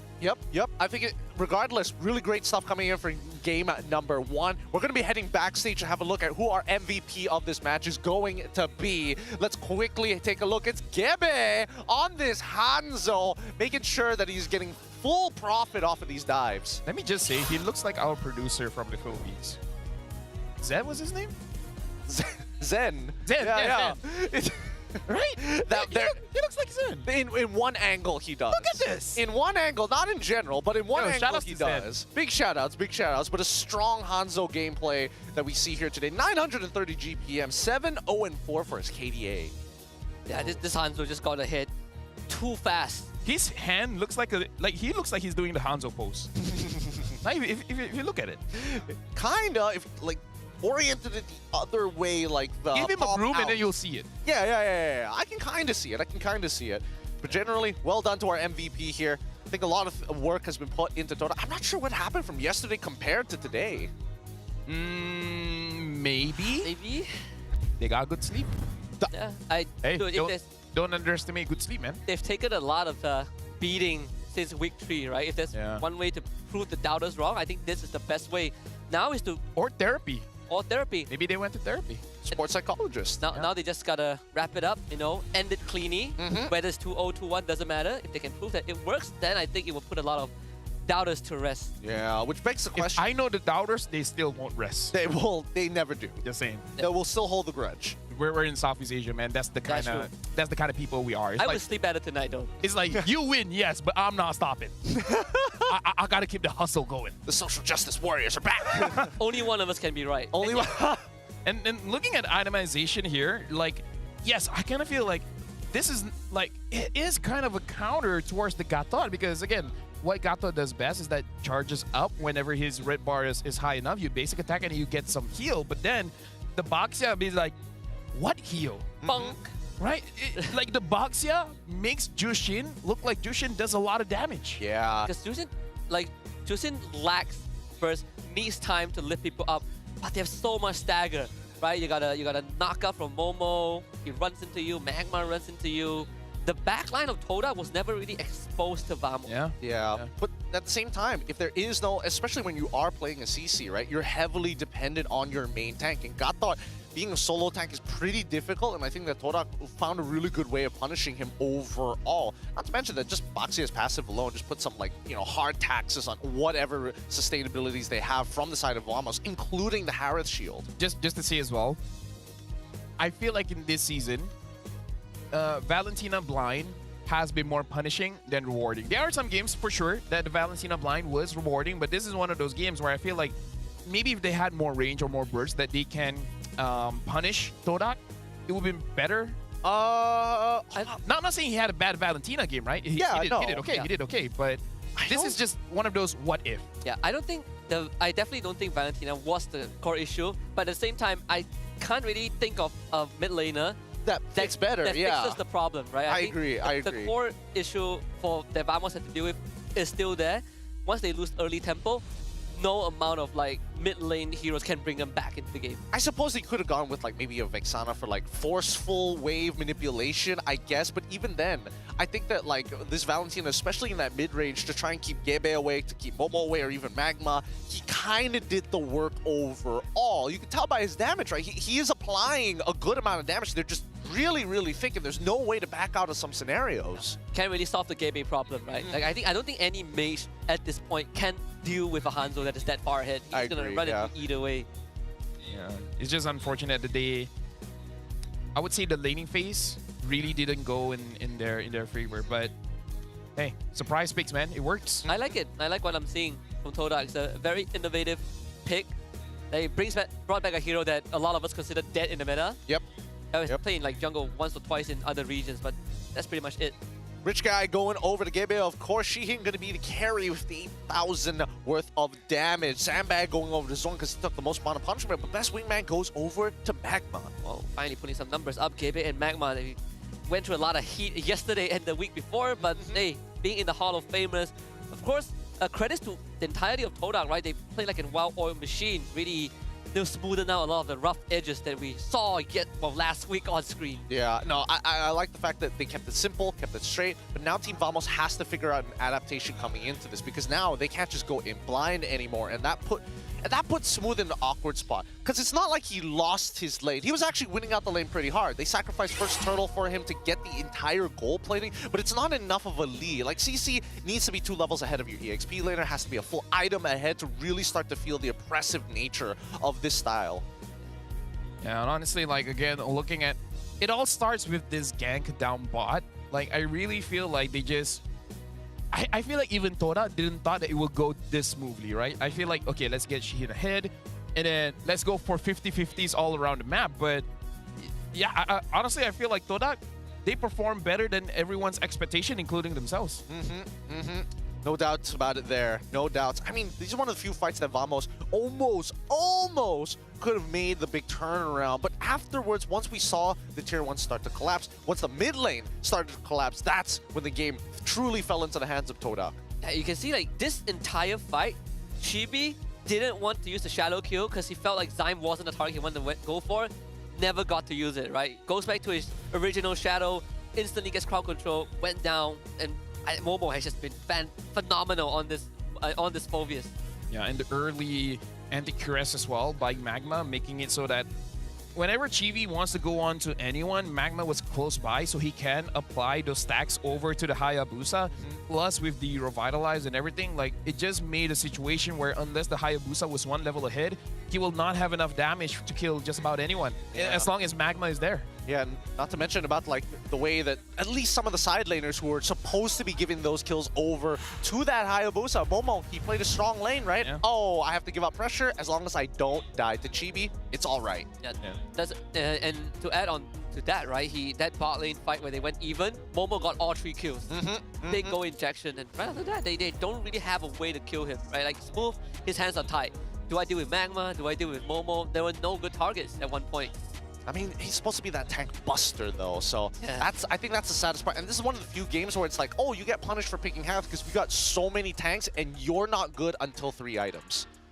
Yeah, and right now, honestly, I'm looking on stage. Looks like we will have an interview after this where I feel like this will buy enough time for both teams because I feel like after game number 1, even Vamos might be taken aback. It's like, hold up. Like, what went wrong, guys? Like, is it really the draft where you guys, you know, I don't know. I think up until before Baxia, no. But when the Baxia came out, that's where there's no going back, right? They had to commit to Smooth Zeros was the last. You put Gato at XP, doesn't solve the problem. Smooth needs a strong hero. So yeah, the problem really showed itself only after the Baxia, the gotcha pick came out. Yeah. I don't blame Vamos though. It's just a very smart move from Todak. It is, but at the same time, the execution was also just great. So again, I can see that the fans are slowly coming in after that game number 1. It's starting to pile up. Exactly. I think that people who are watching online, it's like, I got to be there in person to see this potential comeback coming in from Vamos. Technically, the comeback against Vamos, but Todak, at this point, if fans start coming in droves, they're only going to be able to watch 1 game, which is a little sad if they weren't here from the beginning. Minimum. That is if, you know, Todak goes 2-0. We're going to go on standby here at the caster's desk. It looks like we're going to be throwing over to Poji up on the stage. Let's see who he's talking to. Terima kasih caster-caster yang budiman. Jadi sekarang kita dah nampak bagaimana performance Todak nampaknya semakin ke arah yang lebih positif. Tapi kita sedia tahu Todak ni bakal mewakili Malaysia untuk ke IESF. Jadi kita nak bincangkan sedikit macam mana persiapan mereka menuju ke pertandingan ni. Tapi siapa yang lebih layak untuk membincangkan perkara ni kalau bukan Tuan Muhammad Naim Al-Amin, iaitu Presiden MESF. Jadi dengan segala rendah dirinya saya menjemput Presiden MESF kita untuk naik ke atas pentas bagi membincangkan perkara-perkara serius ini. Assalamualaikum. Waalaikumsalam. Terima kasih. Okey, baik. Jadi kepada anda yang tak mengenali, inilah Presiden MESF kita. Jadi, Tuan Muhammad Naim, saya kalau tak keberatan lah, boleh kongsikan tak sedikit sebanyak tentang perancangan bagaimana pemain-pemain ni membuat persiapan bagi menuju ke WEC MESF ni. Pemilihan pemain tu dah lock ke belum, coachnya bagaimana dan segala jenis lah persediaan tu. Okey.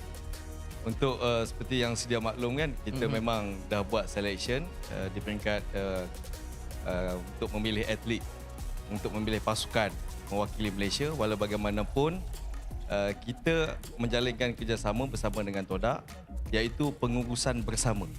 Bermakna kita punya shortlist atlet masih belum kita reveal kerana kita masih ada lagi berbaki 1 bulan lebih untuk kita reveal. Jadi kita akan berbincang berkait rapat lah, melantik coach, melantik manager dan juga melantik atlet. Dan atlet sini tak semestinya perlu datang daripada pasukan line up daripada Todak. Tak semestinya, tetapi kita akan berbincang bersama pengurusan Todak. Okey.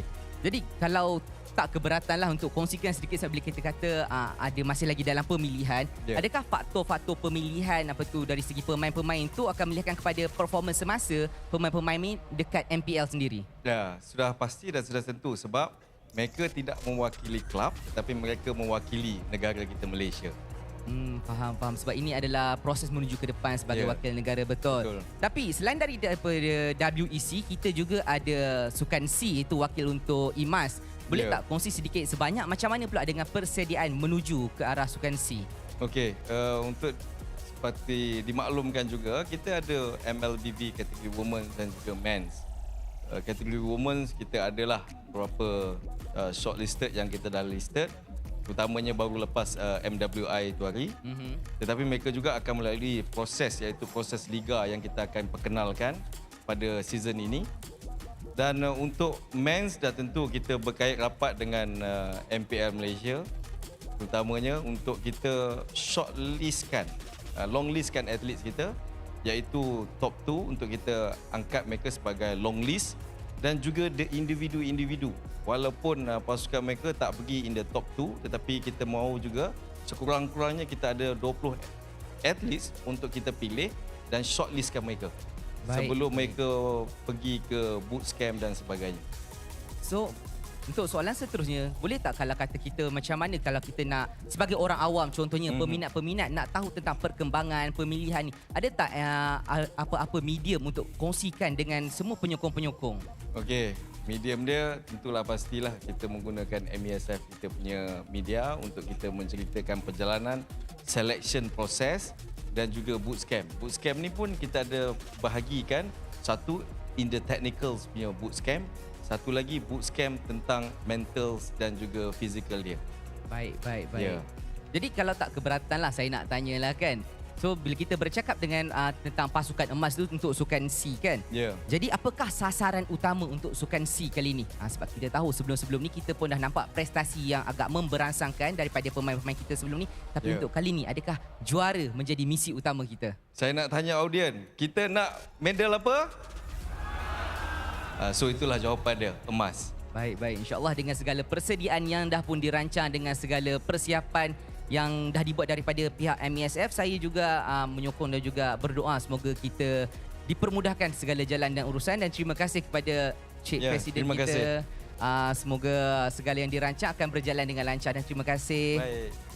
Terima kasih dah jemput bawah semula. Saya sangat berbesar hati sebenarnya bila kita dapat mencemar juli daripada Tuan Presiden kita sendiri. Jadi kepada anda yang berada di rumah yang kalau kata ragu-ragu lagi dengan pendirian macam mana pemain-pemain Todak ni bakal ke MESF, AESF ataupun WEC, itu dah pun diterangkan. Perancangan masih lagi berjalan, pemilihan masih lagi diteruskan, dan harapkan apa sahaja yang berlaku, yang baik-baik akan terjadi untuk pemain-pemain yang akan mewakili ke peringkat yang tertinggi. Dan itu saja daripada saya dan juga Presiden kita, dan kita harapkan yang terbaik. Dan let's go untuk kita menuju ke game yang seterusnya. Thanks, Po G. Interesting. Some good insight into what's going to be happening for the selection process of what is to be WEC. That's going to be a fun time.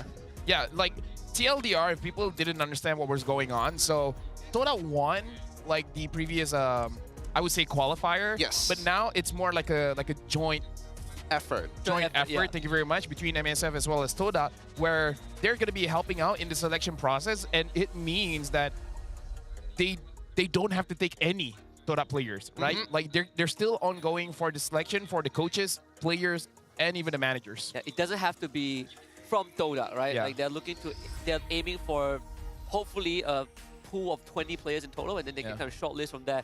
We also got Homeboys Arcane who are going to MWI, but even then they are also working, you know, side by side to create the best possible roster to get that gold medal back. I mean, and considering how Todak is performing right now, it's looking pretty great, right? Things are all starting to line up for this organization, as Todak will now get first pick this time round. 50% win rate so far.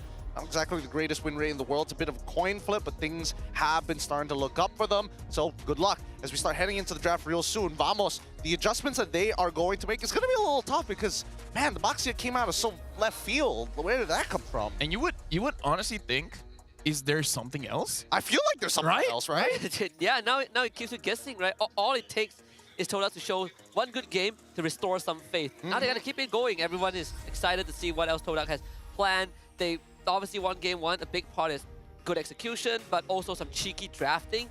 But let's say game two, we go back to a more normal kind of draft, right? A more standard kind of game. Can Todak still keep up? Because their bait has always been how fast and how calculated Vamos plays. Dude, does Zaya just have a screenshot of the draft, what he wants in the draft, like a full-on scrim look-alike? A full screenshot of the drafting screen. Yo, this man, he needs his information. I didn't believe that was gonna look like that. All right, it's time to start making our way into the drafting phase in our second game of this best of three. Let's jump right in.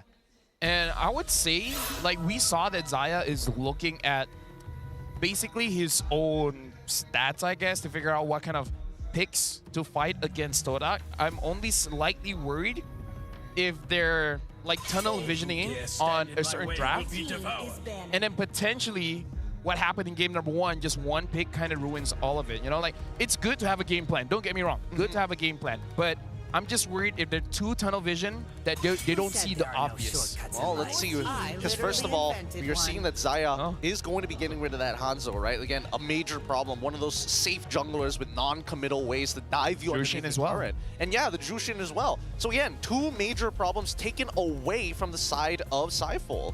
Yeah, and I mean, the last time that Todak beat Vamos in this case, or majority of the players, was back in season 11, right? In the playoffs, 3-2. Afterwards, season 12, 13, 14, Todak has not been able to take a single series from the MPL. This would be sweet revenge, considering that it is quite a new look for the roster.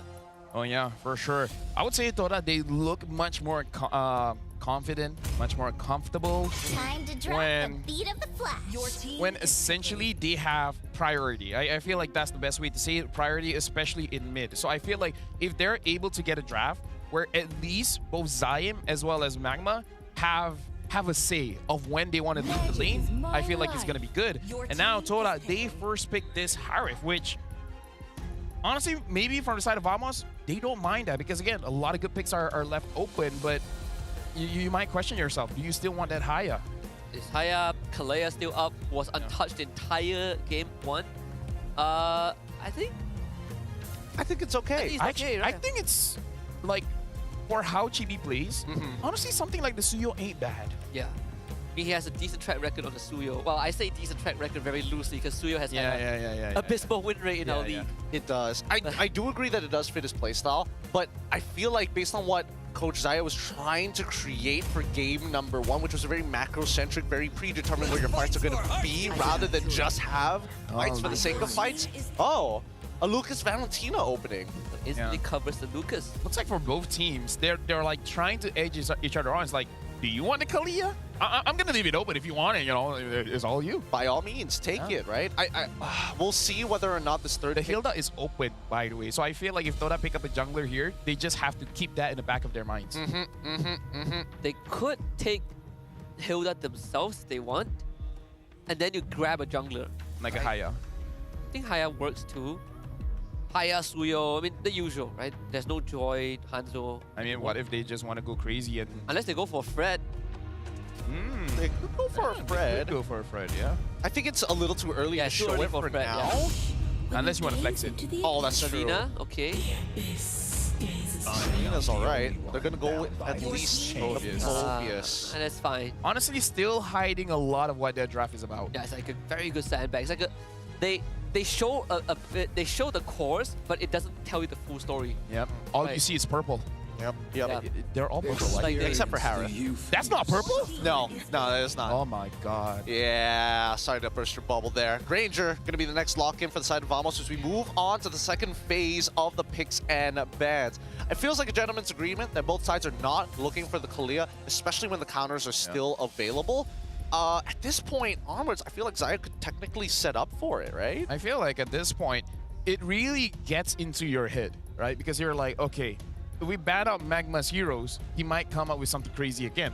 But then it comes to your head as well, like if you ban out the obvious assassin junglers or fighters or whatever, maybe Gabe comes up with something crazy as well. What if like an export jungle is coming and then they're just not ready for it? I mean, even right now, when you look at the remaining heroes, the remaining roles that Todak needs to fill up, it's Magma and Gebe, right? Yeah. Like and we saw the cooperation in game 1. Like Magma and Gebe, they work together just fine. Zyme has also been able to keep up.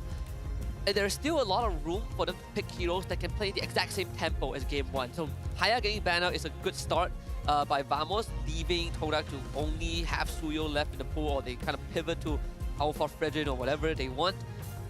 But there's still Cho, Jawhead, heroes that can go pretty fast. Interesting that at least for Todak, they got rid of the Guinevere. Yeah. Why ban out Guinevere when Kalia's on the table technically? Because it's not the easiest to catch, right? Like it depends on who catches who first. I feel like it's the player. Because I feel like Zorn has gone like not on record, but we have heard that he's really not all that comfortable with the Kalia, but for some reason with the Guinevere, he feels much more safer, and Zorn's playstyle is like he jumps in and then with the Guinevere, he's able to get out. That's something that Kalia can't do. If you go in, you stay there. I love the Fredrin ban. Yeah. I didn't anticipate this. Now you funnel Gebe into the remaining 2 picks. Like Alpha Astrio are the most obvious one. They take the Cho away.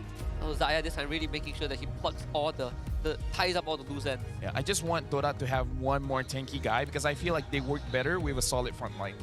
You can take the Gatot here if you want, I think. I mean, the Kali was banned out by Xayah in the second phase in game 1. Yes. I don't think you need a Kali. I think Gatot is okay. Or you could go Franco. I mean, Franco would be a pretty interesting pick as well. We haven't seen a Celia Franco in like a very long time too. I feel like the last time we see that kind of comp, not exactly, is from Vamos, where if I'm not mistaken, they pick up a Novaria and Franco. Yeah. In a different game, Selena plus something else. So, you know, we'll see for Todak. I want them to keep it simple. So they do take the Gatot Studio. Okay, this time more conventional. Yeah, extremely conventional.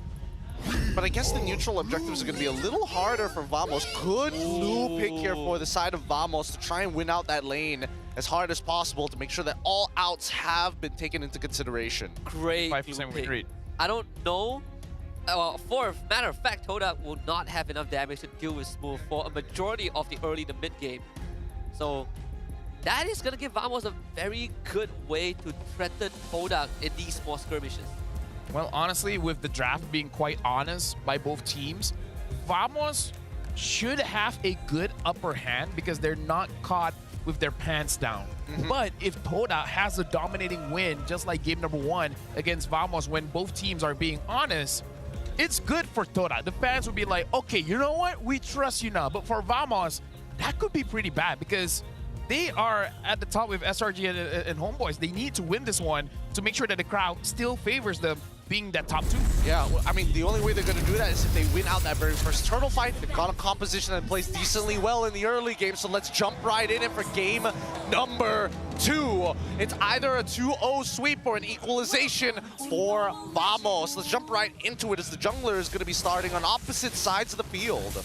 And this is for probably the 5th or 6th time since Todak's last win over the members of Team Vamos, and they've come this close. He's already losing out the lane. Espresso with the camp at the bush was able to win it out. I feel like I've seen this before. it happened before, right? I can't remember, but I believe it definitely happened. I believe it happened in week 1. But anyways, right now Smooth is holding Momo, but Momo is just freezing that lead. Zorn has to flicker out. And again, this is Todak's way of having some kind of priority by putting pressure onto Zorn and just a little bit onto Clockwood. Yeah, as much pressure as possible, considering that Momo is already freezing that bot side. There's a potential gank angle down by the bot lane. I wonder if Todak are going to send anyone to help Zihin. I think he really needs the assistance for now. Chibi on the top side, so Magma will hit there. Does not have to revitalize. He's still down for another half a minute. Zorn gets staggered a little bit. Gebe almost finds the first blood. Smooth was able to save his roamer. Gebe turns around with the AERO. Doesn't find his move. Flickers forward to get the root. Clockwood comes in, tries to go for the execution. The heal are terrified just enough. First blood for Clockwood. A very dangerous needle that they're trying to thread through. Such tight conditions. They cannot afford to give anything over to Todak for now. Oh, AERO doesn't connect though. Let me just say, the fact that Smooth flickered forward to make sure that Gebe stayed around, he must have had incredible trust in Clockwood to be able to come down fast enough and actually get that kill. Yeah, not to mention dodging the right spells. Here we go, one more interaction by mid. Right now, honestly, looking at both draft, Todak definitely has the upper hand here when it comes to the turtle. But I feel like Vamos, if they play their cards right, maybe they can get a kill. They're gonna come in with the beast. Of course, Chibi wins the retribution. Now comes in with the flash combo. Gets hit by the AERO, but doesn't matter. He is CC immune. Both teams trade one. Magma and Chibi both go down. Zorn now gets gone up by Momo. Smooth sticks on the Gabe, but finds nothing. Clockwood now has opportunities to do damage. Keep Momo away. The AERO misses. Momo moves on forward with the chase. Inferno pursues. Smooth still gets out, and Zorn comes in to help his teammates disengage. Clockwood still gets gone on, but Todak finds nothing. Oh man. I'm not gonna lie, a little unfortunate here. GB did not have 2 charges to get the CC immunity and did actually have to take the full duration of a pretty long stun coming in from Zion Senpoi. Not to mention that somebody needs to, again, help Shihin. And Magma will do that. Honestly, right now, both teams, they are playing for their micro mechanics, right? They're really trying to test each other's limits to see if they can bait out any kind of mistakes. Earlier on, yeah, GB made a little bit of mistake, and Todak definitely punished him for that. He is 2 levels down. And now they're in danger. Zorn comes in, flicker kick. More than enough. The Vamos crowd roars at the play. A clean double kill on the top side of that map with no hitbacks from the side of Todak just yet. The only bad thing was that was avoidable, right? You could have asked Magma to help hold the lane for a little bit and then allow Shihin to recall, get back some HP, and then come back. I agree. And now Zion Senpoi has to take the punishment. As much as Selena has that long crowd control, big burst damage, it's about landing the arrows that's going to translate into anything. Magma will find Clockwood, but Todak, they're not in a position to take on any fight. Yeah, Magma just walks away for free. No angle there just yet. As the invasion happens, Zorn, again, feeling pretty at home on this show, right? He's finding these cracks in vision, finding these angles to actually sneak and park in some of his teammates to find these flank angles, these advantages that Todak don't have eyes on. Something to note here that Todak, game number 1, clear game plan, gank the goal lane. Here, not entirely sure what is it, but now looks like Zorn got caught. The goal lane got shut down pretty early too. Zorn not able to find the Jikundo into a kick. Chibi gets staggered all the way. Here comes the AOG. Magma can control Smooth. Chibi goes down as Gebe takes him out. Good turn into a kill. Momo finds the second one on the Smooth. A little bit of a late rotation coming in from Vamos' side. They initiate, but they get punished on pretty hard. And this means that Gebe gets a full conversion off of that turtle with another buff falling into his pockets. Right now, Todak fighting and trying to pull back. Oh, doesn't get the purple buff. Sorry. Now Nets.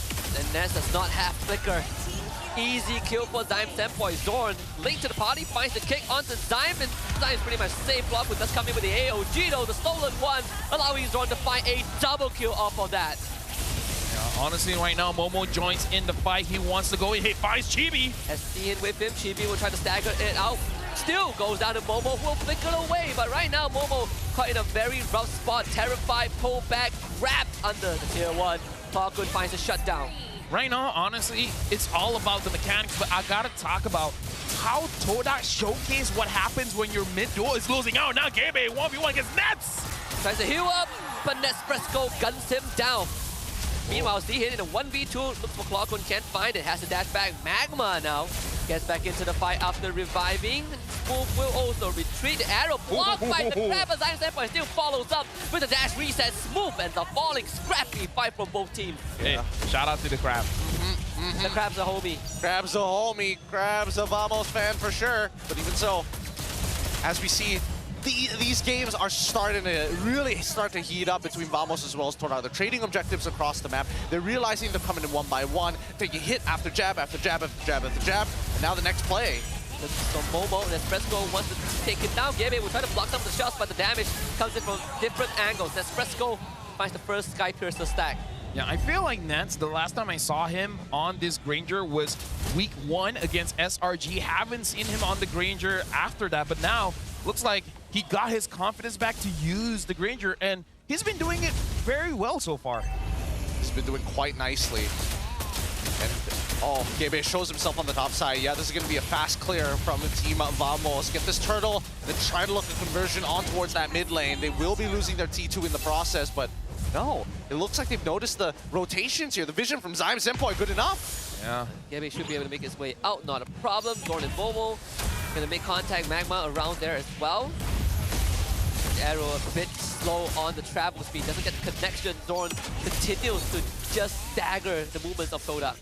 Yeah, haven't seen Zorn on that show as well, and now he definitely looks very, very comfortable. Starting to get back that recall habit, that emoting habit. Vamos, honestly, with 3,000 gold lead, honestly doesn't even look like that far ahead, because Todak is still holding down the map quite well. Yeah, they, again, are looking for these picks. And Zorn will take his time, right? He's the master of the Cho. It's a signature, might I add. But now T2 on bottom side, left to its own devices. Todak has been rotating too much. Just try to keep Team Vamos on their toes, but losing structures in the process. So the macro favoring Vamos. They light up the bottom quadrant of the jungle. Gonna spot out Zorn, which does keep Gebe safe. Just got the War Axe. We see Momo with the NTQ Ras, first hand priority. These arrows haven't really been finding their mark, but it's giving Todak enough info to deal with Vamos. Right now, Vamos, the thing that I like is that they're not really forcing it. They're not forcing anything, essentially, right? They're playing it slow, they're playing it macro, and they're trying to outmove Todak all around the map. And Zorn is just taking care of nets, just to make sure that no shenanigans gets onto him. Yeah, he's just making sure that he's covered from these rotational angles that they're expecting Todak to try and slip on through. Last game, we saw that Shihin was dominating Nespresso after 2 dives, and he never really recovered from that. This time round, Nespresso significantly ahead of Shihin. We'll see whether Shihin is okay playing from behind. And they will find Clockun. Good control from Todak. Too much crowd control, in fact. Move will hold the front line. Chibi unleashes the beast. Now needs to find an angle win. Magma is going to try to hold them back. See hit though, that's get blasted by both Chibi and Nespresso. No more Harif in the fight, but Todak still has the damage. Nespresso would do his own, finds a double kill. Momo to the back line. They get dove, and Chibi ends up going down, but Nespresso still finds a triple kill. 40 stacks on the Sky Piercer. 3 for 2 trade in favor of Team Vamos. Oh, Zorn! So close, no cigar just yet. But with that being said, Team Vamos will be able to get into full fighting force just a little bit faster than Todak. Yeah, something to keep in mind, Nats is playing well and he has that Sky Piercer, so that's stacking up. Fun fact, if I'm not mistaken, Fresco in Tagalog basically means like, I'm that guy. Like, it's a way to say that you're arrogant. Ah. That's the direct translation, but it's like saying I'm arrogant, like I'm better, I'm the best, something like that. Okay, I thought it was just, Yeah, no, I know, but then, yeah, but Brigida told me. Ah. He's like, you know what Fresco means? He means like, I'm that guy.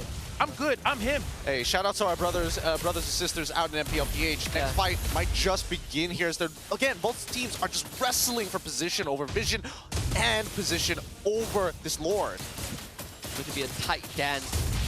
Move has been really providing a lot of that distraction for Team Vamos. Right? Nespresso untouched so far. And man, the damage on the Magma, he's not holding on any longer. See how Malefic draw too much penetration. Yo, Nance is hitting the shots. He's zoning everyone away from a mile away. And now Vamos getting the Lord. And now Momo got caught.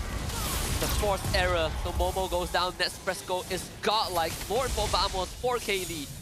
Zorn still no flicker, but he does have the way of the dragon. It's just going to allow this conversion over the mid-tier 1. Looking for some more pressure down by that bot side as Chibi will cover the lanes. Team Vamos has a very good spread, and now this is where the composition starts to get stronger and stronger and stronger.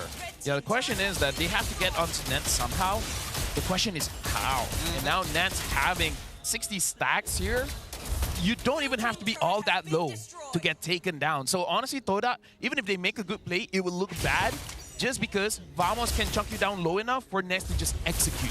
I think the only way they're doing it is with Momo, right? Like a flicker knock-up and then start sending in Magma as well as Gebe.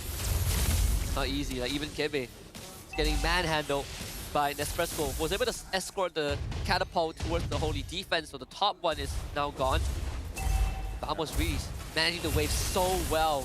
And honestly, like even if you get that far, Zorn's there. He can kick you away. Yeah. You can still move and Zorn, looking for a target. Brought it out by Todak, but it's okay. Vamos will get the inhibitor either way. I like that this move is using the second skill to become small and taking turret aggro, just to make sure that Vamos has a clear way to actually go inside and you know, get that inhibitor. A good use of the new glue mechanics. Oh, look at the difference in terms of raw gold. No holy crystal, but literally every item under the sun for Nespresso. He is so huge. Magma is going to lose all of his health, but one more shot to execute him. He swaps to revitalize. Chibi and Clockwood on the bottom end. A two-way fight. Chibi gets away with the CC immunity. Zyme Senpai still catches up, finds a killing spree. Now we have to escape, and Nespresso takes him down. Now Magma is seen, jumps on Nespresso. That is an opportunity that they've been looking for. Rose Gold Media, not enough. Shut down. Stolen AOG from Clockwood, doesn't hit the mark. Double kill for Sihin. Todak holds on. Yeah, impressive way to hold down. Now Smooth has to go away. Someone has to clear the minions though. Magma, I'm worried that he might die to the minions. But so far, minions have spawned. It should be okay. Gebe gets the kill. And Vamos, not entirely sure what the idea was. You change it to your Sacred Beast form to scare away Todak and get the inhibitor. I mean, like, to be fair, they got what they wanted, but I feel like the price that they had to pay was a little bit too expensive. Yeah, it was definitely too high here. And I mean, I think the worst part is that Nespresso, he's going to be losing like a majority of his stacks coming into this now. 20 seconds until we see the next Lord actually spawn. We're going to have a real game here becoming, well, actually, it's going to progress even further, right? Todak has turned around quite the lead that Vamos developed for themselves. Oh, that's another Sacred Beast being utilized by Chibi. That has to be a mishit. Almost like a 5k swing minimum for Todak. Now they have control of the Lord. Of course, regardless of where the Lord spawns, long lane it's a constant problem for Todak, right? Both side inhibitors have gone down. Maybe working on the Lord, down to less than half health. Vamos in the vicinity. Do they roll the dice? Smooth goes in, finds a 3-man root. Todak turns around and just bursts him down. Shihin has come online with the items. And right now, Vamos, they just gotta try to bait something up from Todak. And now Momo, maybe he overextended. And Momo is gonna flicker forward. They go straight for the backline. It's Nespresso who is the target. AOG from Magma misses. Gebe now dives in. They need to protect Nets. And Zorn will do exactly that. But is it enough though? Because Sihin has the damage. Zorn will revive from the immortality, but Zyme's endpoint and Sihin takes him out. Double kill for the Harif. Todak wins that fight. Finally, Shihin able to get some real damage onto the members of Team Vamos. It's a 2-for-3 trade in their favor. And now Todak have pulled it all the way back. They might even get an inhibitor off of this. It seems a little unlikely, but without their jungler and, more importantly, somebody has to constantly deal with these waves back at home. Yeah, this is actually quite rough for Todak. Honestly, if Vamos can stall out the game a little bit more, control the Lord, and then just let the minions do his thing, Todak might actually lose this one. Yeah, there's still, I mean, it still favors Vamos either way. Zyme Senpai got his Divine Glaive. So these arrows, these pops are gonna hurt so much. And Smooth needs to start readjusting how he takes these fights, right? We saw how fast he got blown up before the fight even starts. Obviously, top lane pushing in, Todak will have to eventually deal with it. They will leave it to Zyme Senpai, who now has a lot more damage to handle the waves. I think at this point, as much as I want Smooth to readjust, it's kind of his job. It's kind of his job, but who do you want to get right on top of, right? Everybody has some form of dash, some form of way to negate the displacement. Oh god, oh god. Okay, here's a conceal use. They want Zorn Des in. They look for him. Loses vision of Zorn because Zorn pot conceal. Buys the time, finds the kick, and now Vamos comes in from behind. Time Senpoi will be able to dash away the safety. They still try to dive in with Smooth in the back, but Momo is holding the rest of Vamos back. It's a noble sacrifice to get the rest of his teammates out 2 for 2. Honestly, like, it was good from both teams. The fact that Zorn, oh, she hit. Oh, he takes the fight, and they trade. If Chibi wasn't there, that might have been the most epic goat lane fight we've ever seen. Yeah, that would have been the closest one, and I think that Harith might have been able to clutch it out. The base has been exposed for a very long time here, and Team Vamos, as much as people are hoping that they can at least start stealing away this Lord, Gebe, the threat that's looming around, even Clocken stealing his ult. Oh, hold on. Chibi wants to go in 1v1 style. Sacred Beast, Gebe needs to wait for cooldowns. The arrow from Time Senpoi. Gebe! Man flies both of them! And Gebe goes down the clock on. Vamos have finally edged it out. Nicely done.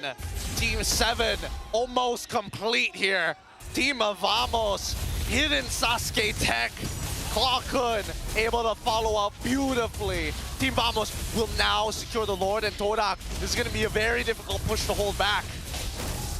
Dude, that was impressive. Like, that was an enemy fight. Like, you thought, oh no, Naruto, you got caught. Like, this, look at this instant replay. It honestly looked bad for Chibi for a second there, but then, boom. That was... Sometimes can take away the MC aura, but Clockhood gets blasted by Sihin. Oh. And now Magma will be able to hold back the fort a little bit. Smooth gets gone on. There's the stun. Smooth needs to run away. Turns into Gobules for now. These arrows, Todak still incredibly dangerous, but without Clockhood, Todak will be able to slow down the push a little bit. Yeah, honestly, Vamos, if they play it well, maybe they can pressure with this Lord to actually end the game, because right now only the mid inhibitor is there, and all the minions, well, they haven't managed to, manage the minions, but they could have let all of them, pressure. It's hard without Clockhood. Yeah, I think with Clockhood dying here, this means that we're just going to have to wait for another Lord to actually pop back out. There's a lot of heroes that want to go for the dive, that want to go for disengage, but there's a good amount of them that just want to only, shoulder bump, make contact with them somewhere across the map to allow everybody else to find it engage from a separate angle. And right now for Todak, funny enough, they do have the goal advantage, but at 18 minutes, only a few people don't have full items, and for the people that do, it's all about item swapping at this point. Yeah. For Vamos, it's hard because they're juggling who's going to be the front line. Is it going to be Zorn? Is it going to be Smooth? And then who's going to be the one protecting the back, right? We saw Smooth didn't look well. Zorn did it. He was able to bait out that Zaman force. And for a long period of time, that Vamos could have done something with it. Oh, hold on. Zorn got caught. Oh, gonna lose the immortality to the Wishing Lantern pop. So that is some resources Vamos would have loved to keep. The thing is, it's 18 minutes at this point, right? So the next time they're able to take the Lord is going to spawn so fast. So if they do this right, if they time it around the 41 seconds or something like that, they can let the Lord walk, establish pressure around the map, and then once Todak say they're able to handle the Lord is going to spawn again. Like, this is one of those checkmate angles ever since the patch, where after 18 minutes, if you play with the Lord well, you can give non-stop pressure, and Todak with basically just one inhibitor, they don't want that to happen. The moment Vamos gets the Lord, honestly, it's GG. Yeah, I think the worst part about it is that with missing inhibitors on your side, you don't really have the choice to force a tempo breaker on Team Vamos, not without vision, and most importantly, not without the right positions. And that's why you're seeing Vamos have a pretty good spread along the river line in case Todak try to come from a different angle. Oh, Chibi will go for the hard score. It's all about surviving. What? I saw Zion Senpoi, a lot of chatter just now. They try to get his team on the same page. This is going to be that dice roll if Todak wants to force it. Yeah, they have to play an incredible macro game from Todak to win against Vamos. That is in this position. Look at Zorn as well. He's providing vision and maybe a catch later on. Yeah, those sideways are going. Zyme is clever. He's putting traps just to figure out where the flank is coming. Sideways are such a pain to deal with. good news is that you can still hold out the top wave for just a bit longer, and Vamos, they are not letting go of the aggro. Clockwood almost gets blown out. That's half his health bar gone. Zorn has an angle to come from the back. Lodge gets resetted just a little bit, but Todak will have to return home very, very soon. The top wave is pushing in. They either roll the dice right now or Vamos take that big risk. Zorn wants to go for a kick, doesn't get it. Zaman Force out. Zaman Force out. No revitalize. Here we go. That's the dice roll. Chibi turns into the primal beast. Here comes Momo to the back line. Lord, dangerously low. And Kebe finds a Momo will sacrifice his life to ensure that the rest of his team gets away. Todak now needs to back up because Vamos, they're on the hunt. AOG stolen by Clockwood goes in. A taunt and a turnaround. Magma saves it. But now they're going to defend the base. The minion wave is strong, but Magma holds still. It could end now. They want to end, but there's no more wave. Todak once more holds on. Oh, if Todak wins this one, man. Hey, I don't know. That's a statement. That's a statement. This could be their push right here. Clockwood's back up in 38. Smooth is back up at 25. Chibi needs to fight something before he builds up enough charge to unleash the beast. Right now, he's about 90% of the way. He just needs 5 more seconds. Oh, this is going to be tough. The Lord is tanky. 4 members of Todak here, making the Lord even tankier. Salmon Force popped by Sihin. Chibi loses half his health bar. With one enhanced attack, Chibi turns into the 9-tailed beast, lands a shock blast, does nothing, an arrow connects. Winter Crown, Chibi gets stunned up again, chain stun, taunted up, swaps to immortality, comes back to life, flash stab, tries to get away, but a snipe from Gebe. Sasuke wins out this one, quell the 9-tailed beast. But so far, with that play, Chibi had to sacrifice himself. Yep. They're still in this game. You don't want to die for sure, but at least your base is safe. So Chibi, amazing play. Wow. You had to die for that one, but amazing play. Really good stuff. Really good stuff. Now, we're going to see that Todak wants to get at least and even up the score by taking away the long lane, and they force this. And they will force it with the AOG. Sure as heck they can. Sihin will be able to avoid any sort of a kick attempt. That's the top inhibitor going down. Spoon trying to walk out of this, but again, killed by Kebe. There's the kick on the Sihin, but there's no follow-up. Sihin turns into ice. And Vamos now on the ropes. Magma contact with immortality. Zorn gets stunned up, staggered. Momo and Sihin works together to bring him down. Chibi up in 5 seconds. There is a minion wave to keep Vamos afloat, but the whole Vamos base have been teared down by Todak. Oh my goodness, they were able to clear up all the waves from every single lane. Momo tries, he misses the flick. And now they will go for Sihin again, but this time Todak will go for the prize. Revenge serve! After 3 seasons, Todak will find the biggest revenge of the regular season run. 2-0 over Vamos. Woo!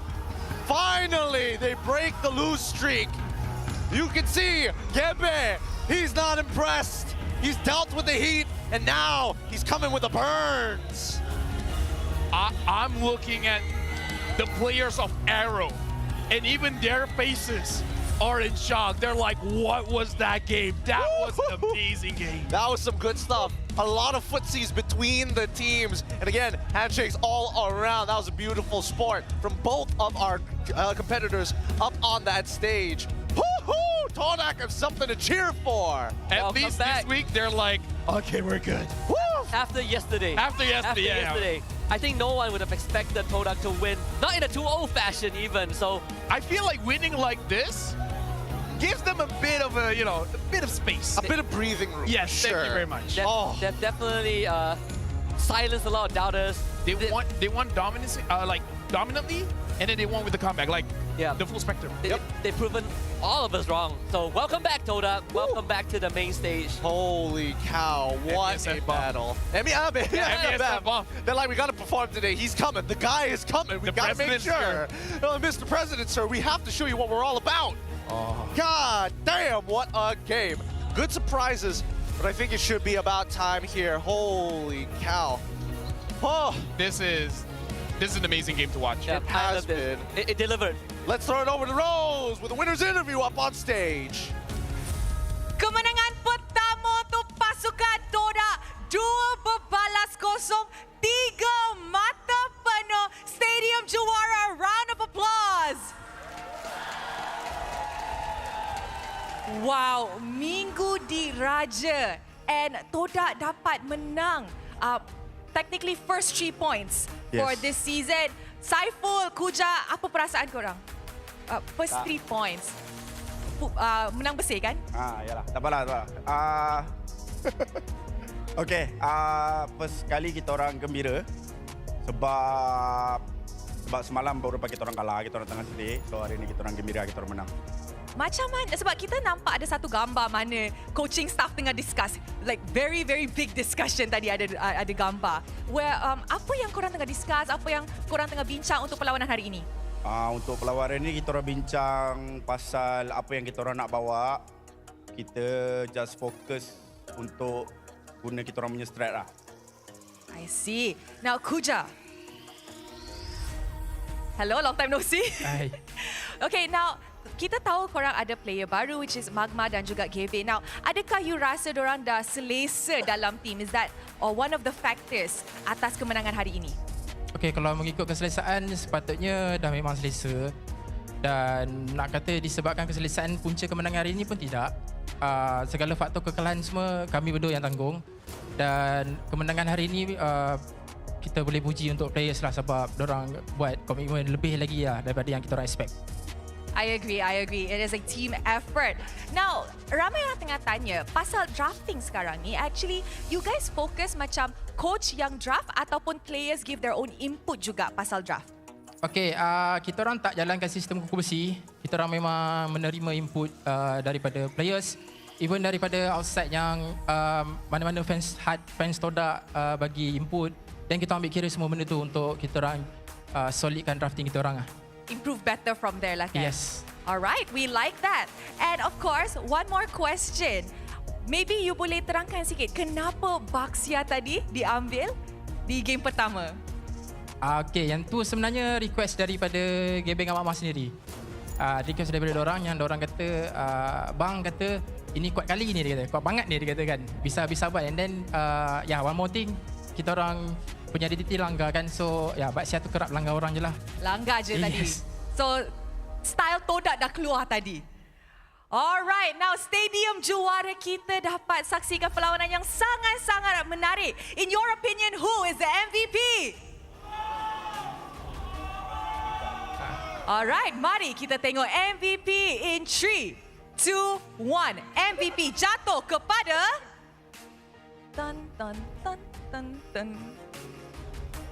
Momo! Naik. Alright, Momo, come. Join us on stage. Teman kita orang di atas pentas. Hello, Momo. Long time no see. How are you? Baik. Okay, Momo. Now kita tahu Momo has been playing in whatever lineup yang Todak keluarkan untuk musim ini. Macam mana Momo adapt? Benda tu biasa dan sebab kita semua pun ada chemistry dan senang lah untuk adapt. Okay, Momo happy tak dengan performance Todak hari ini? Happy. You rasa dengan kemenangan hari ini, adakah ini satu sign that from today onwards, the Todak Langgar is back? Ni bagi pembakar semangat kita orang untuk jadi lagi baik lah untuk next week. The morale boost is here. Momo, anything yang nak cakap kepada fans Todak yang hadir ke stadium juara untuk sokong Todak? Pul ni cakap. Okey, untuk fans Todak, terima kasih sebab datang luangkan masa. Untuk fans Momos juga, terima kasih sebab luangkan masa. Minta maaf sebab semalam kita orang tak dapat menang. So, apa-apa pun jangan lupa support Todak. Benda tu takkan hilang bila-bila pun. Alright. Okay. Terima kasih and congratulations once again to Todak. Wow, what an amazing series. Perlawanan kedua minggu di Raja. And with that, let us throw it back to the casters to analyse apa yang jadi dalam clean sweep game ni. Casters, back to you. Thanks, Rose. Oh, and there you have it, the whole squad up on stage. The MVP of this game. Give it up for Momo on that Fulvius in both Game 1 and Game 2. Good God. Crazy, man. When they say trust the process, we made fun of it, but now I'm starting to trust the process a little bit more with these two games. Obviously, Momo did one of the most fantastic Fulvius series I've ever watched. And honestly, this is why I'm okay with them sticking with this lineup, because they themselves said this is the strongest lineup, right? So even a broken clock is right twice a day. So it was just a matter of time. And I feel like this will spark argument online where people will ask, is Todak good or Vamos actually bad? Oh, right. Because again, like Vamos is one of the favorites to be top 2, and and you know, like I don't know. I think looking back at both games, game 1, I think Todak just of course the draft, right? The draft made all the difference. Game 2, I think Vamos started making a lot more mistakes. It's the same Vamos that we've talked about so many times. You reach that late game, they start getting sloppy, right? Like, and oddly enough, I feel like Gideon would agree with me here, is that Chibi did not look good on this Lucas. And it's not the first time he used the Lucas. He used it before against Envy, if I'm not mistaken. But I feel like quite a few times, either he was making the mistakes or he got baited by his team thinking that there was a backup coming in, and then he just went a little bit too hard. Yeah, I think it really boils down with the timings, the off timings coming in from Zyme Senpoi there, which made it feel like, man, he's making like so many more mistakes than he probably should have overall. I think the biggest changes that I'm seeing coming in from Todak, number one, is just Magma and as well as Zyme Senpoi. They feel a lot more synchronized today, right? There's no split weird decisions. It feels like everybody seems to be on that same page in comparison to yesterday, where it's clear everybody had different ideas of how the fight should look. And honestly, Shihin, even though like the early game, not all that great, the moment he got that Holy Crystal, we see much more confidence in him, where I kind of feel like, Vamos was able to bait out the Zaman Force. You know, he's going to get pressured. He somehow leaves the fight, and then once the ult is back, he comes back in. Like, you need a lot of confidence to do that. Yeah, I think even at one point, you could see, I think there was a moment where Momo and Gebe, they did, I think, one of the smartest decisions in the game. This Lord pit fight on the top side of the map where Nets was retreating towards where the Golem was. They just full sent into Nets. They died, sure, but by taking out Nets, they made sure that Vamos couldn't get control of the Lord, and they reset the game state. I think that itself, great sacrifice, but the call from Todak to make that move, I don't think most teams would even commit to throwing your jungler for a goal laner. Honestly, like, which reminds me of the play down bottom when Vamos was really forcing out that bottom inhibitor, where during that time, Nets had 60 stacks on that Sky Piercer. Yep.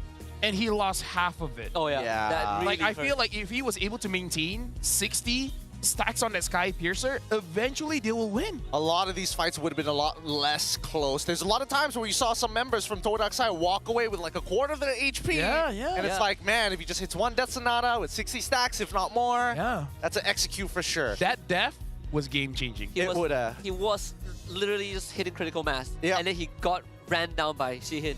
Tripped over his feet, man. Tripped over his feet. But I think in terms of a couple of situations, number one, the fact that they're prioritizing Nespresso over Chibi in these neutral objective fights, it just boils down to the characteristics of the hero. Again, in terms of raw damage, yes, Chibi is building full damage, but as a Lucas, you can't really tank the Lord or do it by yourself without the committal of your ult. And not only that, if we take out Nespresso from the fight, Shihin can easily deal with Chibi. Not a problem at all. What Shihin showed just now probably makes Fix proud. No, dude. This is what I've been talking about, guys. Best goal laner. Best goal laner in Best goal in the world. It took 4 weeks, but there he is. There he is. He knows how to kind of like ramp it up really fast, man, which is very impressive for such a young rookie. Young rookie gold laner. And he doesn't look like he's overheating in a match. Yes. Right? Yes. Like his focus is always there. He knows like I should go in, I should back out. No, like, oh no, what to do? I'll try my best. No. Yeah. He played it calmly. I think also have to give props to the backbone, one of the backbones, in this case, Zyme, right? Like a couple of times I caught him on the player cam, he was talking a lot. I think, especially in that late game phase where they were behind, side lanes inhibitors down, Zyme, pretty sure he's been able to keep the members of Todak cool, calm, and collected before they go into this big coin flip, right? Gebe getting the late game Lord was also game changing. Yeah, I mean, they were rolling the dice on a couple of moments here. And I think for Team Vamos, I think it's just coming down to the understanding of how we need to fight, where we need to fight. We got to make sure that we need to take advantage of certain things, right? We had 2 inhibitors on our side. They could have waited it out. But let's look at the 100+ play here. Oh, this is so good. They lost, but that was so good. So good. Gebe, he dodges the Sever. Taps Sever with the help of the Winter Crown. Just and crazy stuff. I feel like Vamos, they force out a little bit too much in this game. Maybe certain plays make them feel like super good. But these animations are sick. Hey, this is a good case to buy the skin. Oh. Dodge. Oh, so nice. The thing is... And now, we're gonna throw it over to Poji. Terima kasih caster yang handsome. Dan sekarang kita berada di dalam post-match interview. Kita bersama dengan Zon selaku kapten pasukan Vamos. Zon, soalan yang pertama. Apa dah jadi sebenarnya? Alright. So kita orang baru lepas kalahan dengan Todak 2-0. Mengikut pada kita orang punya performance untuk lawan Todak ni, boleh dikatakan kita orang punya performance underperform kot untuk menentang Todak. Which is Todak dapat deliver yang performance yang bagus lah untuk lawan kita orang.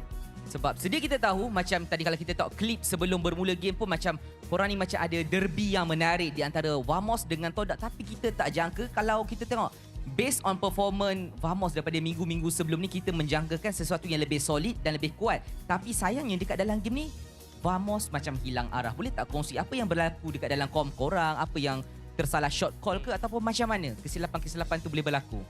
Rasanya lawan Todak ni mungkin kita orang ada sedikit pressure kot berbanding dengan tim-tim sebelum ni kita orang lawan. So boleh nampak macam teammate saya punya communication untuk lawan Todak ni macam agak orang kata banyak bercampur-campur lah. So macam kita orang punya decision tu untuk buat something tu banyak kepala.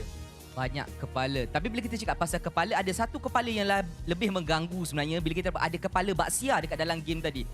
Dengan kemasukan Baksia tu, dia nampak macam kacau korang punya perancangan. Dengan bila masuk lagi CC, korang tu macam tapi kurang impact, kurang burst untuk bantu. Macam mana pula dengan benda tu? Korang nak counter tapi tak jadi.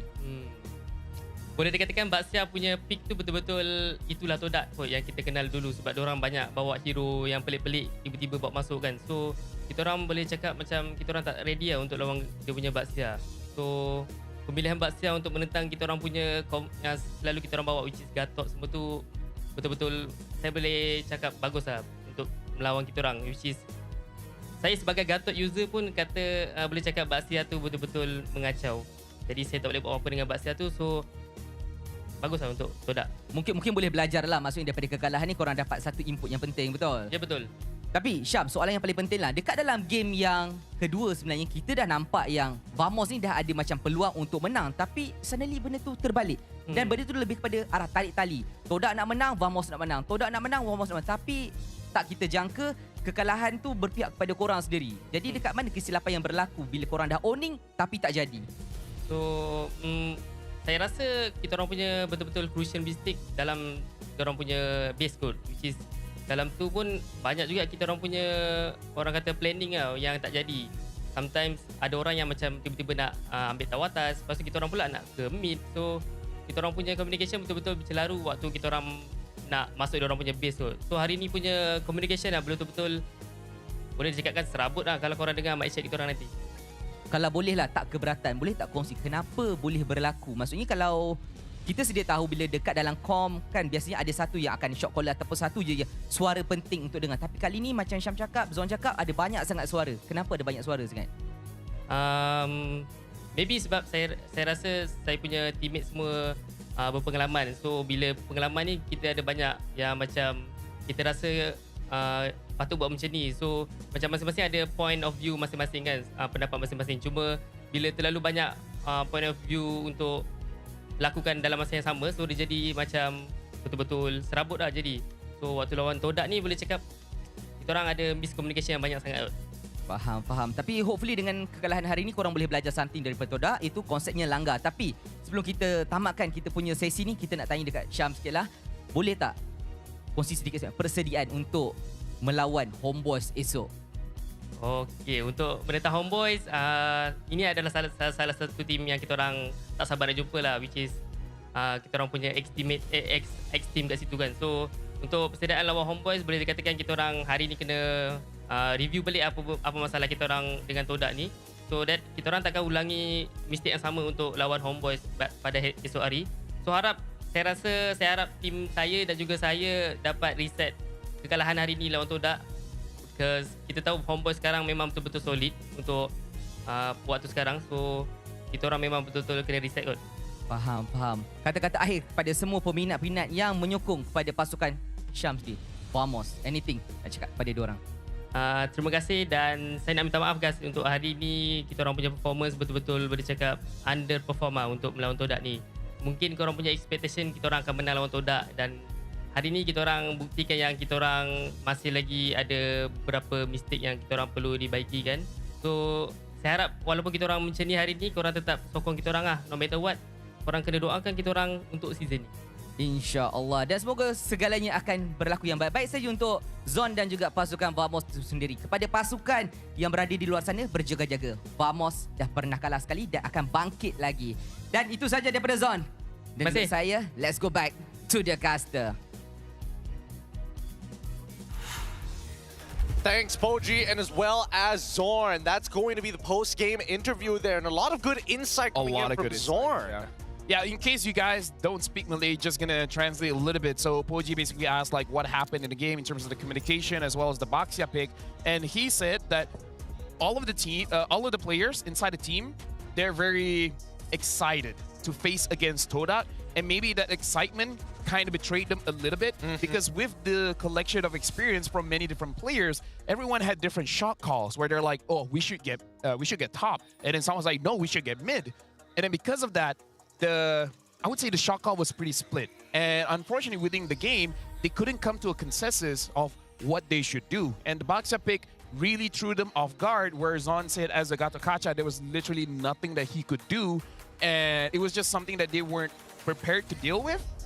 And they just couldn't recover from that. Yeah, that's just, again, just one from one each and every single time. It's great to see that Todak is coming back into these types of positions, man. Vamos, I mean, they could have made this an even harder struggle. Yeah, I mean, he even said one of the lines that we've yearned to hear for a long time, right? This is the Todak that we all know. A Todak that brings surprises and a Todak that makes it work. Oh, dude, that's going to be a pretty epic battle. Guys, before we're going to be closing down for the break, before we head on over to our final best of 3, we've got a video for you, a highlight trailer of what is to come with Vamos' next matchup and also their mic check afterwards. Yeah, it's gonna be about Vamos against Homeboys for tomorrow. Like, the game is so good, we're gonna hype it up today because honestly, we saw both teams going up against Todak, and Homeboys definitely look much better against them. So Vamos, they gotta reset, they gotta get better. They gotta get better, they gotta reset. With that being said, thank you for guys watching here today. That was our second best of 3. Let me present to you the video.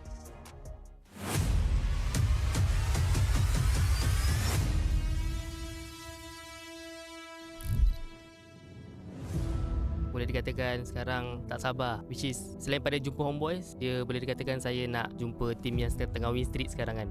Since diorang sekarang boleh dikatakan performance diorang memang on top lah, tak ada kalah, menang semua. Saya nak lawan Chibi lah sebab Chibi pun sebelum ni pernah bermain dengan saya dekat SEA Games. Saya harap yang season ni kami dapat beri saingan lah. Kita orang takkan bagi menang mudah dekat orang sebab kita orang dah kehilangan banyak poin dekat tim-tim yang kita orang dah lawan. So kali ni kita orang akan menang 2-0 lah. Ni ibarat macam reunion kembali lah.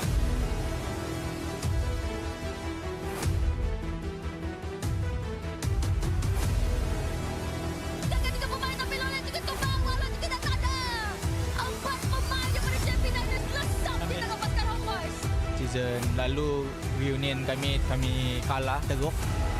Kita masih yakin. Cuma kalau hasil gak ada yang tahu. Tak kisah menang atau kalah, at least kami dapat beli saingan.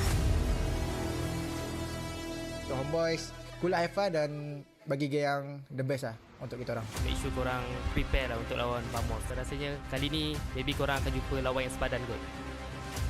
Jangan pandang rendah kami lah. Saya janji yang lawan Vamos nanti di regular season saya akan buat yang terbaik lah. Kami semua akan buat yang terbaik.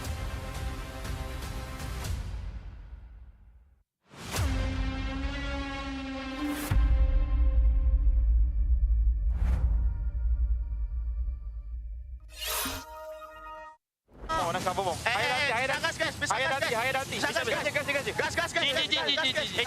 TV. Nice guys. TV. Guys, tenang lagi mid. Balik.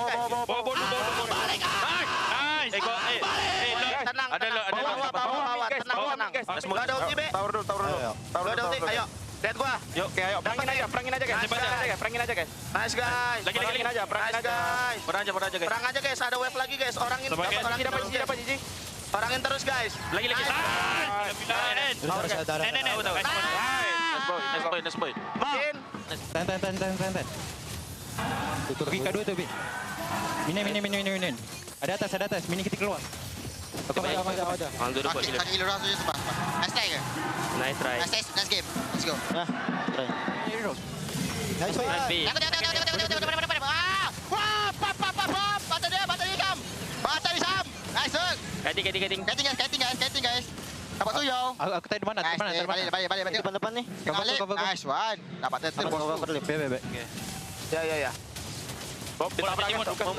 Aman guys. Depan-depannya guys. Dulu ni monyok. Lokasi tuh. Lokasi lobat guys. Nice. Mati. Lihat dem. Kena. Ah,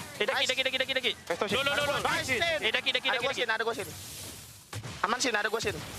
Nice guys. Mantap guys. 3 guys. Boleh ya? Ayo, main. Gas mau. Green guys, dapat. Nice guys. Green kita ada flicker guys. Ya. Ranger kena nih guys. Bisa lihat tak? Depan dulu guys. Nice. Green aja. Nice guys. Langkah guys. Caw dulu. Mati. Bawa dia minion tau. Oke, aman aja guys. Aku bukan dulu. Dapat. Aku mati. Back aja guys. Aku mati. Nice, ada gua. Balik. Santai. 1 untuk 1 guys. Backup. Gua tahun. Nice Guys. Wait. Ini. Aman. Boleh. Aman. Boleh guys. Kita dapat lawan guys. Diorang main aman. No play je guys. Betul. Load mid. Okey, jom. Kamu aja guys. Dengar aku. Kamu aja. Ayo guys. 3 lompat. Jom.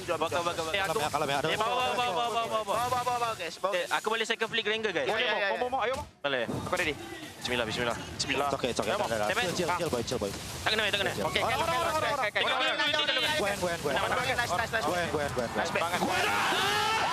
Nice.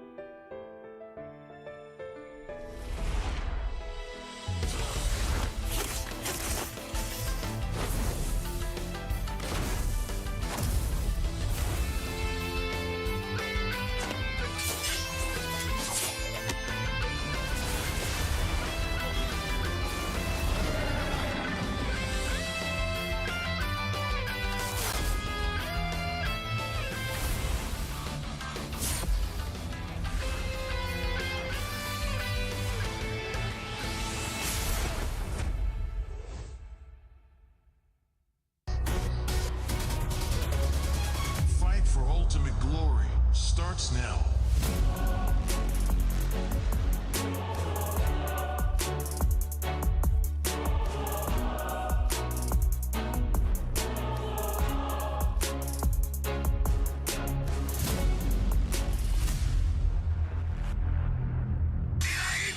Mobile Legend M6 スイスウォッチ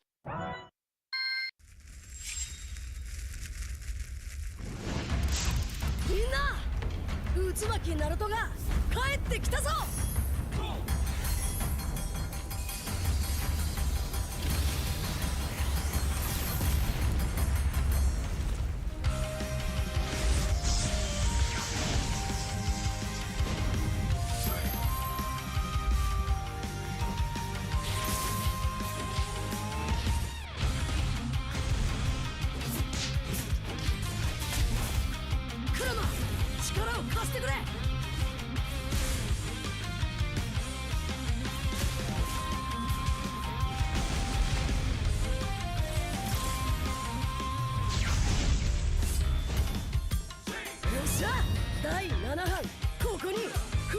ってばよ。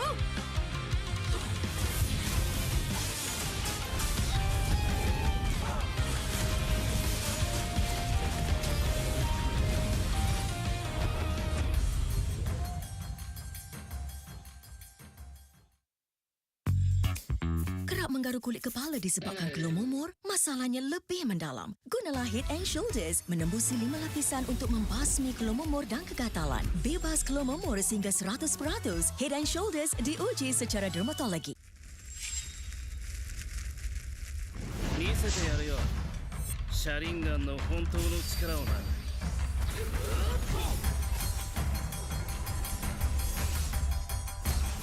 力が湧いてくる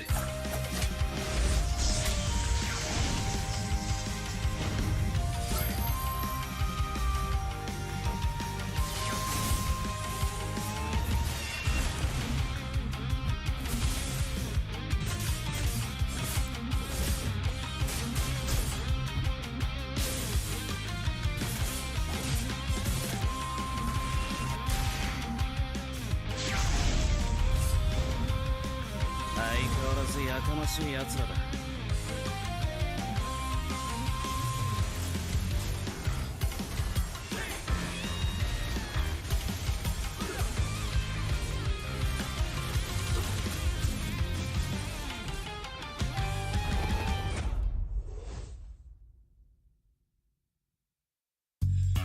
You keep scratching the surface for dandruff? But the problem lies deeper. Use Head & Shoulders. It goes 5 layers deep to defeat dandruff and itch. Be up to 100% dandruff-free. Head & Shoulders. Dermatologically tested. みんなを守るために私はもっと強くなる。やっしゃなら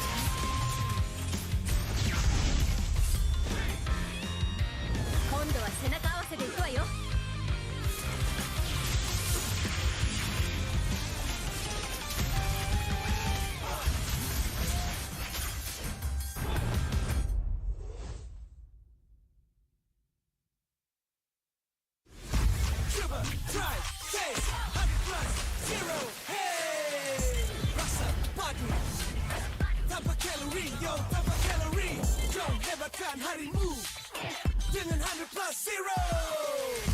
Cuba, try, taste 100 plus 0. Hey.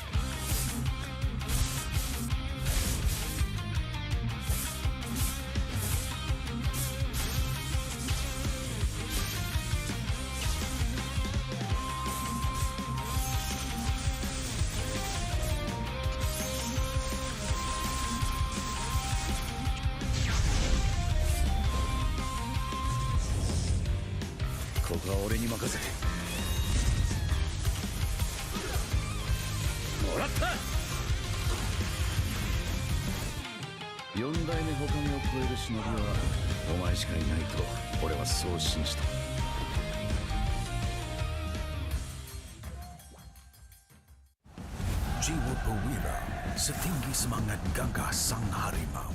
Medan bertarung walau di mana, kita berdiri sama perkasa. Biar lawangan kita bergema satu dunia. Perwira dan pertiwi, bangkitlah dan terus berjuang. Marilah kita bersorak, harapan pasti ada. Ayo Tim Mas, kita mara bersama. Kita semua Tim Mas.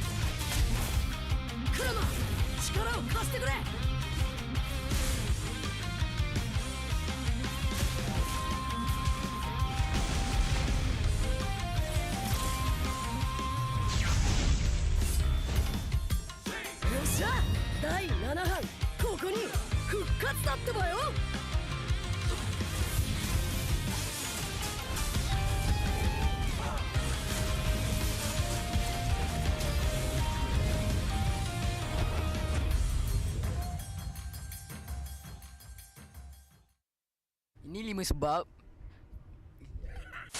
sebab kenapa korang kena datang tengok MPL MY di Stadium Juara. Pertama, korang dapat tengok kita orang main dan tim MPL lain main secara langsung. Kedua, boleh jumpa player depan-depan. Bruh. Yang ketiga, sebab ada booth Vamos. Keempat, tiket murah, RM10 je. Last sekali, yang penting sebab ada saya lah. Jom datang Stadium Juara setiap minggu untuk tonton semua tim MPL MY bertanding. And paling penting, jangan lupa beli tiket guys kat Ticket to You atau tekan link di bio. Jangan lupa follow MPL MY.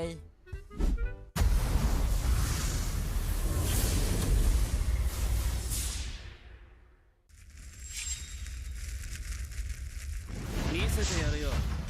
Sharingan no hontou no chikara o na.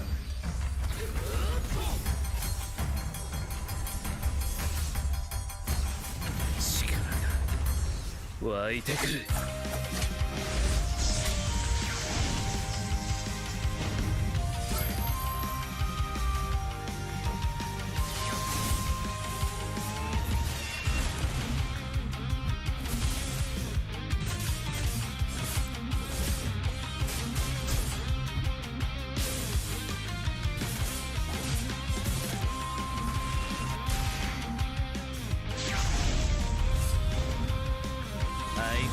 やかましい奴らだ。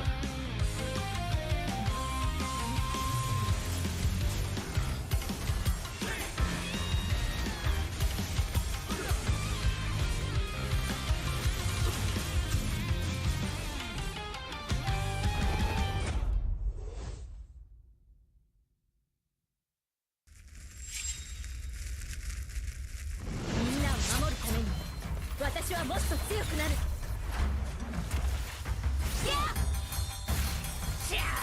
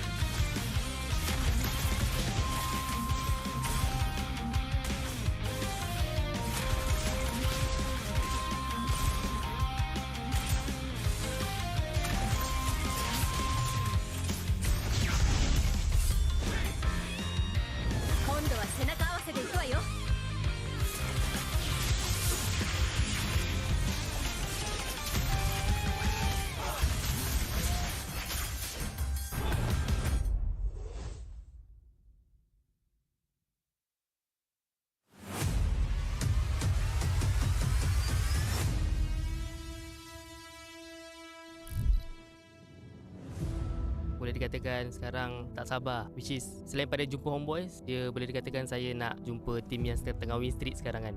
Since diorang sekarang boleh dikatakan performance diorang memang on top lah. Tak ada kalah, menang semua. Saya nak lawan Chibi lah sebab Chibi pun sebelum ni pernah bermain dengan saya dekat SEA Games. Saya harap yang season ni kami dapat beri saingan lah. Kita orang takkan bagi menang mudah dekat orang sebab kita orang dah kehilangan banyak poin dekat tim-tim yang kita orang dah lawan. So kali ni kita orang akan menang 2-0 lah. Ni ibarat macam reunion kembali lah.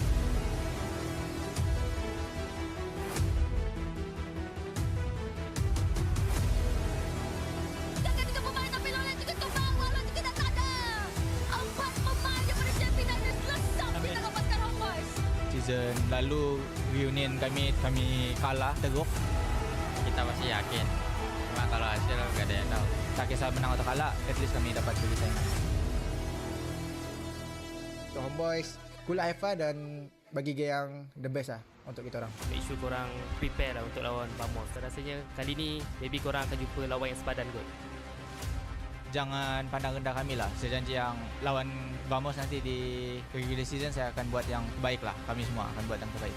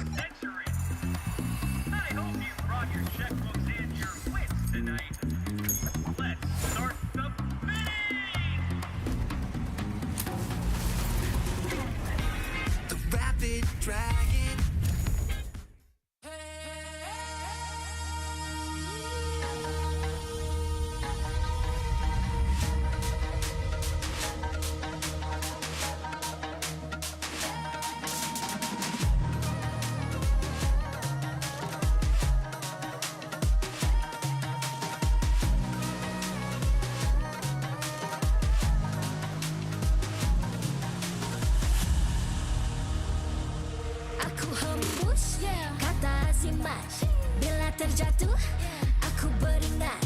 Jalan dah jauh, cari titik bermula. Krak, krak, krak, krak. Jangan patah semangat. Semarak api bukan calon cadang. Biar apa menghalang, aku sambut datang. 1000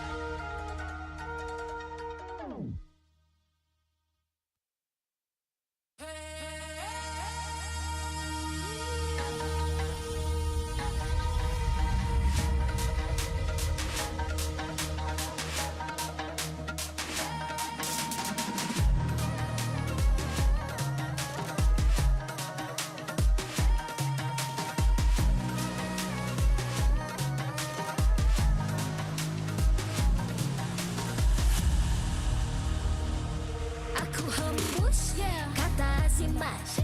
Bila terjatuh, aku beringat. Jalan dah jauh, cari titik bermula. Krak, krak, krak, krak. Jangan patah semangat. Semarak api bukan calon cadang. Biar apa menghalang, aku sambut datang. 1000 daya, 1000 alasan. Harungi semua sampai di akhir garisan. Eo, eo. Kami tak senang mengalah, kami luar biasa. Semangat membara, harungi bersama. Lakukanlah sama-sama lakukan, bergema di kiri dan kanan. Tak berhenti marah ke hadapan, tak mengalah berdepan cabaran.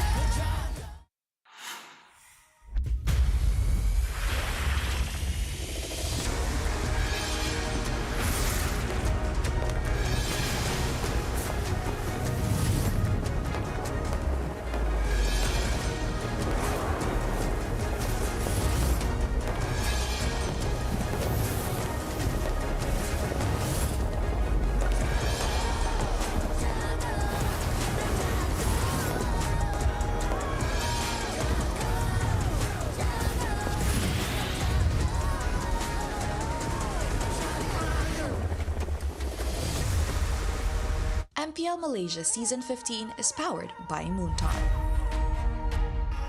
Official gaming smartphone, Infinix Note 50 Pro Plus 5G. Powered by the MediaTek Dimensity 8350 Ultimate 5.5GB processor for smooth performance.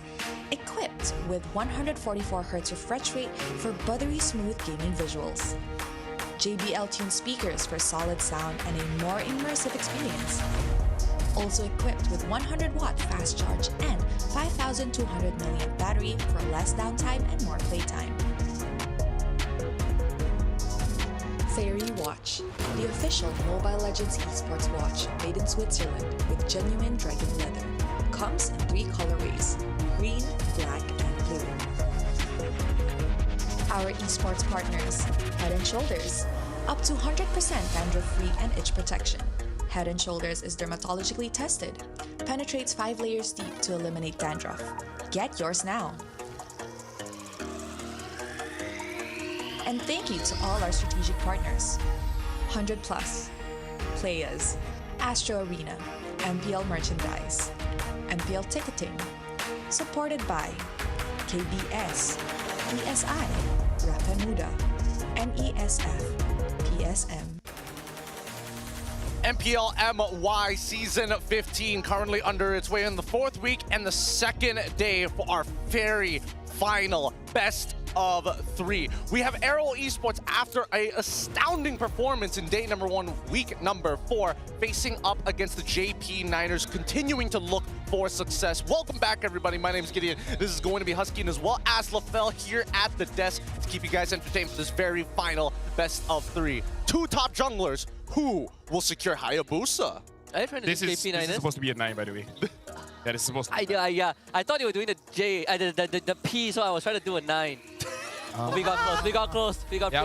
We got close. You know what? The chemistry, ironing out. Figuring it all out. Speaking of which, Hayabusa. The hot pick here so far. Imagine like all the great junglers get banned out, including the Hayabusa.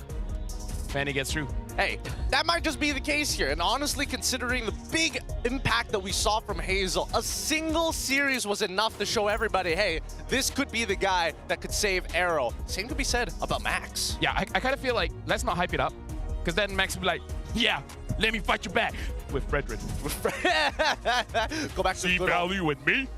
You're good. Go back to the good old classics. But we have to hype them up, just like Head and Shoulders. Up to 100% dandruff-free plus itch protection, guys, is dermatologically tested. It goes 5 layers deep to defeat dandruff and itch. And if you're wondering, dandruff is what makes your hair itchy in the first place. Guys, please, pick up our official shampoo partner today.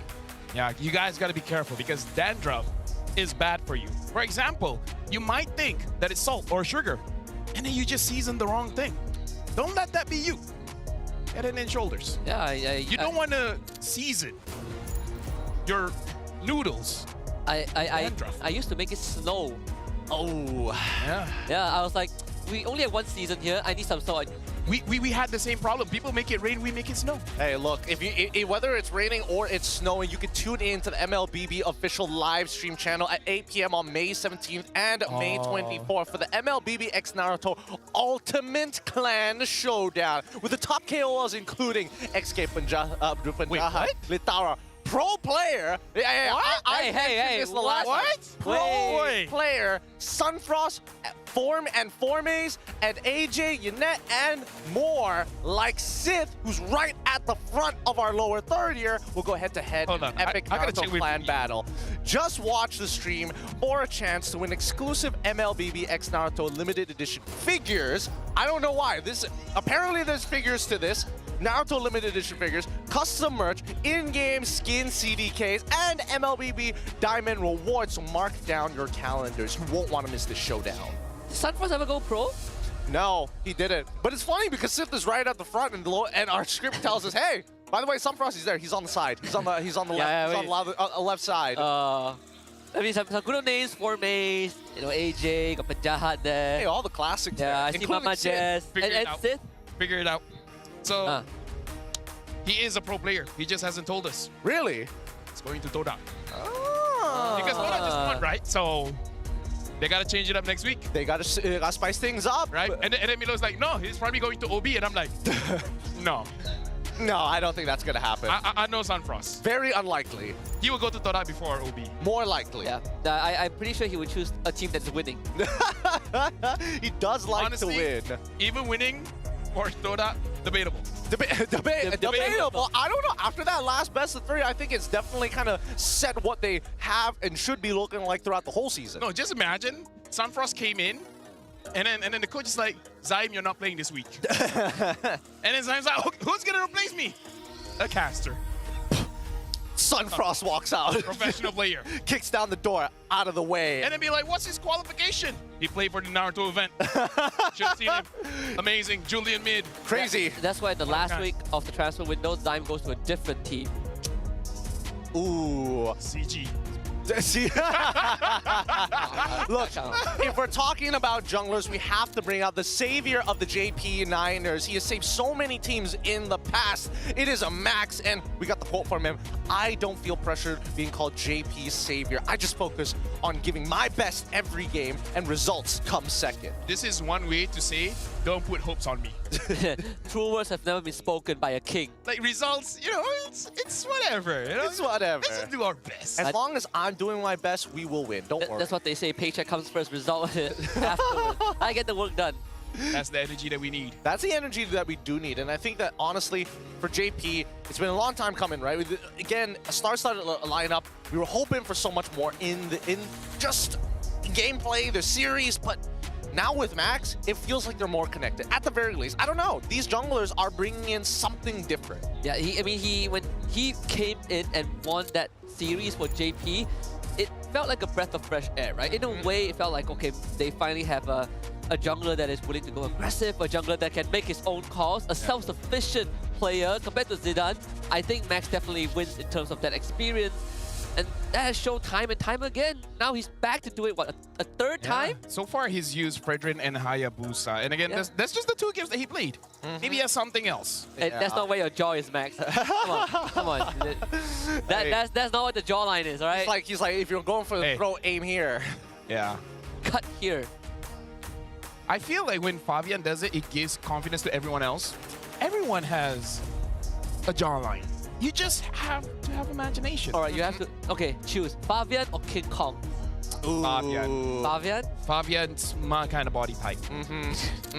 Is that the wrong thing to say? I don't know. Hey, potato. Because I feel like, him doing it brings out confidence. King Kong brings out... it makes me feel inferior. King Kong makes me feel inferior. Fabian makes me feel like I have a friend. Positivity. Love yourself. I talked to Fabian on a lift when he was doing his laundry and he was sick. Okay. And we were talking, we were chatting, and then I was like, hey Fabian, are you really sick? He's like, yes, I was. And I was like, shouldn't you cover your mouth? Like, dude, you're exposing me. then he just stopped talking. Look, either way, if we're talking about sick junglers. It was a lie, by the way. We have to talk about Hazel. He's had a crazy debut for AERO, turning this team around on that Hayabusa. And we asked him a couple of questions, and he gave us a quote of, I want to fight all MPL MY junglers and destroy them all. So, to the other teams, wait for us. Hey, you know what? Hazel, incredible guy. Number one, the name of my cat. Shout out to Hazel back at home. My little white princess. Okay. Wasn't expecting the other moniker that came alongside with it. Yeah, honestly, like, for him to achieve this, he has to go to the playoffs, right? Because there's a few junglers that he can't fight against. So, one win at a time. And I feel like if they win 2-0 against JP Niners, high chance, playoffs. But he started with by taking out one of the top junglers we had, right? I think as much as they lost to SRG 2-1, you cannot deny that Hazel put up a sick 1v1 against the guys. So just I think overall statistics, that series, you can say that Hazel definitely outclassed the guys. He was head But they lost against SRG, humiliating. I mean, regardless, it just goes to show how potentially strong we could get AERO to eventually become, right? Yeah. I think a lot of people have been like really critical about the way that AERO's been playing, but now with the breath of fresh air in Hazel, I think this team has a brighter future ahead of them. And here's the thing, a lot of people are saying like Hazel is solo carrying. I would disagree very, very highly because legit everyone is making work, especially I would say the other duo in that mid trio. Kim honestly has been zoning people out very, very well. I understand that they made some outplays. You know, Kusei sometimes flickers a little bit too early when there's nothing going on, but still, give them time. They only train like 3 days. 3 freaking days! And they're looking this good. What is our plan? To win. Up to Saho. It's the brain rot. It's brain rot. Don't worry about it. Don't think about it too hard. Now, let's look at the beyond the arena with Hazel, because he's had honestly, for such a young jungler, he has quite the history, right? Initially, guys, if you don't know, he's from MPL Indonesia. He started off his career in the MDL with Penjajaran Esports in MDL Season 8, turning the team's losing streak into a comeback run and earning multiple weekly MVPs, awards, and titles. I mean, he's played under the great RRQ at one point, right? Got recruited by GeekFam and then transferred to RRQ. And then he was still in school. He's going to school and balancing pro play and earning stage time in Season 15 of MPL ID, and he's taken more wins than L's on the MPL ID stage before Susujin took over. And I like his mentality. He really has this, I don't care, I'm just gonna win. Like, I'm just gonna play and I'm gonna dominate everyone, right? Like coming into MPL MY mid-season, coming into AERO and not the other big teams. He's just like, hey, you're the first to offer. I'm just gonna come in and we're gonna win. I mean, I like that confidence. Look at this, right? Like, what an accolade for a young man like him. 3rd place with GeekFam ID on Season 13, 2nd with RRQ in Season 14, and now loaned out by RRQ to AERO, and they have a good chance of making playoffs. Yeah, very good chance. I mean, when he first came in yesterday, he was looking to like try and qualify for EWC if possible. And that's a very tall mountain to climb overall. But I think it's time we start getting the show on the road. Remember, this is going to be an important match for both AERO as well as JP to make sure they break away from the middle of the standings. Let's have a look at our first lineup. Say hello and introducing the JP Niners here. The JP Niners consisting of Loliel's Hazelnut, Warlord, Max, and Sapat. I like that they don't really change their lineup, you know, not going back to Zidane. Max, again, like we said, that hasn't had a lot of training time, but ever since then, he should have a solid 1 to 2 weeks worth of training time. And I feel like because he has played with these guys before, you know, like he entered the roster a bit late, but he has played with them before. So in terms of chemistry, I think this is one of those cases, 3 to 4 days, should have, you know, ironed things out. Yeah, he's either played with or against them, right? At some point in his career, right? Team Secret days and then the JP Niners. He's been through the ringer. He's been through the worst. He's even experienced what it felt like to avoid relegation by 1 single game. And he was the one who broke the Team Secret's loss streak also a few seasons ago. If you want to talk about his accolades, he has quite a record. Kind of the same as Hazel during his MDL run, where he came in and then helped team out. Basically. Yeah, something about Indo junglers. Indo junglers are always going to be very accomplished if they're coming over to MPL MY. And sometimes they get even better when they head on back to the MPL ID stage. But they're facing off against AERO Esports. They've been doing kind of awkwardly until Hazel has arrived with Aaron, Kim, Zekif, and as well as Kusei. So happy to see Aaron back on the stage, but my shout out goes out to Zekif, right? Yeah, agreed. Coming into MPL as a rookie, but yesterday did not felt like he was a rookie at all. He was hitting his mark.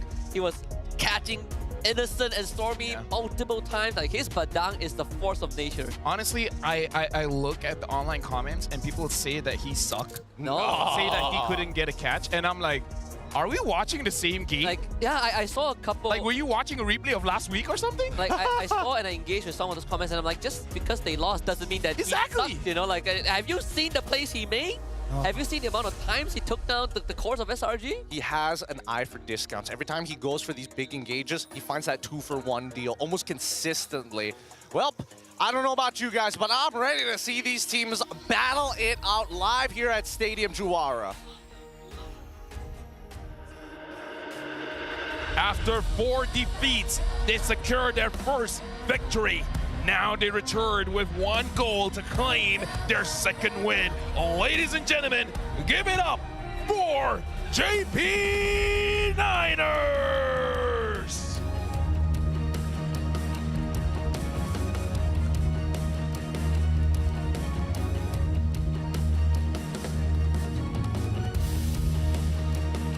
They shocked everyone with an outstanding performance yesterday by managing to steal a point from the defending champions. What surprises will they bring today? Get ready to fly with AERO Esports!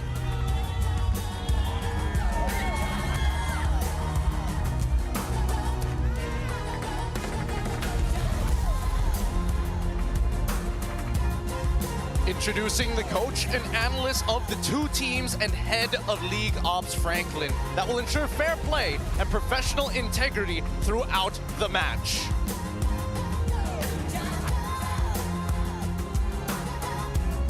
Let's keep it going with fist bumps between the teams. A true sign of professionalism. The last graces before they duke it out in the land of Dawn. Good luck to both of our competitors as they arm themselves in their battle stations. Yeah, and to know that Coach Bam is up there alone. No one else to help him out on stage, which could be good, could be bad. Like, in terms of the good thing is that you won't be arguing with anyone. It's like, this is the pick.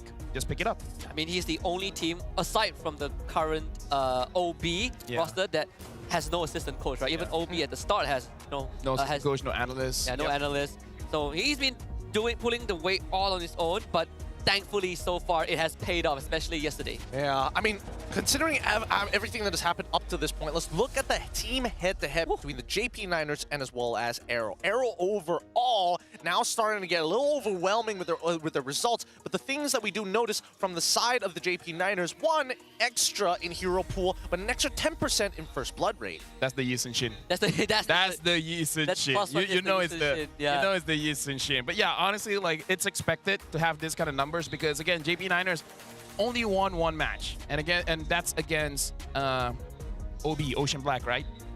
Fun fact, JP Niners and AERO kind of share a manager, where the manager of JP Niners was, of course, with JP Niners in previous season, and now he's in AERO. Honestly, it does not impact the gameplay in any way, but you know, fun fact. Hey, just to kind of keep these trading teams, managers. Yeah, trading managers, keep them a little tight even before and even after the game. Regardless, in terms of the games played, 9-13, AERO has had a little more grinding to do overall, and that's probably why their stats also look so overwhelming. Yeah, they've had obviously more games, but I think a big part of the statistics also came from yesterday's series against SRG, which was pretty bloody, you know, towards the far end. Funnily enough, both junglers are here to save a team. Yeah. It's the battle of the saviors, as they call it. Both ID junglers. Yeah, but either way, like, I would be very surprised after yesterday's game if JP Niners gives AERO a comfortable draft, right? Like, we saw him on the Hayabusa, and you can watch the previous games that he had in Indonesia. His fanny is incredible as well. Yeah, he does not miss. He does not miss. Hazel is extremely reliable, but same can be said about Max. The only big difference is that we've seen Suyo on Hazel and Fredrin from Max's side. In terms of average KDA, Max is still winning it out, but that was against OB during the time. I think this is going to be a true test to kind of balance out the numbers. I never thought I would see a head-to-head where both players just played once. Yep. It's like, oh, we have 3 slots, but they only play 2 heroes. That's how important they are. Yeah, yeah. Could have been 3 for Hazel if he didn't pick 2 Hayabusa games. Yeah. I mean, like, I wouldn't blame him, man. I Like, wouldn't blame him either. you open that up, I'm gonna pick it up. One of the most feared Hayabusa in MPL ID too. Like, people respect ban that hero against him. It was like this thread going on and people saying that, oh, why did SRG not ban Hayabusa? Even TL ID bans it. Something like that on the internet. Yeah, SRG better. Yikes. Wait until they bring out that 0-3 loss in MPL. Yeah. Oh, dude. Oh, man. 0-3, getting third. All right, it is time to get this best of 3 underway. Our very first game is about to begin. Let's jump right into the drafting phase. Let's see. Waiting for it to come up. Okay, just give me a second. All right. Wow, instant Fredrin ban. Okay. This is the idea. No way Max is practicing a lot of heroes. He doesn't get a Fredrin. GG, we win. I mean, like, again, they used to share a manager, so maybe the manager is like, yeah, Max, he ain't that good. Let's see if we see the Roger ban right after, right? Because we don't see him play anything else. Thank goodness, no. Thank goodness, no. Even Max was questioning OB when they picked the Roger, so I don't think they would. When Max, like, Roger, seriously? Yeah, Max, are you serious? Are you kidding me? Look, the meta picks are out of the way at the very least, and a couple of comfort picks for each of these junglers. Hobbs now with the final pick, final ban of this phase. Let's see what it's going to lead into, because again, I'm still... Tilda, the Loi. First pick, I mean, Joy, Harith. Actually, yeah, against AERO, you got to consider that Lou Yi, because Kim can play a mean Lou Yi. Yeah, one of the nastiest Loi. I think we've only seen a him handful of Loi with, him and Klokun, right? Yeah. There's also the Joy you need to consider. Oh, yeah. Okay, Harith. Now Harith is up on the table. Do they give it to Kusei? Oh, what are they planning? Like, banning out the Badang? Like, do they want something like a Hilda? I think it's a respect to Zkif too. True, what he accomplished yesterday. Oh, I don't want to play against that Badang. He got a lot of value from it, and I think Badang is one of his better performing heroes overall in the league, based on what we've seen. First pick comes through, it's going to be Zushin with side of AERO. Now Kalia is open again, and I don't know, at this point, do you risk picking up that Harith? Because Harith is an amazing hero, but we do see teams playing around it quite well. But it's also low layer signature, right? And you could, because again, I think these kind of draft sequence forces red side to make tough choices. Yeah. If I don't take the Harith, boom, AERO takes it. Yeah. But if I take Harith and I leave Kalia, they can take it as well, right? There's some trades going on. I think Harith is a higher priority than the Kalia right now for JP. It's like choosing what to eat. It sounds easy, but deceptively, it is actually quite difficult. Yeah, I think it's choice paralysis when you have so many choices that it kind of makes you a little slow. It's Joy this time alongside the Kalia for JP Niners. All right. So Max has trained with that Joy. Okay. Like, we have to assume, right? Yeah. Sabat's like, check this out. although honestly, I have heard there are teams that is practicing Joy EXP. Really? Like, unironically, they are training it. Not big success yet. That's why we haven't seen it. But it's like it's part of the training in scrims. I mean, you can see it happening. This could be Phovius. I want to say Phovius, but that Dusin can be quite a pain. I don't know. I feel like the trade-offs are kind of difficult right now. Yeah. As much as Zushin doesn't like Joy jumping on top of her, you've already got the Godthought to kind of deal with the Kalia almost immediately after, guaranteed scaling, and the Harith afterwards. I think so far things are looking pretty good for AERO. And now we get Hilda for the side of JP. Which honestly comes back to why they ban out the Badang, because the Badang is pretty good fight against the Hilda. So honestly, good pickup here. And in a way, it does limit AERO just a little bit when it comes to those jungle choices. I think it does kind of put Hazel through the list, right? Like the tier list of what else is left. Suyo, there's no more Fredrin, so what? Yeah. Suyo, Alpha. Like if you want to go crazy, like pick up something like the Ling, but again, it's not that great against the Hilda, right? So it kind of like introduces the question: do you still want to use those assassins or do you opt for something like a fighter? Yeah, and how much does JP want to kind of focus on Hazel? Right, they banned on Lucas. Good ban, good ban. So now Suyo is the next on the list. Yeah. In terms of priority junglers, that's totally true. AERO, on the other hand, is probably looking towards Pop's side. What hasn't been determined is what's going into the mid lane. Oh, they are going to get rid of the Moskov this time around. I think I'm totally fine with that, but it still kind of gives the idea that AERO wants the assassin. The Granger is still open too. I feel like Granger is going to be a good pick because one, Kusei is relatively... sorry. Oh, no, for Loliel. Yes, sorry. Loliel is pretty okay with that pick as well. But more importantly, Granger is one of those picks that can actually handle against a Harif. And one of the things that I'm actually really considering is that if you're thinking about the mid laners here for JP Niners, one of the better matchups against the Jushin is going to be that Eve. It's just that Eve and Kalia doesn't really play with each other that well. We forgot about the Hanzo. Yeah. At least I forgot about the Hanzo. And if they want to go more utility, I think the Valentina isn't too bad of a pick also for Warlord if he wants to. He has the pocket pick of Faramis if we ever go down that route.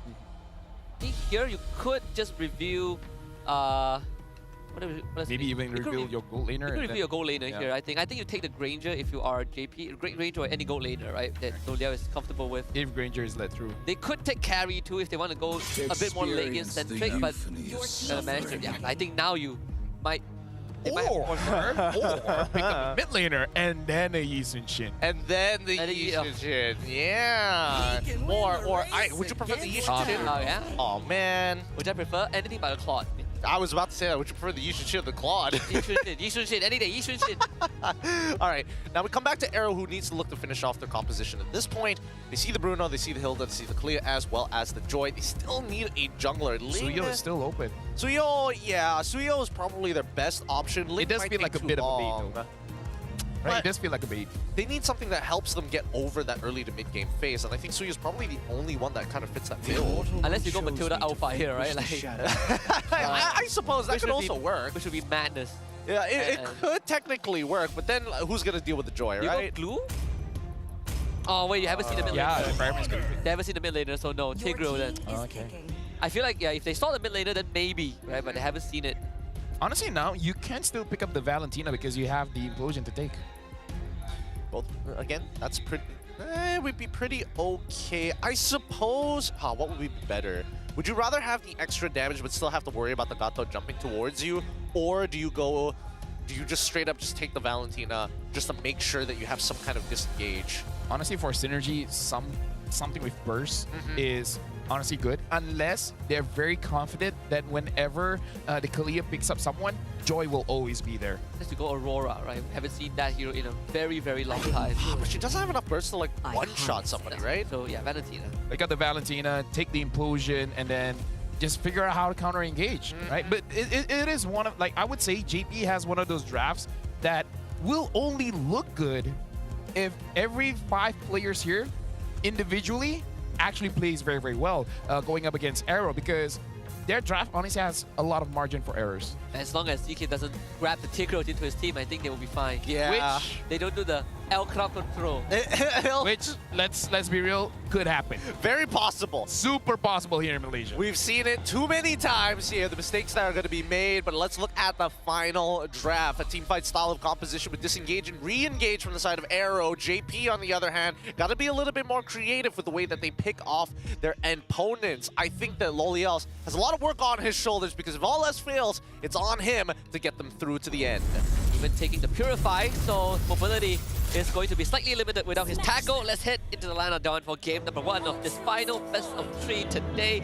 JP Niners against AERO Esports. We got AERO on the blue side, Niners on the red side. Right now, honestly, like my thought process when I'm looking at JP Niners, the way that they drafted and everything, I'm really curious, what are they trying to go for? Like, are they trying to go for a little bit more aggression, trying to get those early kills and then give it over to Max? Or they want to avoid fights, let them scale up, and then do something about it? Because I prefer if they go just a little bit more aggressive, because I feel like they can win all the lanes if played well.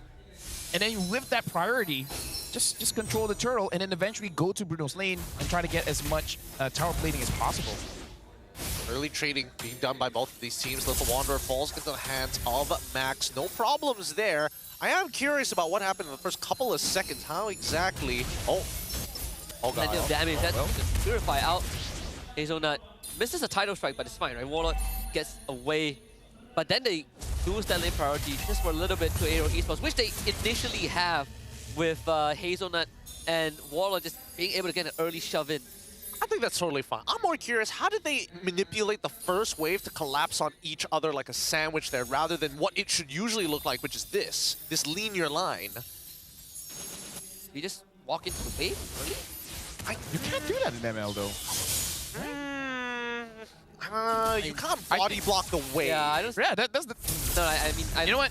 You got me curious. I'm gonna try to. Yeah, I don't see how they aggro. Exactly, because he got like a free trade. Luckily, they had a Kalia, so it doesn't matter too much. He's able to heal off of the Litho Wanderer, but that's just a small thing. For now, we see how the rest of this game is going to be played, because again, the junglers have not shown themselves on the map at all as they're looking to hit level 5. We saw the start for Max's jungle. He's slightly faster than Hazel. Now I think they're keeping up. Yep, on even ground. The Sacred Hammer, Sapat will flicker away. Hazelnut goes in to make sure that Niners will have the space to work with, and this Lantern is starting to become a bit of a problem. Warlock will steal the beacon away, lifted back, secured by Hazel. Turtle for them, but first blood for Max. Hazel ends up going down, and now JP Niners look to strike more. Another lift up, but there's just not enough damage from AERO. I actually feel like that's a very good trade by JP9. Sure, AERO got the turtle, but the fact that Max got a kill and it got a kill onto Hazel, I think that's really big. And now 1v1, Lolio against Kusei, looks like they're backing off. And Gideon, to answer your question, it was the Sacred Hammer. He just pushed the minions back. He just straight up pushed the minions back. Yeah. All right. Good to know, good to know. Now, as we see both JP and as well as AERO, they've already exchanged fists one time. And it's a minor lead here, but not really too much. Hopefully this is enough to allow Max to kind of start getting ahead in the game. They want Max to be in a position where he gets that Holy Crystal as soon as possible after his Starlium Scythe. In the meantime, Hazel's actually trying to do the opposite, right? He wants to kind of help out the side lanes, kind of figure out ways to force priority into their favor so they can dive down and help Kusei out. Guys, I kind of feel like, now it just dawned on me, this match might have more Indonesian viewers than Malaysian viewers. Oh, there's a very good chance. Very high chance. Like, I'm willing to bet it will happen. Like, it's not just Hazel, but Max as well. Right? People are like, hey, Max playing back. And it's like, oh, dude. Feels like MPL ID with extra Malaysians. What's up? Kingdom? Yeah. Is that what they call it? The Kingdom? Yeah, the Kingdom, yes. The Kingdom, right? Yes. Kingdom is what? Actually, they call it something else, but we can't say it on broadcast. I think that's the case. Yeah. Anyways, right now, looking at how things have rolled, really has slowed down a little bit. So it does look like for both teams, they want to play around. Ooh, as I say that. That's going to be a dead Warlord. Just, you got to respect the Gatot, man. You got to respect the space. Yeah, I wasn't expecting extra, little bit of movement speed there to catch him off. Unfortunately, he does end up losing a Purify on top of it. And this is going to allow, at least for Hazel, to catch it back up ever so slightly in terms of EXP. And the lift as well from the Lantern Flare. If you want to purify the stacks, you got to do it before you get lifted up. Disables all your controls. So with Warlord needs to get back into the fight, Sapat will be gone on, flickers away to safety. JP9 is able to thaw out the turtle take just for a little bit. Yeah, and now, honestly, for JP9ers, that was good by Sapat just to slow things down, but now they gotta commit. Comes back in, and Max, he has found his sentry. Sacred Hammer misses, and Max just does a Grand Theft Auto, finds the turtle. They do lose Sapat though, as Max wants to go for more. It seems like that's not possible, but his backline will get the work done. Zkip goes down, Lo Liao will find the kill. Yeah, these have been very, very clean fights from both sides. You can see that Sapat is just chunking it down. Hazel trying to kind of buy that space and time to allow Max to make an attempt of a steal, if not for a kill. And this is a solo kill attempt onto Hazel. Gets away with the iframes just in time. But orange buff now will be stolen. Lo Liao 1v1 against Kusei does not have the output. Kusei with the solo kill. Looks like for all the players here, they're trying to go for those solo kills. And now Hazelnut, he does have to be a little bit careful because he's taking quite a lot of free damage here. And title strike cancelled by the Sacred Hammer. Kusei comes in, should be able to pick up some easy kills. Killing spree for Kusei, follows with the Cyclone 9. Warlock will get away as Sapat comes in trying to trap Kusei down. But he does have the Diamond Force to dash away. Sapat will be gone on, and sadly, he goes back. Nothing. Kusei just outplays him with the footsie. Nicely done. If he died. If he died. If he died. I think he knew that Sapat just didn't have anything left, right? I mean, Sapat clearly doesn't have his ult. It's not enough there. Won't be able to finish him off if that's how much damage he did. Regardless, I think at this point, the picks falling into AERO Esports' hand has been very, very good. Like Kim, I mean, Zquif and Kim right now are working very nicely together to ensure they get maximum value. Yeah, honestly, I like that way that they're controlling members from JP Niners, whoever is overextending. So I actually want to see them being, oh, hold on. It looks like they're going for Hazel, but Supply went a little bit too deep. And it's crazy to see that there's a lot of, I would say, small skirmishes, but nothing super big so far yet in terms of full commitments to the fights. Yeah, nothing more tangible, right? So far, Kusei just trying his best. An early lane swap to Wow. Then Kusei is 3-0, right? He has one of the best early games that Harry could ask for. Bottom tier 1 goes down. Max wants to recall. AERO Esports will take priority off the turtle. Warlord steals the Crimson Beacon again. A lift out onto Subbat on the Dragon. Further back into enemy lines, but no cigar. Subbat healed up by Hazelnut. Yeah, it's going to be a bit of a problem here. They bought plenty of time to deny AERO Esports first position and more so holding priority over the turtle, allowing Max to not only pick up his buff, but participate in this fight.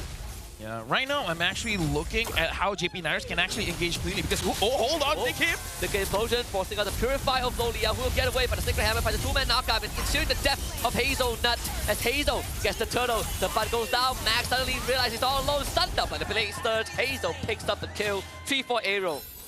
That's one of the unfortunate events of when you not over.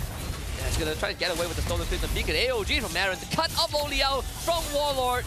Oh! And does take down Kusei as a shutdown for Loliao. That's good. That's big because I was about to say that that's a big problem when the Harim skills a little bit too early, right? The immediate damage that you thought would come in another 2 minutes is happening now. And we see that JP Niners get punished heavily. And now AERO with 2.5k gold lead, it's a good thing that Loliao is able to get that shutdown because if not, this would be like 3.2k.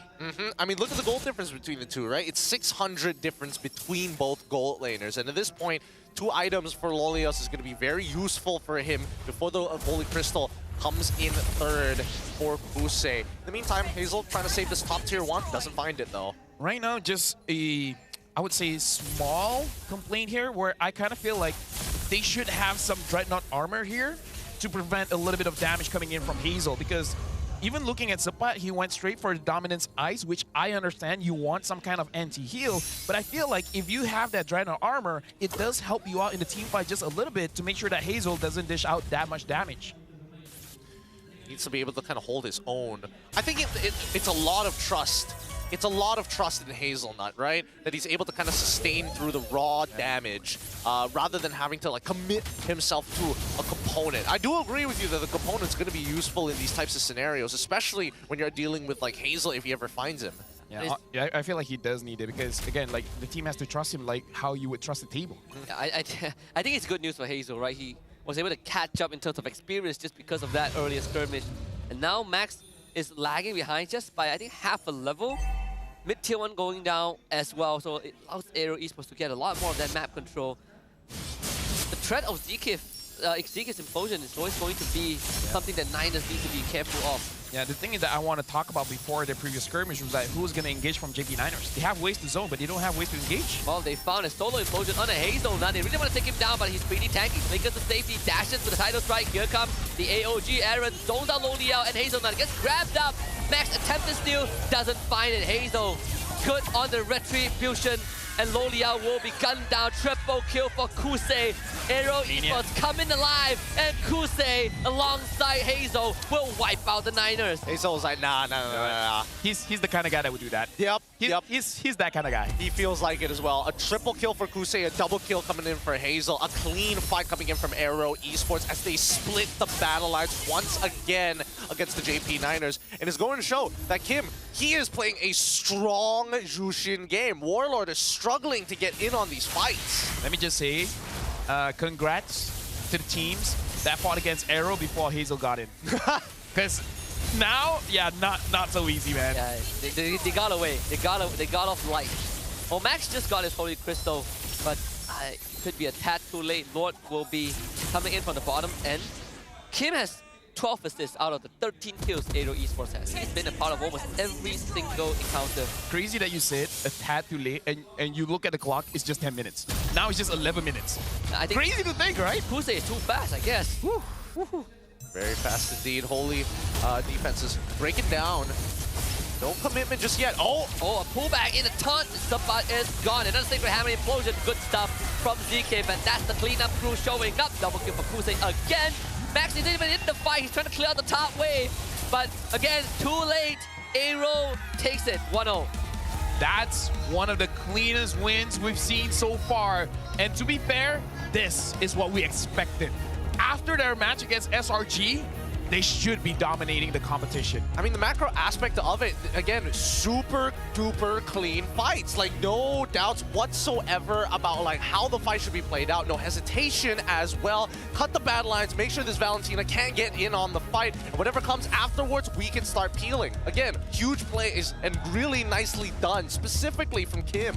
Yeah, I kind of feel like the moment we saw that Kuse was able to win that 1v1 against Loliel, kind of over. Yeah. Yeah, and I love the usage of this Gatot from Aaron, right? Like, teams are really starting to understand the applications of the Gatot Kacha.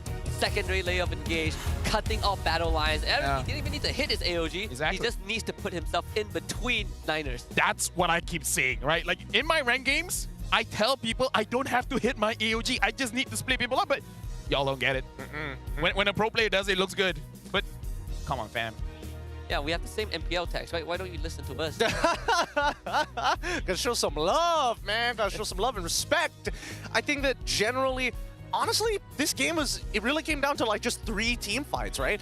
Everything after that kind of didn't matter because the couple of steals that we did see from Max didn't really matter because they got it back afterwards after taking the tier 1s. And once the mid lane was unlocked, I think that's when AERO was like, all right, it's go time. Yeah, I feel like we can talk about it a little bit when we get to the highlights because honestly, yeah, small interactions here, like how Warlord basically was all alone in the mid, gets killed like twice, and then Hazelnut not really impacting much in this game.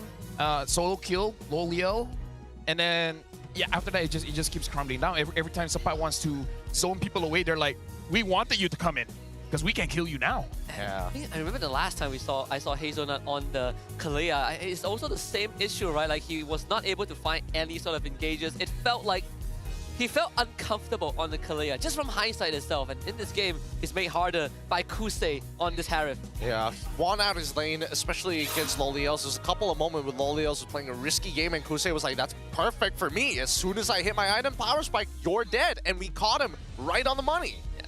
Gets a solo kill. And afterwards, he was uncontested, right? The only time he went down was before the solo kill to Loliel. And afterwards, he went on to get 6 kills straight. 8 kills in this case. God, he was not missing. He was not missing this time around. 94% kill participation. He was basically there for all of them. Dude, honestly, like, he has the chops to be a talent manager, man. Like, being a player is great, but he has a lot of career paths. But either way, this is just outclassed, man. Like, JP Niners, I feel like they came in prepared, and it still wasn't enough. Yeah, the Kingmaker week has been quite unpredictable. I came into the... Well, before we saw AERO yesterday, I was like, today might be a close match. But after seeing AERO SRG yesterday, I'm like, oh, JP, if they get one game, it'll be great. But it's not easy. Yeah, again, it really just boils down to how they're... Unless they are trying to, you know, do a macro fake, but I think that's asking a little too much with such an honest composition coming up for the side of the JP Niners. Yeah, and again, I kind of feel like this is just micro mistakes from all grounds. I really feel like JP Niners, at least Hazelnut should have the... What was it called again? The Gusto. No, the small anti-crest. The Dreadnought armor. Yeah, Dreadnought, thank you very much. He needs at least the Dreadnought armor to chump a little bit of the damage coming in from Hazel. Like, it won't be like Hazel doesn't dish any damage, but at least you'll be able to do something against it. But honestly, that's about the items. But I feel like we don't even have to talk about that when your mid laner just dies all alone clearing the lane, where I kind of feel like Warlord should have enough experience in the league to know you can't do that. Oh, yeah. He's made some very rookie mistakes, right? Walking within range of a Gatot Ton. I don't know how that even happened. it definitely feels very weird, and also losing control of that mid lane, right? They cleared away with Hazelnut, got priority, loses it 30 seconds after that. I think JP9ers are just really uncomfortable against Kim on the Jushin, right? Even Supa died by the inhibitor, getting lifted up, and again, he didn't need to get repositioned. He immediately got jumped on by the rest of AERO Esports. So at this point, I think it's worth banning out the Jushin. I think so too. And we didn't even had much time to talk about this Tigreal pick, right? We know Gatot interacts the Gatot interaction with Kalea. Kalea doesn't want to grab him, but he can counter engage. Same for Tigreal. 2 layers of counter initiation from AERO that JP9ers have no answer to. Yeah, legit, like JP9ers, most of their lineup, they couldn't use any of their kits. Like you said, Hazelnut can't do anything with this Kalea. Like, I feel like even good Kalea players will struggle against this lineup. There's no one to grab. Exactly, has Purify, you don't want to grab the tanks. You probably will never reach Kim. Hazel has iframes. There's too many things for him to consider on this Kalea.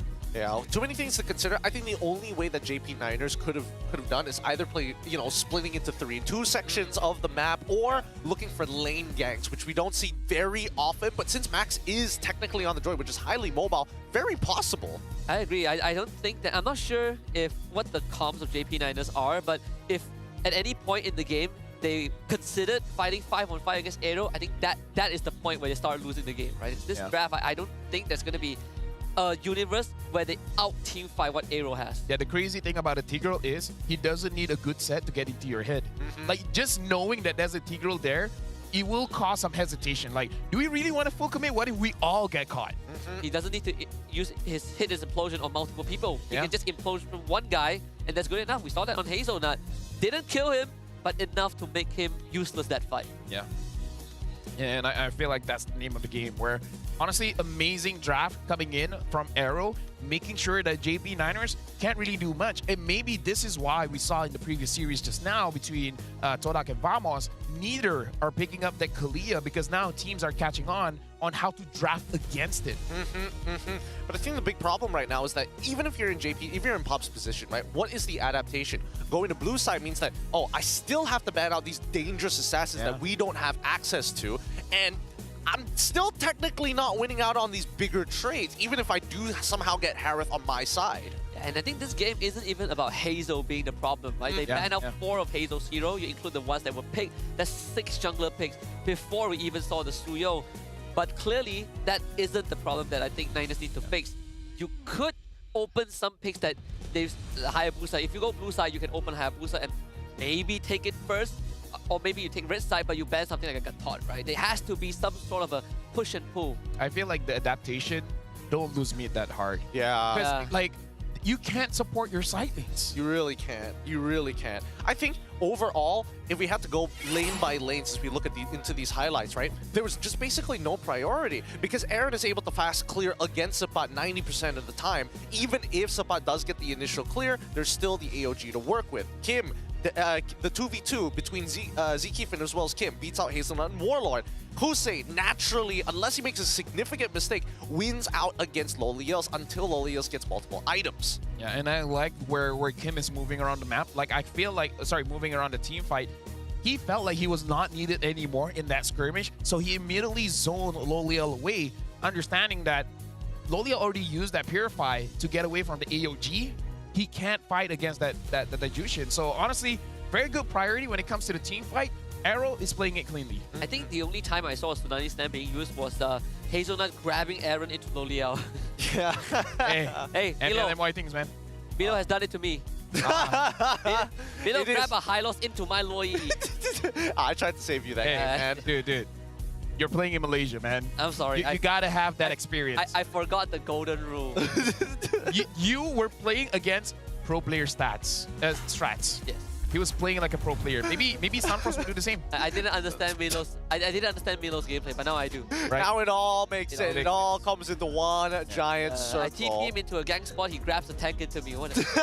We watched so many MPL MY games that it has gotten into our soul. It affects our gameplay, for sure. For sure. There are moments where I think about it as well. Right. See the Harith on the other side. Maybe I'll pick Cloud this time. This time it'll be different, I swear. Let me tell you guys, I'm not even joking. Gideon has been spamming Yi Sun Shin. I have. Way too much Yi Sun Shin. Hey, It works though. Above 50% win rate, as long as I can keep it above 50. As long as you can show it. As long as I can show it. As long as I can show it. I'm down. It's fun. I like it. He's I mean, one of like, the few heroes I actually have to use my brain for. I might use Boxia after this. And it's just one game. Yeah. Just one game, I'm like, hey. Okay, to be fair, we've all been going out of our comfort zones and using heroes we don't usually use. Like, I've been playing too much Selena. Yeah. It's pretty unhealthy. What do you mean it's unhealthy? You're getting pretty good at it. You switch on the forms and stuff, throw the trap.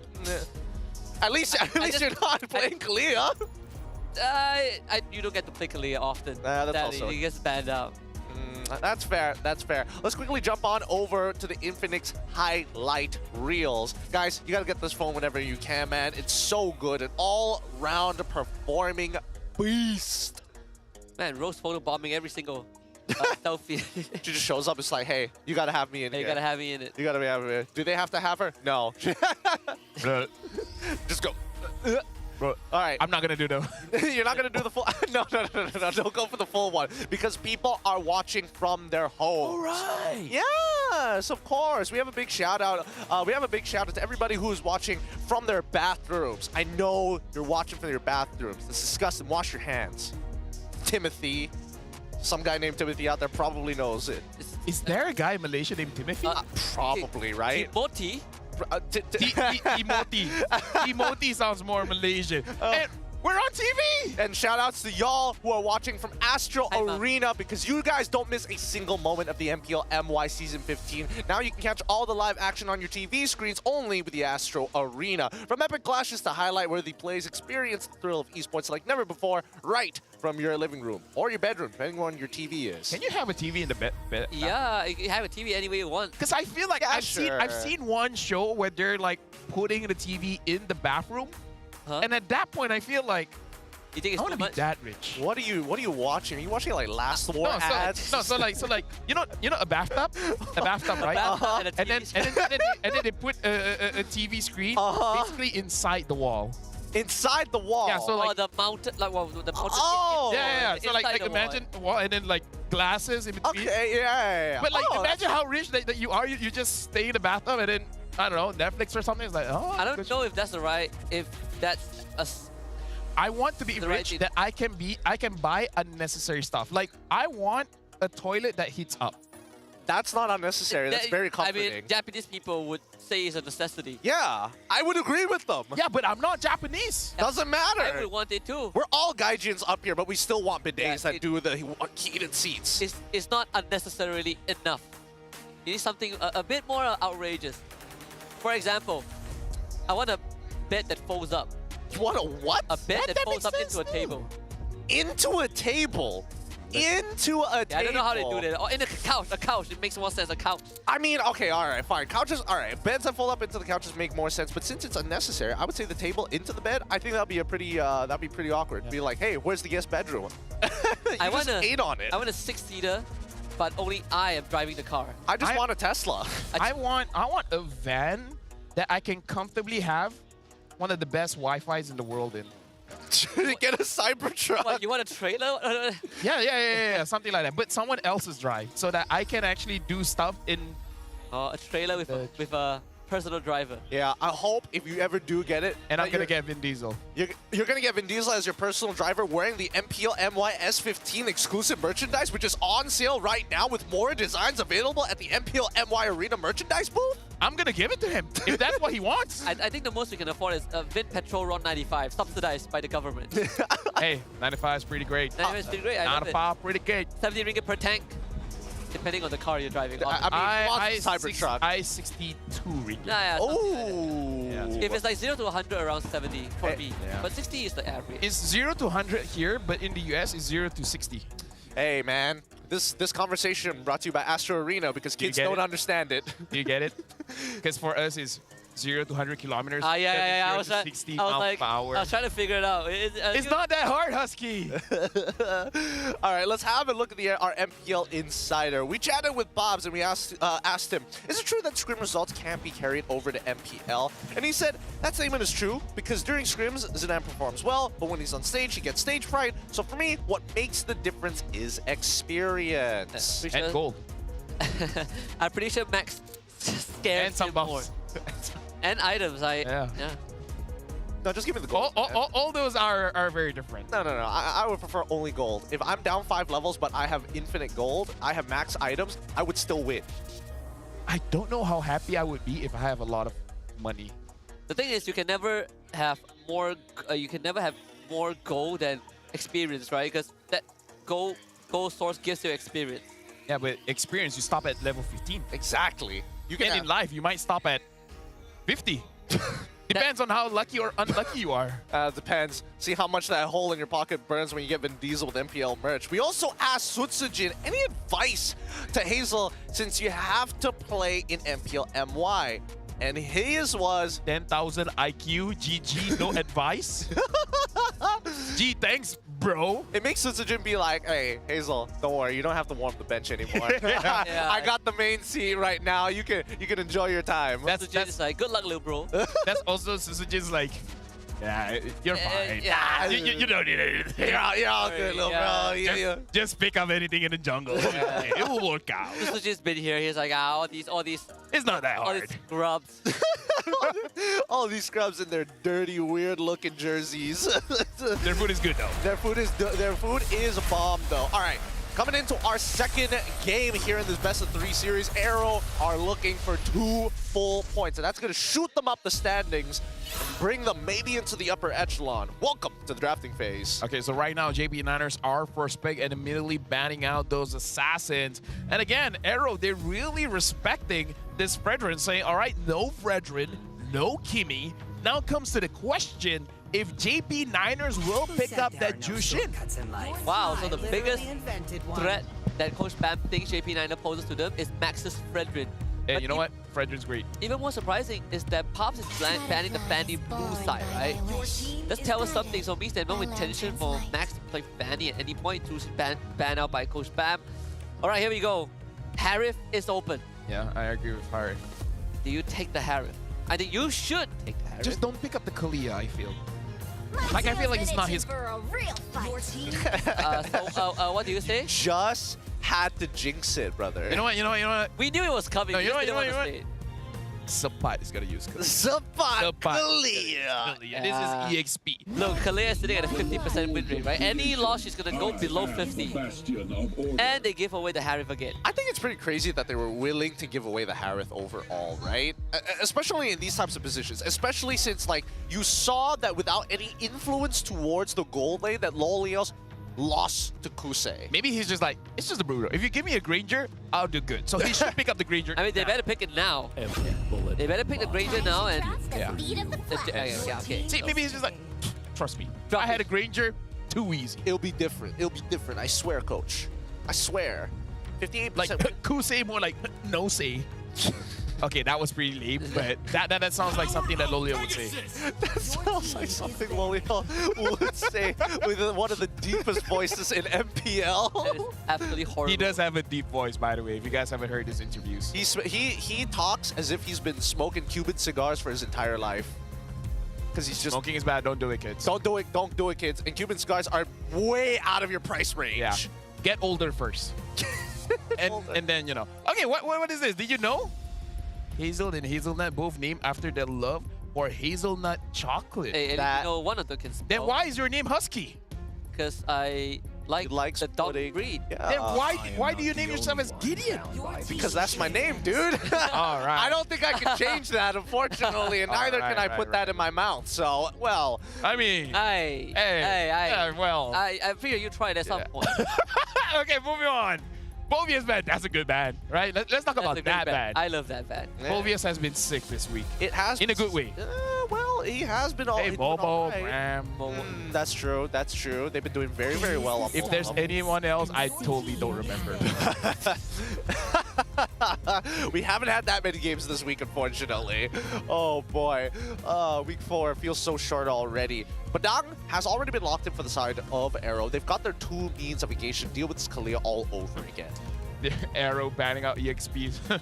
This Kalia, man.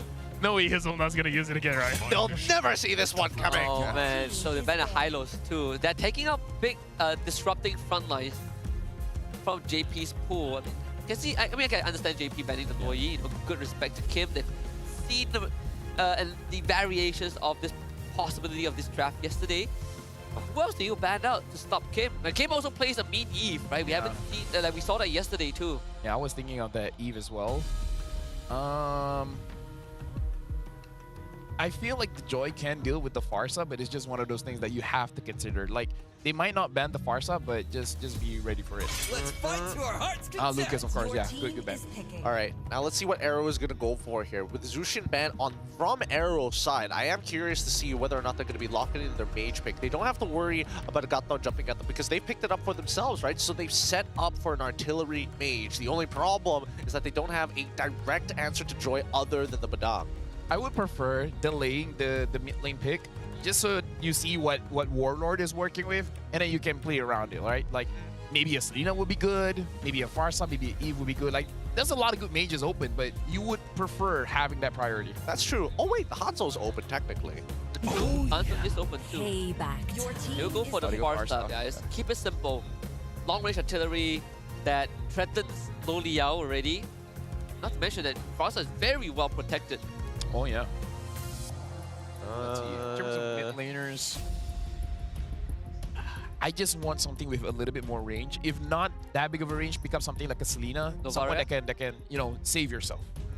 Novaria is good too, yeah. Like the longer range, but if they pick Novaria, the last pick has to be a front line that can either peel or start fights, right? Something like a glue. Yeah, I was thinking of Glue since the Farsa has already been shown. And there we go. Glue gets locked in. Are they firing it up with the Novaria? No, they're going to go with the Farmis Classic. Okay, interesting. But this does also mean that Kalia doesn't have a good follow-up. Like they already stopped. It's here! Oh! He is here! He knows that there's views. Oh boy. He knows people are watching. He's ready for the clip farming. He's about to dominate. Let me show these kids. Yeah. He's ready to smurf on us. He's ready to smurf on these kids. Yo, Sai's probably watching, foaming at the mouth, like, let me play. Please. Todak, let me play. I can use it. I honestly thought Zai would be the first one to whip it out, but no. Hazel, he's like, nah, I got the bigger guns this time. All right. Second day here. Bring out the Lancelot. Gotta show some swag, man. Gotta show some swag on the very first week that you're in. Let's get excited for game number 2. AERO could be looking to sweep this up with a composition that could just pop off at any moment. Interestingly enough, the MESF president is still here. Really? Yeah, he was there on the scene. He's like, wait, you're still here? Hey, you gotta see the candidates that we have, right? That's dedication. Who's that juggler? Who's that? Oh, he's from Indo. Dang. He's our enemy. Get him, get him. Hazel sounded like a Malay name. I thought Hazelnut and Hazel were related. Darn it.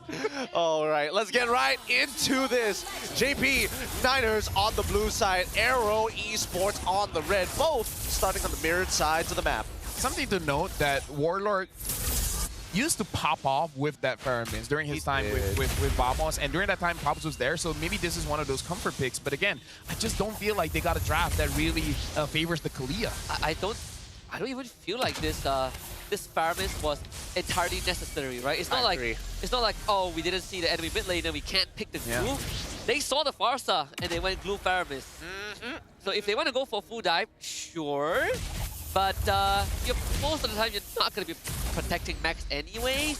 And AERO can blow up your Nether Realm fairly easily. That's looking for Sepat gone. Something to note as well, Aaron is going to be the one using the Badang.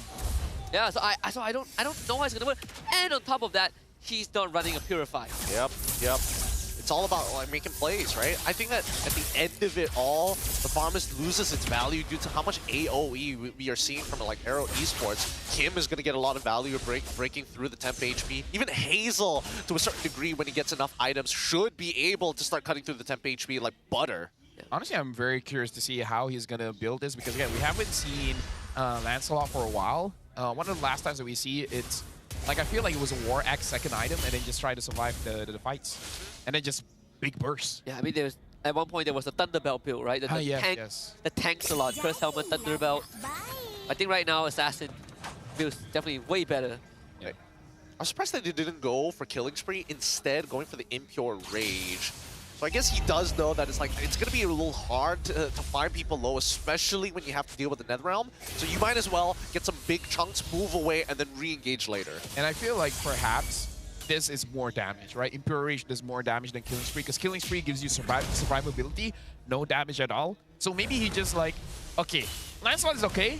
Just make a little bit more damage, and then we're good. If he just plays with the iframes, right, then you don't need to worry about losing much health. And the conditions to proc Imperial Rage are just so much easier. As long as it's off cooldown, you proc it.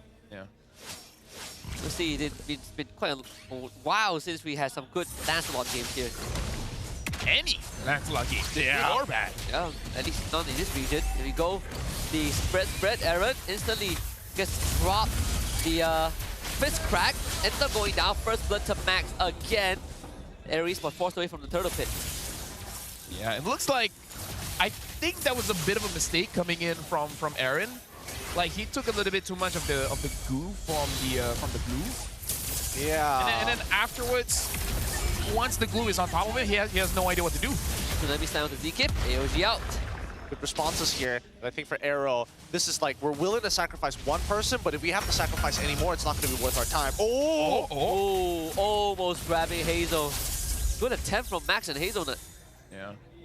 I mean, like, Hazelnut didn't have the Tsunami Slam anyways, so if he didn't hit his second skill, then, you know, not really much that he could do anyways. Yeah, almost got him with the Tidal Strike. It's okay. Purple buff coming back up. Hazel not really too affected. Still keeping up in terms of experience with Max. It's just one green camp stolen away. It's not that big of a deal. I think that Hazel can still kind of keep up with things. I mean, Lancelot is one of those heroes that slowly, eventually ramps up. Kind of like Ling, but in a very different posture, especially when it comes down to like the mid-game section, right? Once you get like the Hunter Strike, once you get the War Axe as well, that's when his farming speed suddenly spikes up. Something to note as well, looking at all the lanes, no one has been dying unnecessarily. Well, not yet. Like, no solo kills on gold, no solo kills here in mid. So this game, at least for the first 5 minutes, it looks like it looks much more even. And Hazelnut first item is going for that Hunter Strike. Also, this matchup between Aaron and Sapat comes down to a skill matchup, right? Like if you aren't familiar with glue into Badang, Badang can be a pain to deal with. It's so hard to interact with him. But Aaron, Sapat has been managing very, very well. Aaron now gets the Thunder Belt. It's time to start stacking it up. Yeah, and he doesn't mind trading against Sapat proactively, honestly. Just making sure that he can just quickly throw his fists around. Yeah. Try and make sure that he gets at least some numbers here. Interesting how Zequif as well as Hazelnut keep interacting with each other along the river line, right? They're both struggling to fight for the space, but Zequif can't stick around for too long. Gonna get gone on and grab back. All 5 members of JP9 laying in wait. Easy punish. Good stuff. He even had the ult, but he just couldn't use it. And now Feather S-Strike drops Warlord and Lolio down quite low. If Hazel finds an angle, he could get a kill. Aaron's direct control turns around with the fist crack and fist break, and Kusei right into it. But Netherrealm will keep the numbers of Niners alive for a bit longer. Hazel now finds the backline. Lolio will dash away with the Rondo. The butt now gets gone on. Tagged by the magical damage of AERO Esports, and Kusei picks up 1 kill. Nicely played by Kusei, making sure that he was dancing around those dancing around the turtle, not making it easy. Oh, AOG. They clip Max into a taunt. That's a dead Max. Kusei finds a bonus. Yeah, that was a good play coming in from Zekif. Like, that basically neutralizes the advantage that JP9ers has. Like, yeah, sure, you got a turtle, but hey, your jungler is going to die. And we look at Hazel here, taking advantage by going into his jungle. Oh, here it Hazelnut tries to stop him. Can't. So hard. Thornrose iframe. Yeah, Thornrose iframes. I mean, Hazelnut was thinking about the Tsunami Slam, but again, there's nobody to like really follow up with the damage in time. They take the T1 down on bot side while Lolios is looking for the T1 on that top side. Early rotation's going to get very beneficial. Yeah, right now, looking at the formation coming in from AERO Esports, they're already moving as a unit. And JP9ers, again, my worry is the same as game number 1. How are they going to engage? Well, maybe this is one of the ways they do it. And there's still a Netherrealm available. Better air try on the Subpad. They try to save it with the Netherrealm, but Subpad gets brought underneath the tier 1, so he's going to be sacrificed. Tsunami Slam brings Sneaky back in. He buys a bit of time. AOG does not go off. As Hazelnut finishes him off. Phantom execution. That's the backline exposed. Hazel finds Oliel. The Cyclone Eye saves Oliel, but only for a moment. Hazel finds a double kill before Max punishes him. Worth it, worth it. Worth diving for there at that point. Unfortunately, Max is still alive in these scenarios and now has the same KDA. The conversion goes back. If Max is able to steal 1 buff, then that's when he starts developing the lead. In the meantime, though, both Kim as well as Aaron just waiting for an opportunity, knowing that Warlord does not have his Nether Realm available yet. It was unfortunate as well because, you know, it was a missed flicker coming in from Loliel, barely moving anywhere. Looking at the goal differences here, so far, not a lot of big... Yeah, honestly, no difference at all. I mean, okay, now I look at it. Yeah, no difference. No, basically no difference, right? I mean, nothing too significant here. I think the most is just the extra cash coming in from Z-Creep. But other than that, They do not. And of course, the grab. They do take down Aaron. And the airstrike also forced out. AERO Esports cannot find a way in. Wow, that actually worked pretty well for the JP Niners. However, that did cost them a couple of resources. Yeah, honestly, right now, it looks like Aaron is not as comfortable on that Badang compared to ZK. Not only that, they still have another round to deal with, so they have to just let Max get the turtle, a concealed play. Kuse, he is so far out of his team. They get knocked up, purified. Kuse still gets away.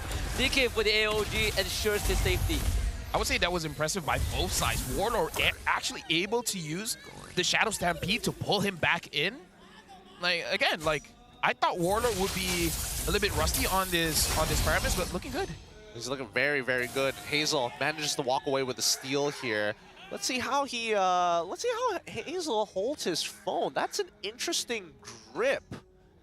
Making sure that he's using his thumb. Okay. I was expecting the claw grip normally here. But overall, make sure that he uses his thumb for basically everything. Yeah. Why? If anyone is confused, why is Hazel in the top lane? It's just because he's on the red side. Yes, he is on the red side. It is mirrored. Don't be surprised.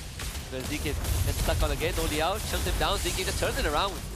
Bit of decent damage. AOG gonna force them away. Nether Realm instantly committed. ZK executed by Sky Piercer. AERO Esports not in a position to fight, but now with no Nether Realm, maybe they can consider, or maybe not. Tsunami stab, grabs Aaron back, he flickers the safety, but gets sniped by Lo Liao. Kuse dancing in and out, but it's just Kuse and the Niners, and Kuse goes down. Bad call here from AERO. Aaron definitely got caught. He had the flicker available, but they didn't have any of their ults to really follow up, even if there was a means to go for a counter engage. I know for a fact that Hazel, he was looking at that scenario and was like, nah, there may be 4 people to like hop over, but that's not gonna be enough for me to secure a kill. It might be good, but I'm not insane. Yep. Yeah. And honestly, I like that JP Niners, they are putting pressure.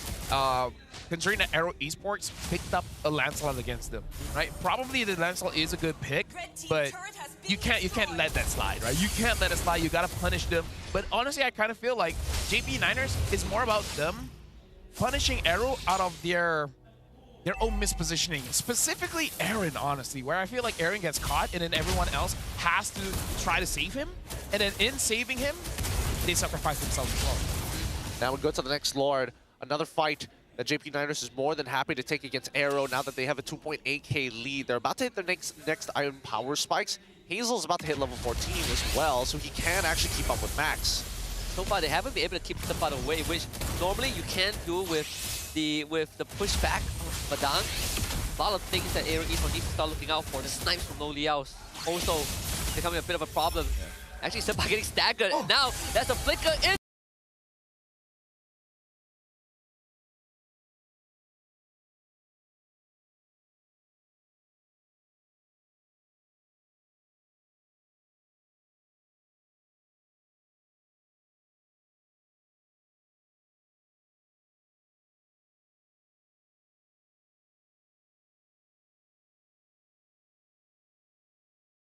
Missions.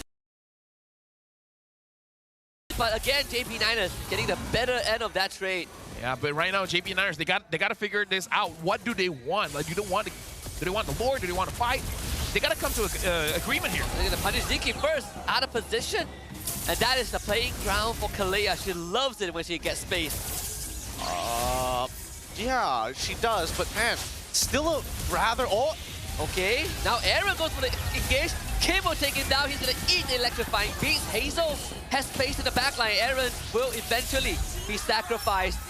Can still play from the side of JP Niners. There's a Phantom Execution. Hazel now needs to wait for cooldowns. Max down to top of him. That's the pullback into another Tsunami Slam, but Kuse is back.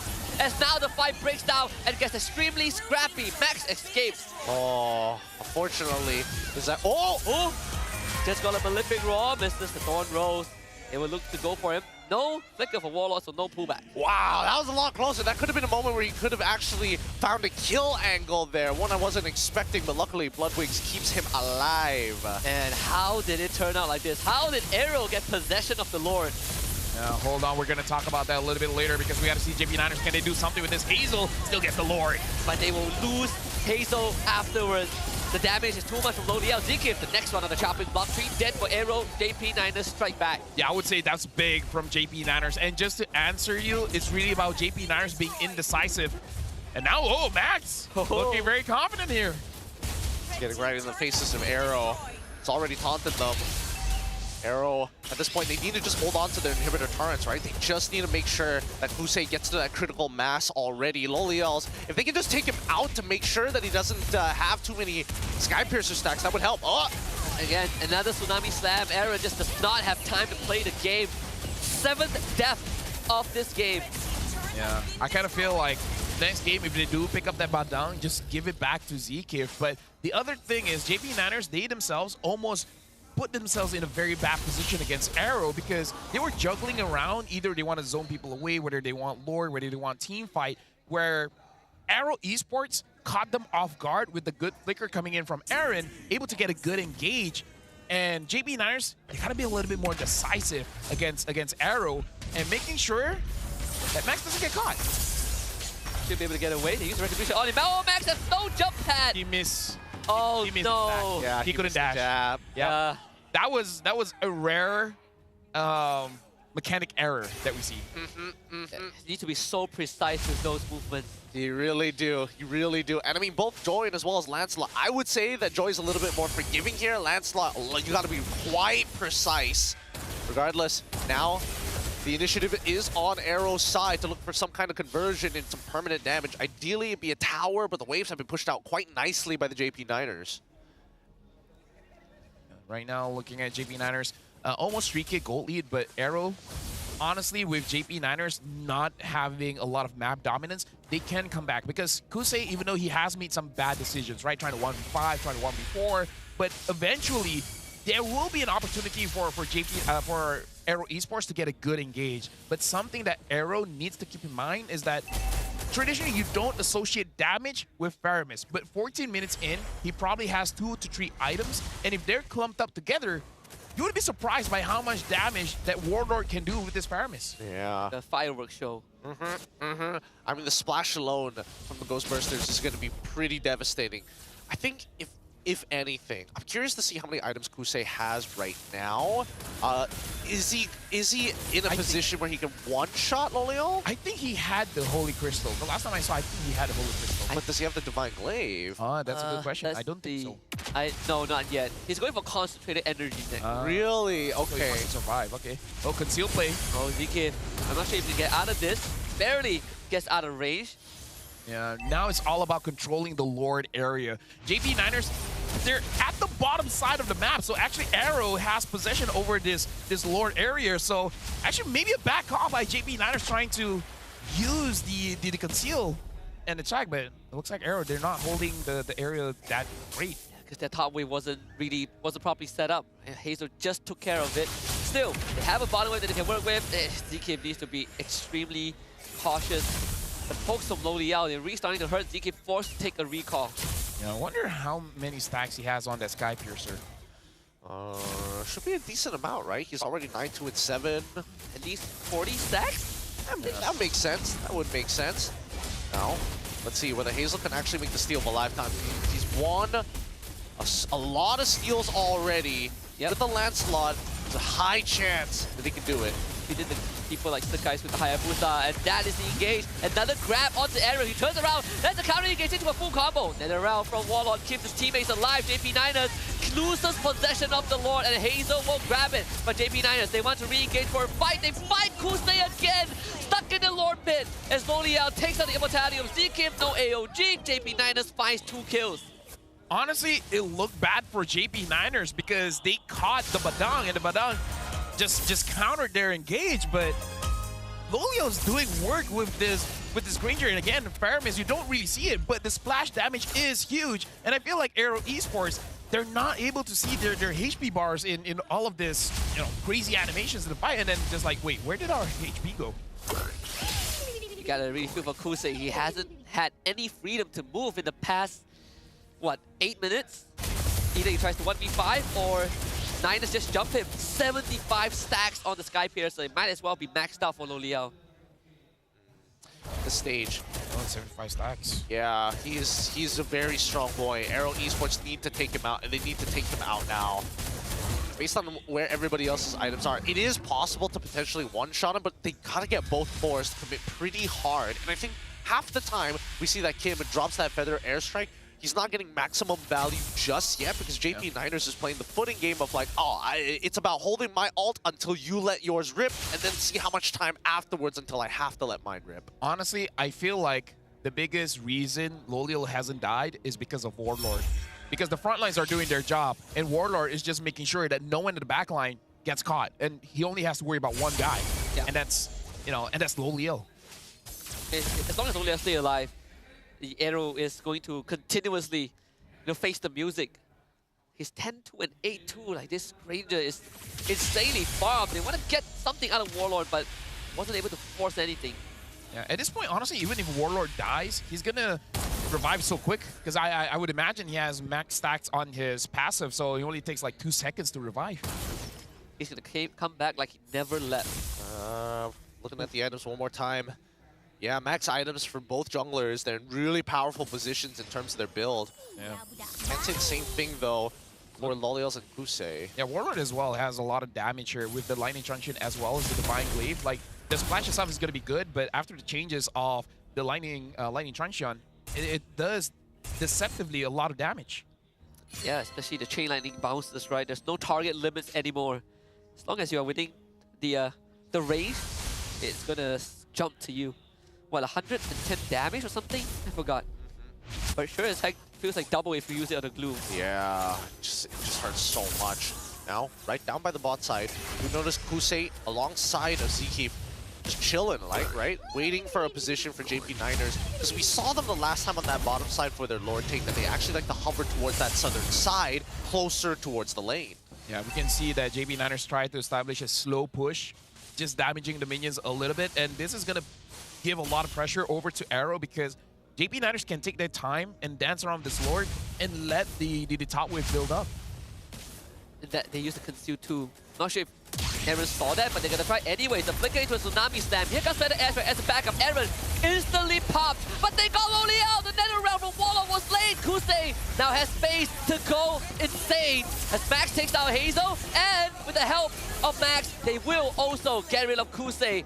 It's a 3-for-3. Honestly, like, how did Loliao die? Because was he outside of the nether realm? That's how he got caught. Because yes, I heard you say that the nether realm was late, but I was like, I'm gonna check it back. I think he just exploded before Warlord could save him. I think he exploded too. It's a little tough to say here, but now we see that Max is, as well as Warlord, going to be working in on this. Kim and Zeke have to delay them as long as possible. 10 seconds for Aaron, 17 for Hazel. Yeah, he got blown up, yeah. And yeah, Max can't contest this.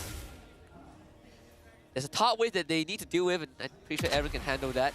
So back to square one with this dance. If Aaron is going for it.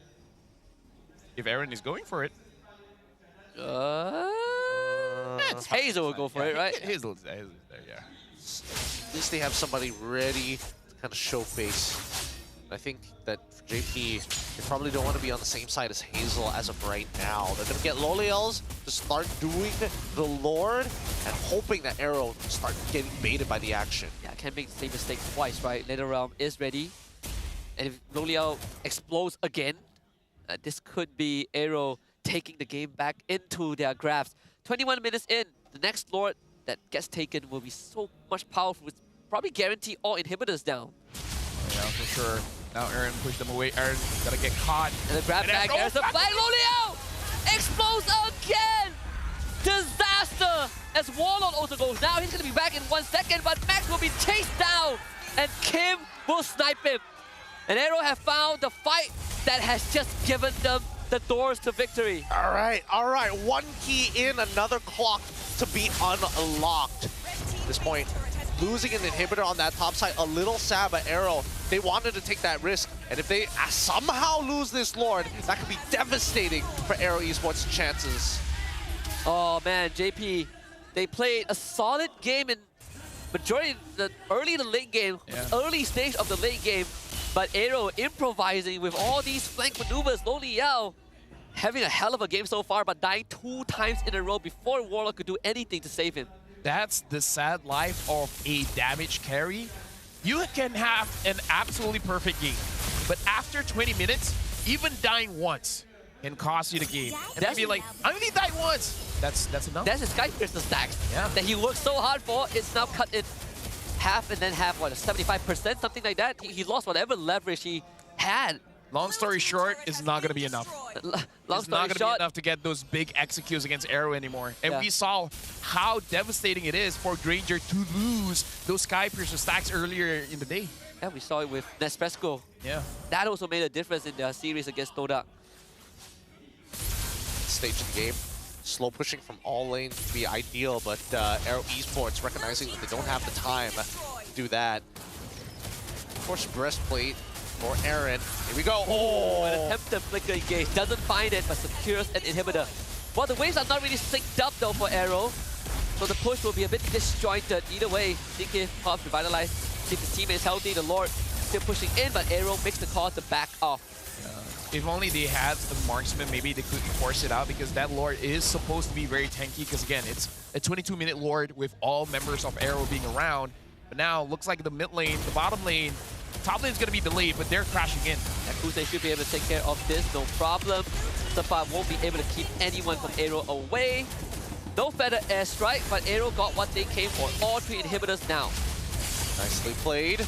Nicely played by AERO. Again, a very macro-intensive match here, despite the kill score being 23 in favor of the JP Niners compared to 16.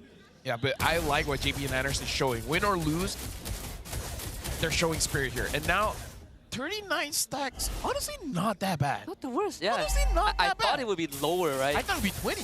Yeah, I thought it would be 22, considering he went out twice.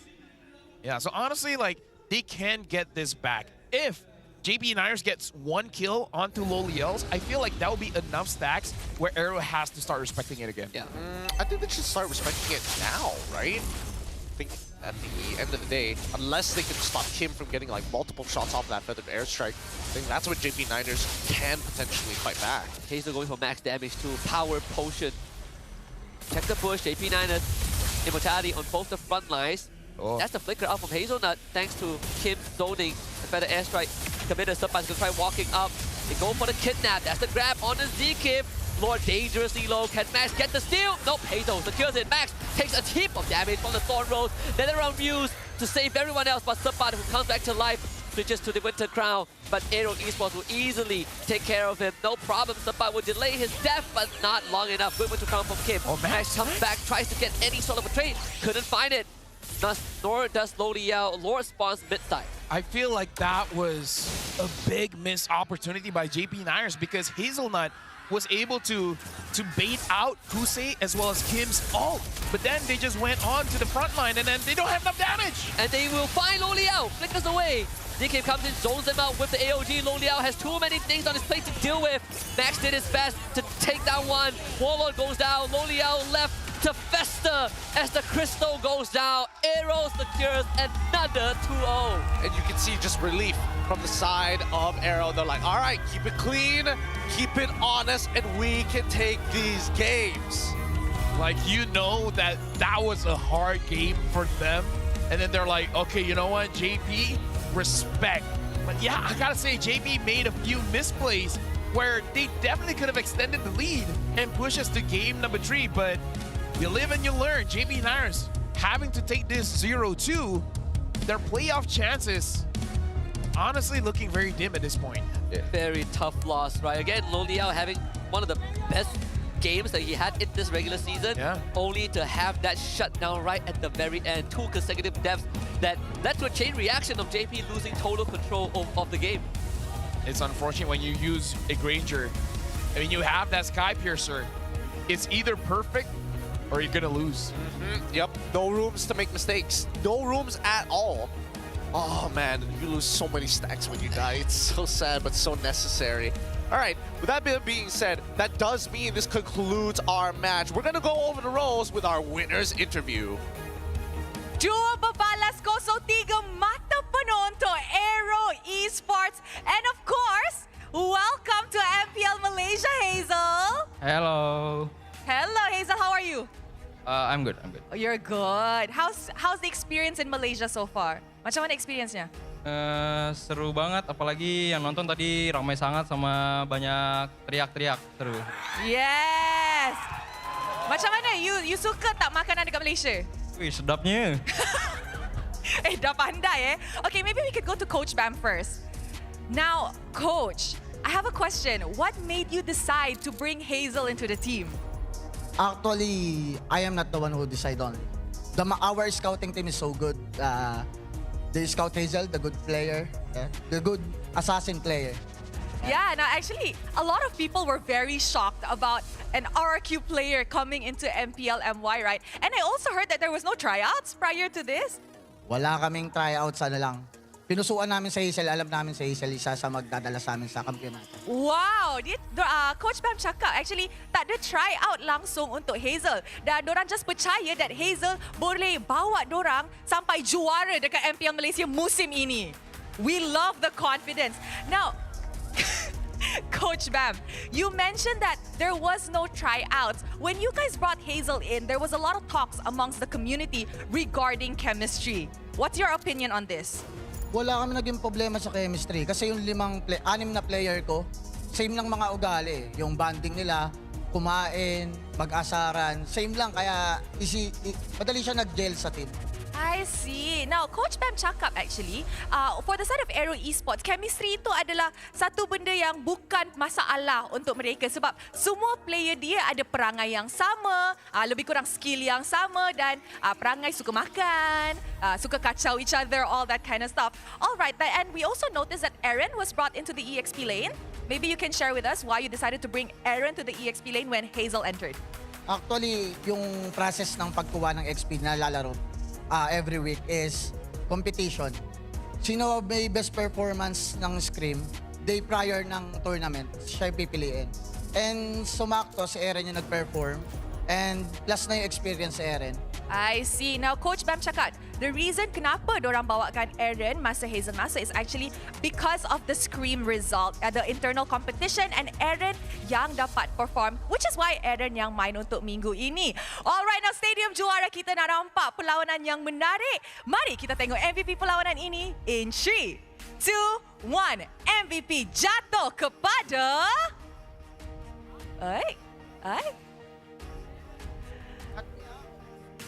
Coach? The Black Alien, Hazel! Wow, semalam MVP lawan SRG, sekarang MVP of the match pula.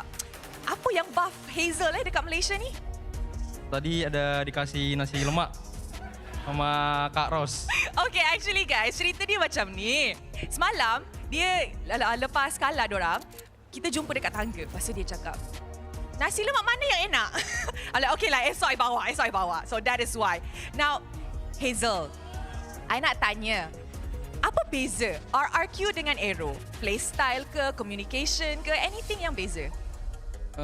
Yang beza cuman bahasanya aja, tapi yang lain sama aja. Dan mereka aku lihat dia so effort and so Hardworking. Ya, hardworking. Okay, now pasal bahasa tu, Ros perasan dekat AERO ni ada macam 3 bangsa lah kan. There's Indonesian, there's a Filipino and a Malaysian. Macam mana korang communicate in-game? We usually use English. Wow. Cuba campur. Campur. Okay, so macam mana biasanya? Macam mana komunikasi lah? Macam mana? Cuba bagi tahu sikit. Patai. Tu Tagalog dah. Pandai. Patai maksud tu mati in Tagalog. Okay, now you know what? Hazel, is there anything that Hazel nak cakap kepada fans ataupun Kingdom yang tengah support Hazel all the way from Indonesia? Terima kasih buat kalian semua yang udah datang ke stage and also Kingdom dan juga para fans AERO. Tetap sokong kami semua ya. All right, thank you very much to Coach Bam and to Hazel. Congratulations atas kemenangan yang sangat-sangat bersih. And with that, let us throw it back to the casters to analyze apa yang jadi dalam game yang sangat-sangat bersih ini. Casters, back to you. Thank you, Rose. Give it up for our MVP, Hazel. No surprises there. Making sure that, again, surprise, surprise, surprise, the Lancelot gets a dub here at MPL MY. I like that he won, not because of pure mechanics, yes, but honestly, the decision-making. Like, how did they get that flank off? Honestly, even I wasn't prepared for it. Like, I saw the movements on the map, but I was too focused on the fight that's going on. All of a sudden, like, it was a good play. Amazing play. Really good stuff. Whoever shot called for that one deserves a burger. The adaptation that they made to reach the back line, because for the longest of times we were like, who's gonna reach Loliao? They proved it twice, back to back. I mean, Loliao respawned and died again. Like, yeah. But what do? Pray. Pray. At that point, he dies the second time and he starts praying. It's like, oh, at that point, if the coach is looking at you and you're Loli, and you're like, if Warlord opened his ult earlier, I wouldn't have died once Warlord anyway. Had purify me. Yeah, you know, I'm just saying, if Warlord did his job, we'll be all good. I don't know, man. I think this was a pretty tough game overall. I mean, to be fair, all 10 players played well. Yeah, all 10 players played really, really well. I gotta give it to Loliels that he was winning out in his lane. I'm not gonna lie. He was starting that snowball, and it was really starting to ramp up. 2 chain deaths later, it's done. Yeah. I mean, that's the thing about MLBB. It's really a game for perfectionists. Yeah. Like, you just make one mistake just for fun. Yeah, like, the later the game, the higher the risk of dying. Exactly. Unless you're teaches you that dying is difficult. Dying is hard. It's expensive for most people. Get insurance. Get insurance. Yeah, sometimes you don't come back. Life is funny that way. Life, okay, maybe funny is not the right word, but it is what it is. It's sick comedy. It's sick humor. That's what it really is. 24-20 at the end of this game. Again, one of the higher kill counts game that we've seen throughout. But I would say, at least when it comes down to how clean it was executed, yes, obviously there had to be mistakes for these fights to actually progress the way that it did. But the decisions made after, before, and in the middle of these fights, I would have to say better than some of the games we've seen today. Yeah, because I gotta say, Blue hasn't had a good showing here in MPL MY. So, honestly, did pretty well. He did pretty decent, I'm not gonna lie. Yeah. Even for Hazelnuts Kalea, right? He was punishing Aaron a lot. He was really punishing Zkif. And then he reached one point where just grabbing them isn't enough, right? You start running, well, not running low on damage, but they just got too tanky for you to take down. People should be like, maybe after 80 minutes, don't get those tanky guys. Or maybe after you try it once and it didn't work, maybe readjust. I don't know. I think the only ways that we were going to see an actual look at that Loliel damage. Yeah, I mean, Loliel's is doing a good amount of damage overall.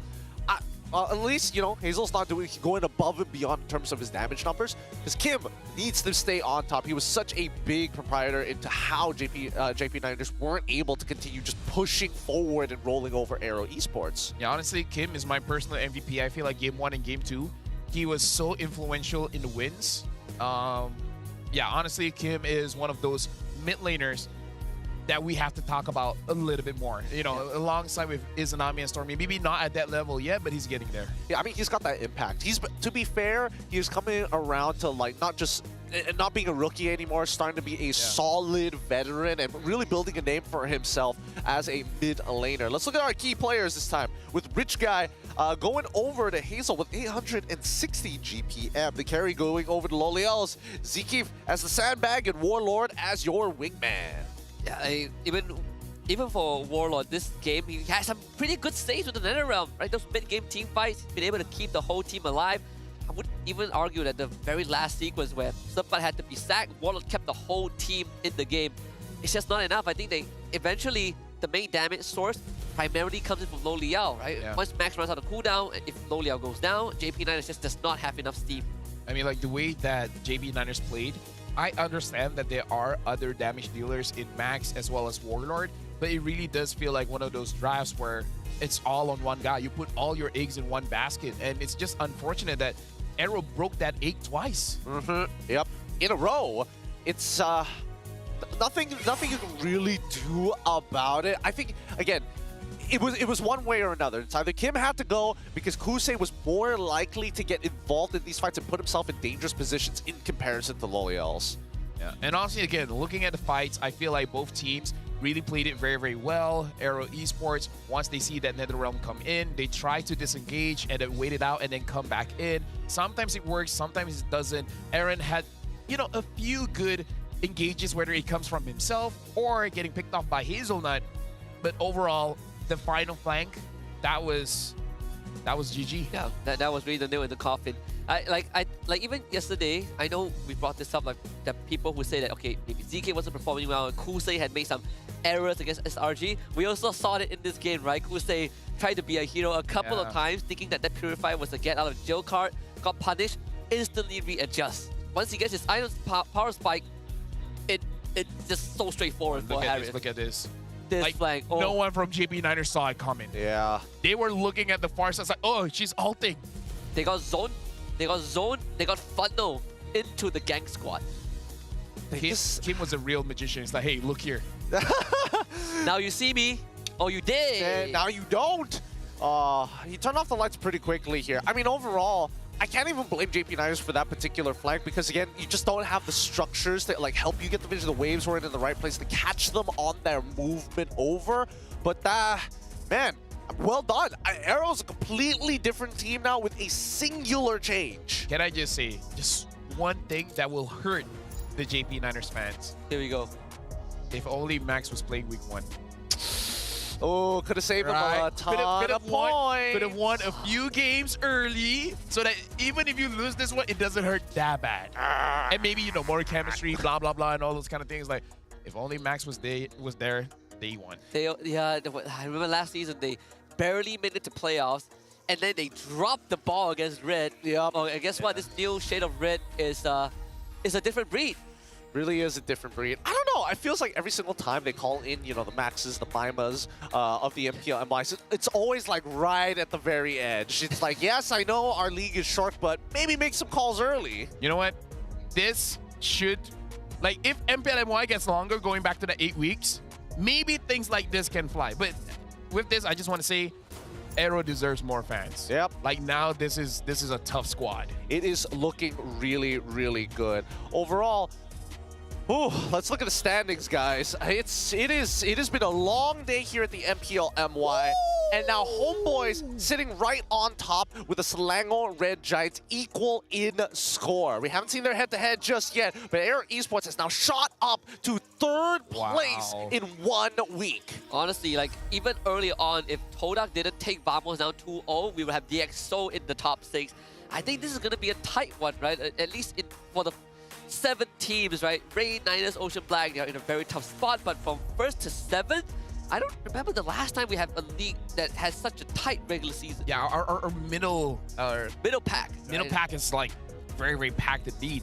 And imagine this, AERO, like how is Hazel's resume gonna look after this? Number 1, I came in the squad, I don't even need to do any kind of tryouts. I just go in, and then the moment I came in, took 1 game off of SRG, and then that week, we got number 3. Yeah, it's crazy resume, right? Joined an MDL team, multiple MVP titles, 3rd with Geek Fam, 2nd with RQ Hoshi, now AERO to playoffs. Well, he has a bright future for it. He really does have a bright future ahead of him. And I think, you know, this goes to show that the league format, it's so important to actually find your sweeps to make the differences in these matches. A single loss has already allowed Homeboys to actually overtake SRG, but here is tomorrow's schedule. We have OB up against Team Ray. We have SRG OG Esports up against the JP Niners. Homeboys versus Vamos. Okay, hold on. I just want to take this moment because I didn't get the time to mention it, but I was looking at the standings. You want to know one interesting fact? Number 3 until number like 5 or something, they had 3 wins. Vamos is under all of them, and Vamos has 4 wins. Which this goes to show that they won technically more, but in their losses, they lose so bad. And the ones that had 3 wins, even if they lose, they get a 2-1. And this is where the point system really matters. Like, even if you lose, fine, whatever. Try not to lose 0-2. It's very punishing. Yeah, like, in best case, just win 2-0 if you can, right?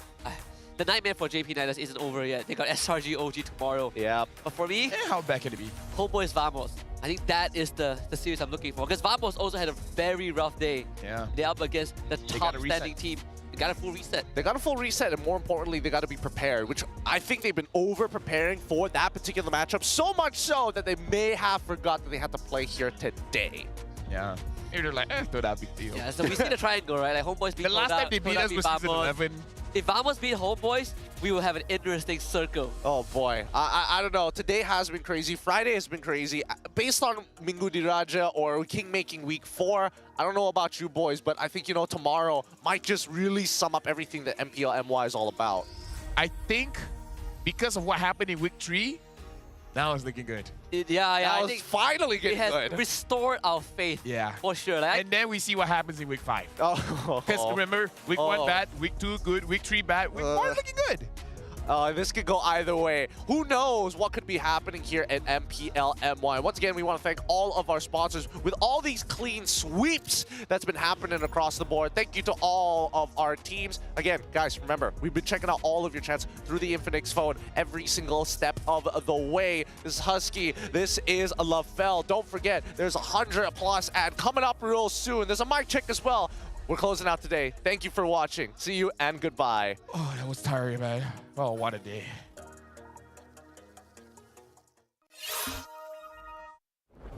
Okay, I'm looking bang. Puri. I go to Puno. Nice one, Kalya, mati Kalya. Go kolam. Rota. Max. Can carry. Mati. Mid guys. Mantap, Faisal. Ada dapat dash. Mantap, Faisal. Masuk belakang kanan. Oke. Kalya. LT. Backline game, boleh? Kalya low. Mati balen.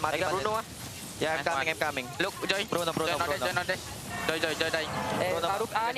Hinda. Cepat. Ya, boleh. Guys. Still got passes. Gol. Hilda. I got. Mati. I got to. Can. I blow baseline. Nice one. Tahu. Double. Ya. Enable. Nice guys. Nice. What, 11 minutes. Fight. Easy. So easy this game. Tak boleh cancel Minute. Santai. Dia. Nice game. Personal team. Gua enggak ada stuck ya, guys. Dia dah jauh. Aku naik ni. Mati. Ada. Gua bisa masuk dari mid, guys, kalau mau lagi. Boleh. Go. Badang. Okey, badang. Aku tutup belakangnya si guys. Haritnya main. Harit mati. Nice. Let's go. Biru. Lihat gua satu orang. Ini. Lihat gua satu orang. Oke. We can fight in mid also. Go L1 lah. After. Wait. Santai. Go. I'm looking Gap. Granger. Mati Gap. Mantap Gap. Joy. Aman. Wave. Protect the wave. Lower. Woi, ngapain boy? Just go. 18 minutes Lord, Cok. Jago sih Akib. Ya. You scheme. Ya. Push me ya. Ya. Try to poke him. Nice one, Eren. Nice one. Mati. Bye. Badang. Tahu semua. Aman, Ton. Aman. Ini masuk atas ya, guys. Nice try. Nice try lah.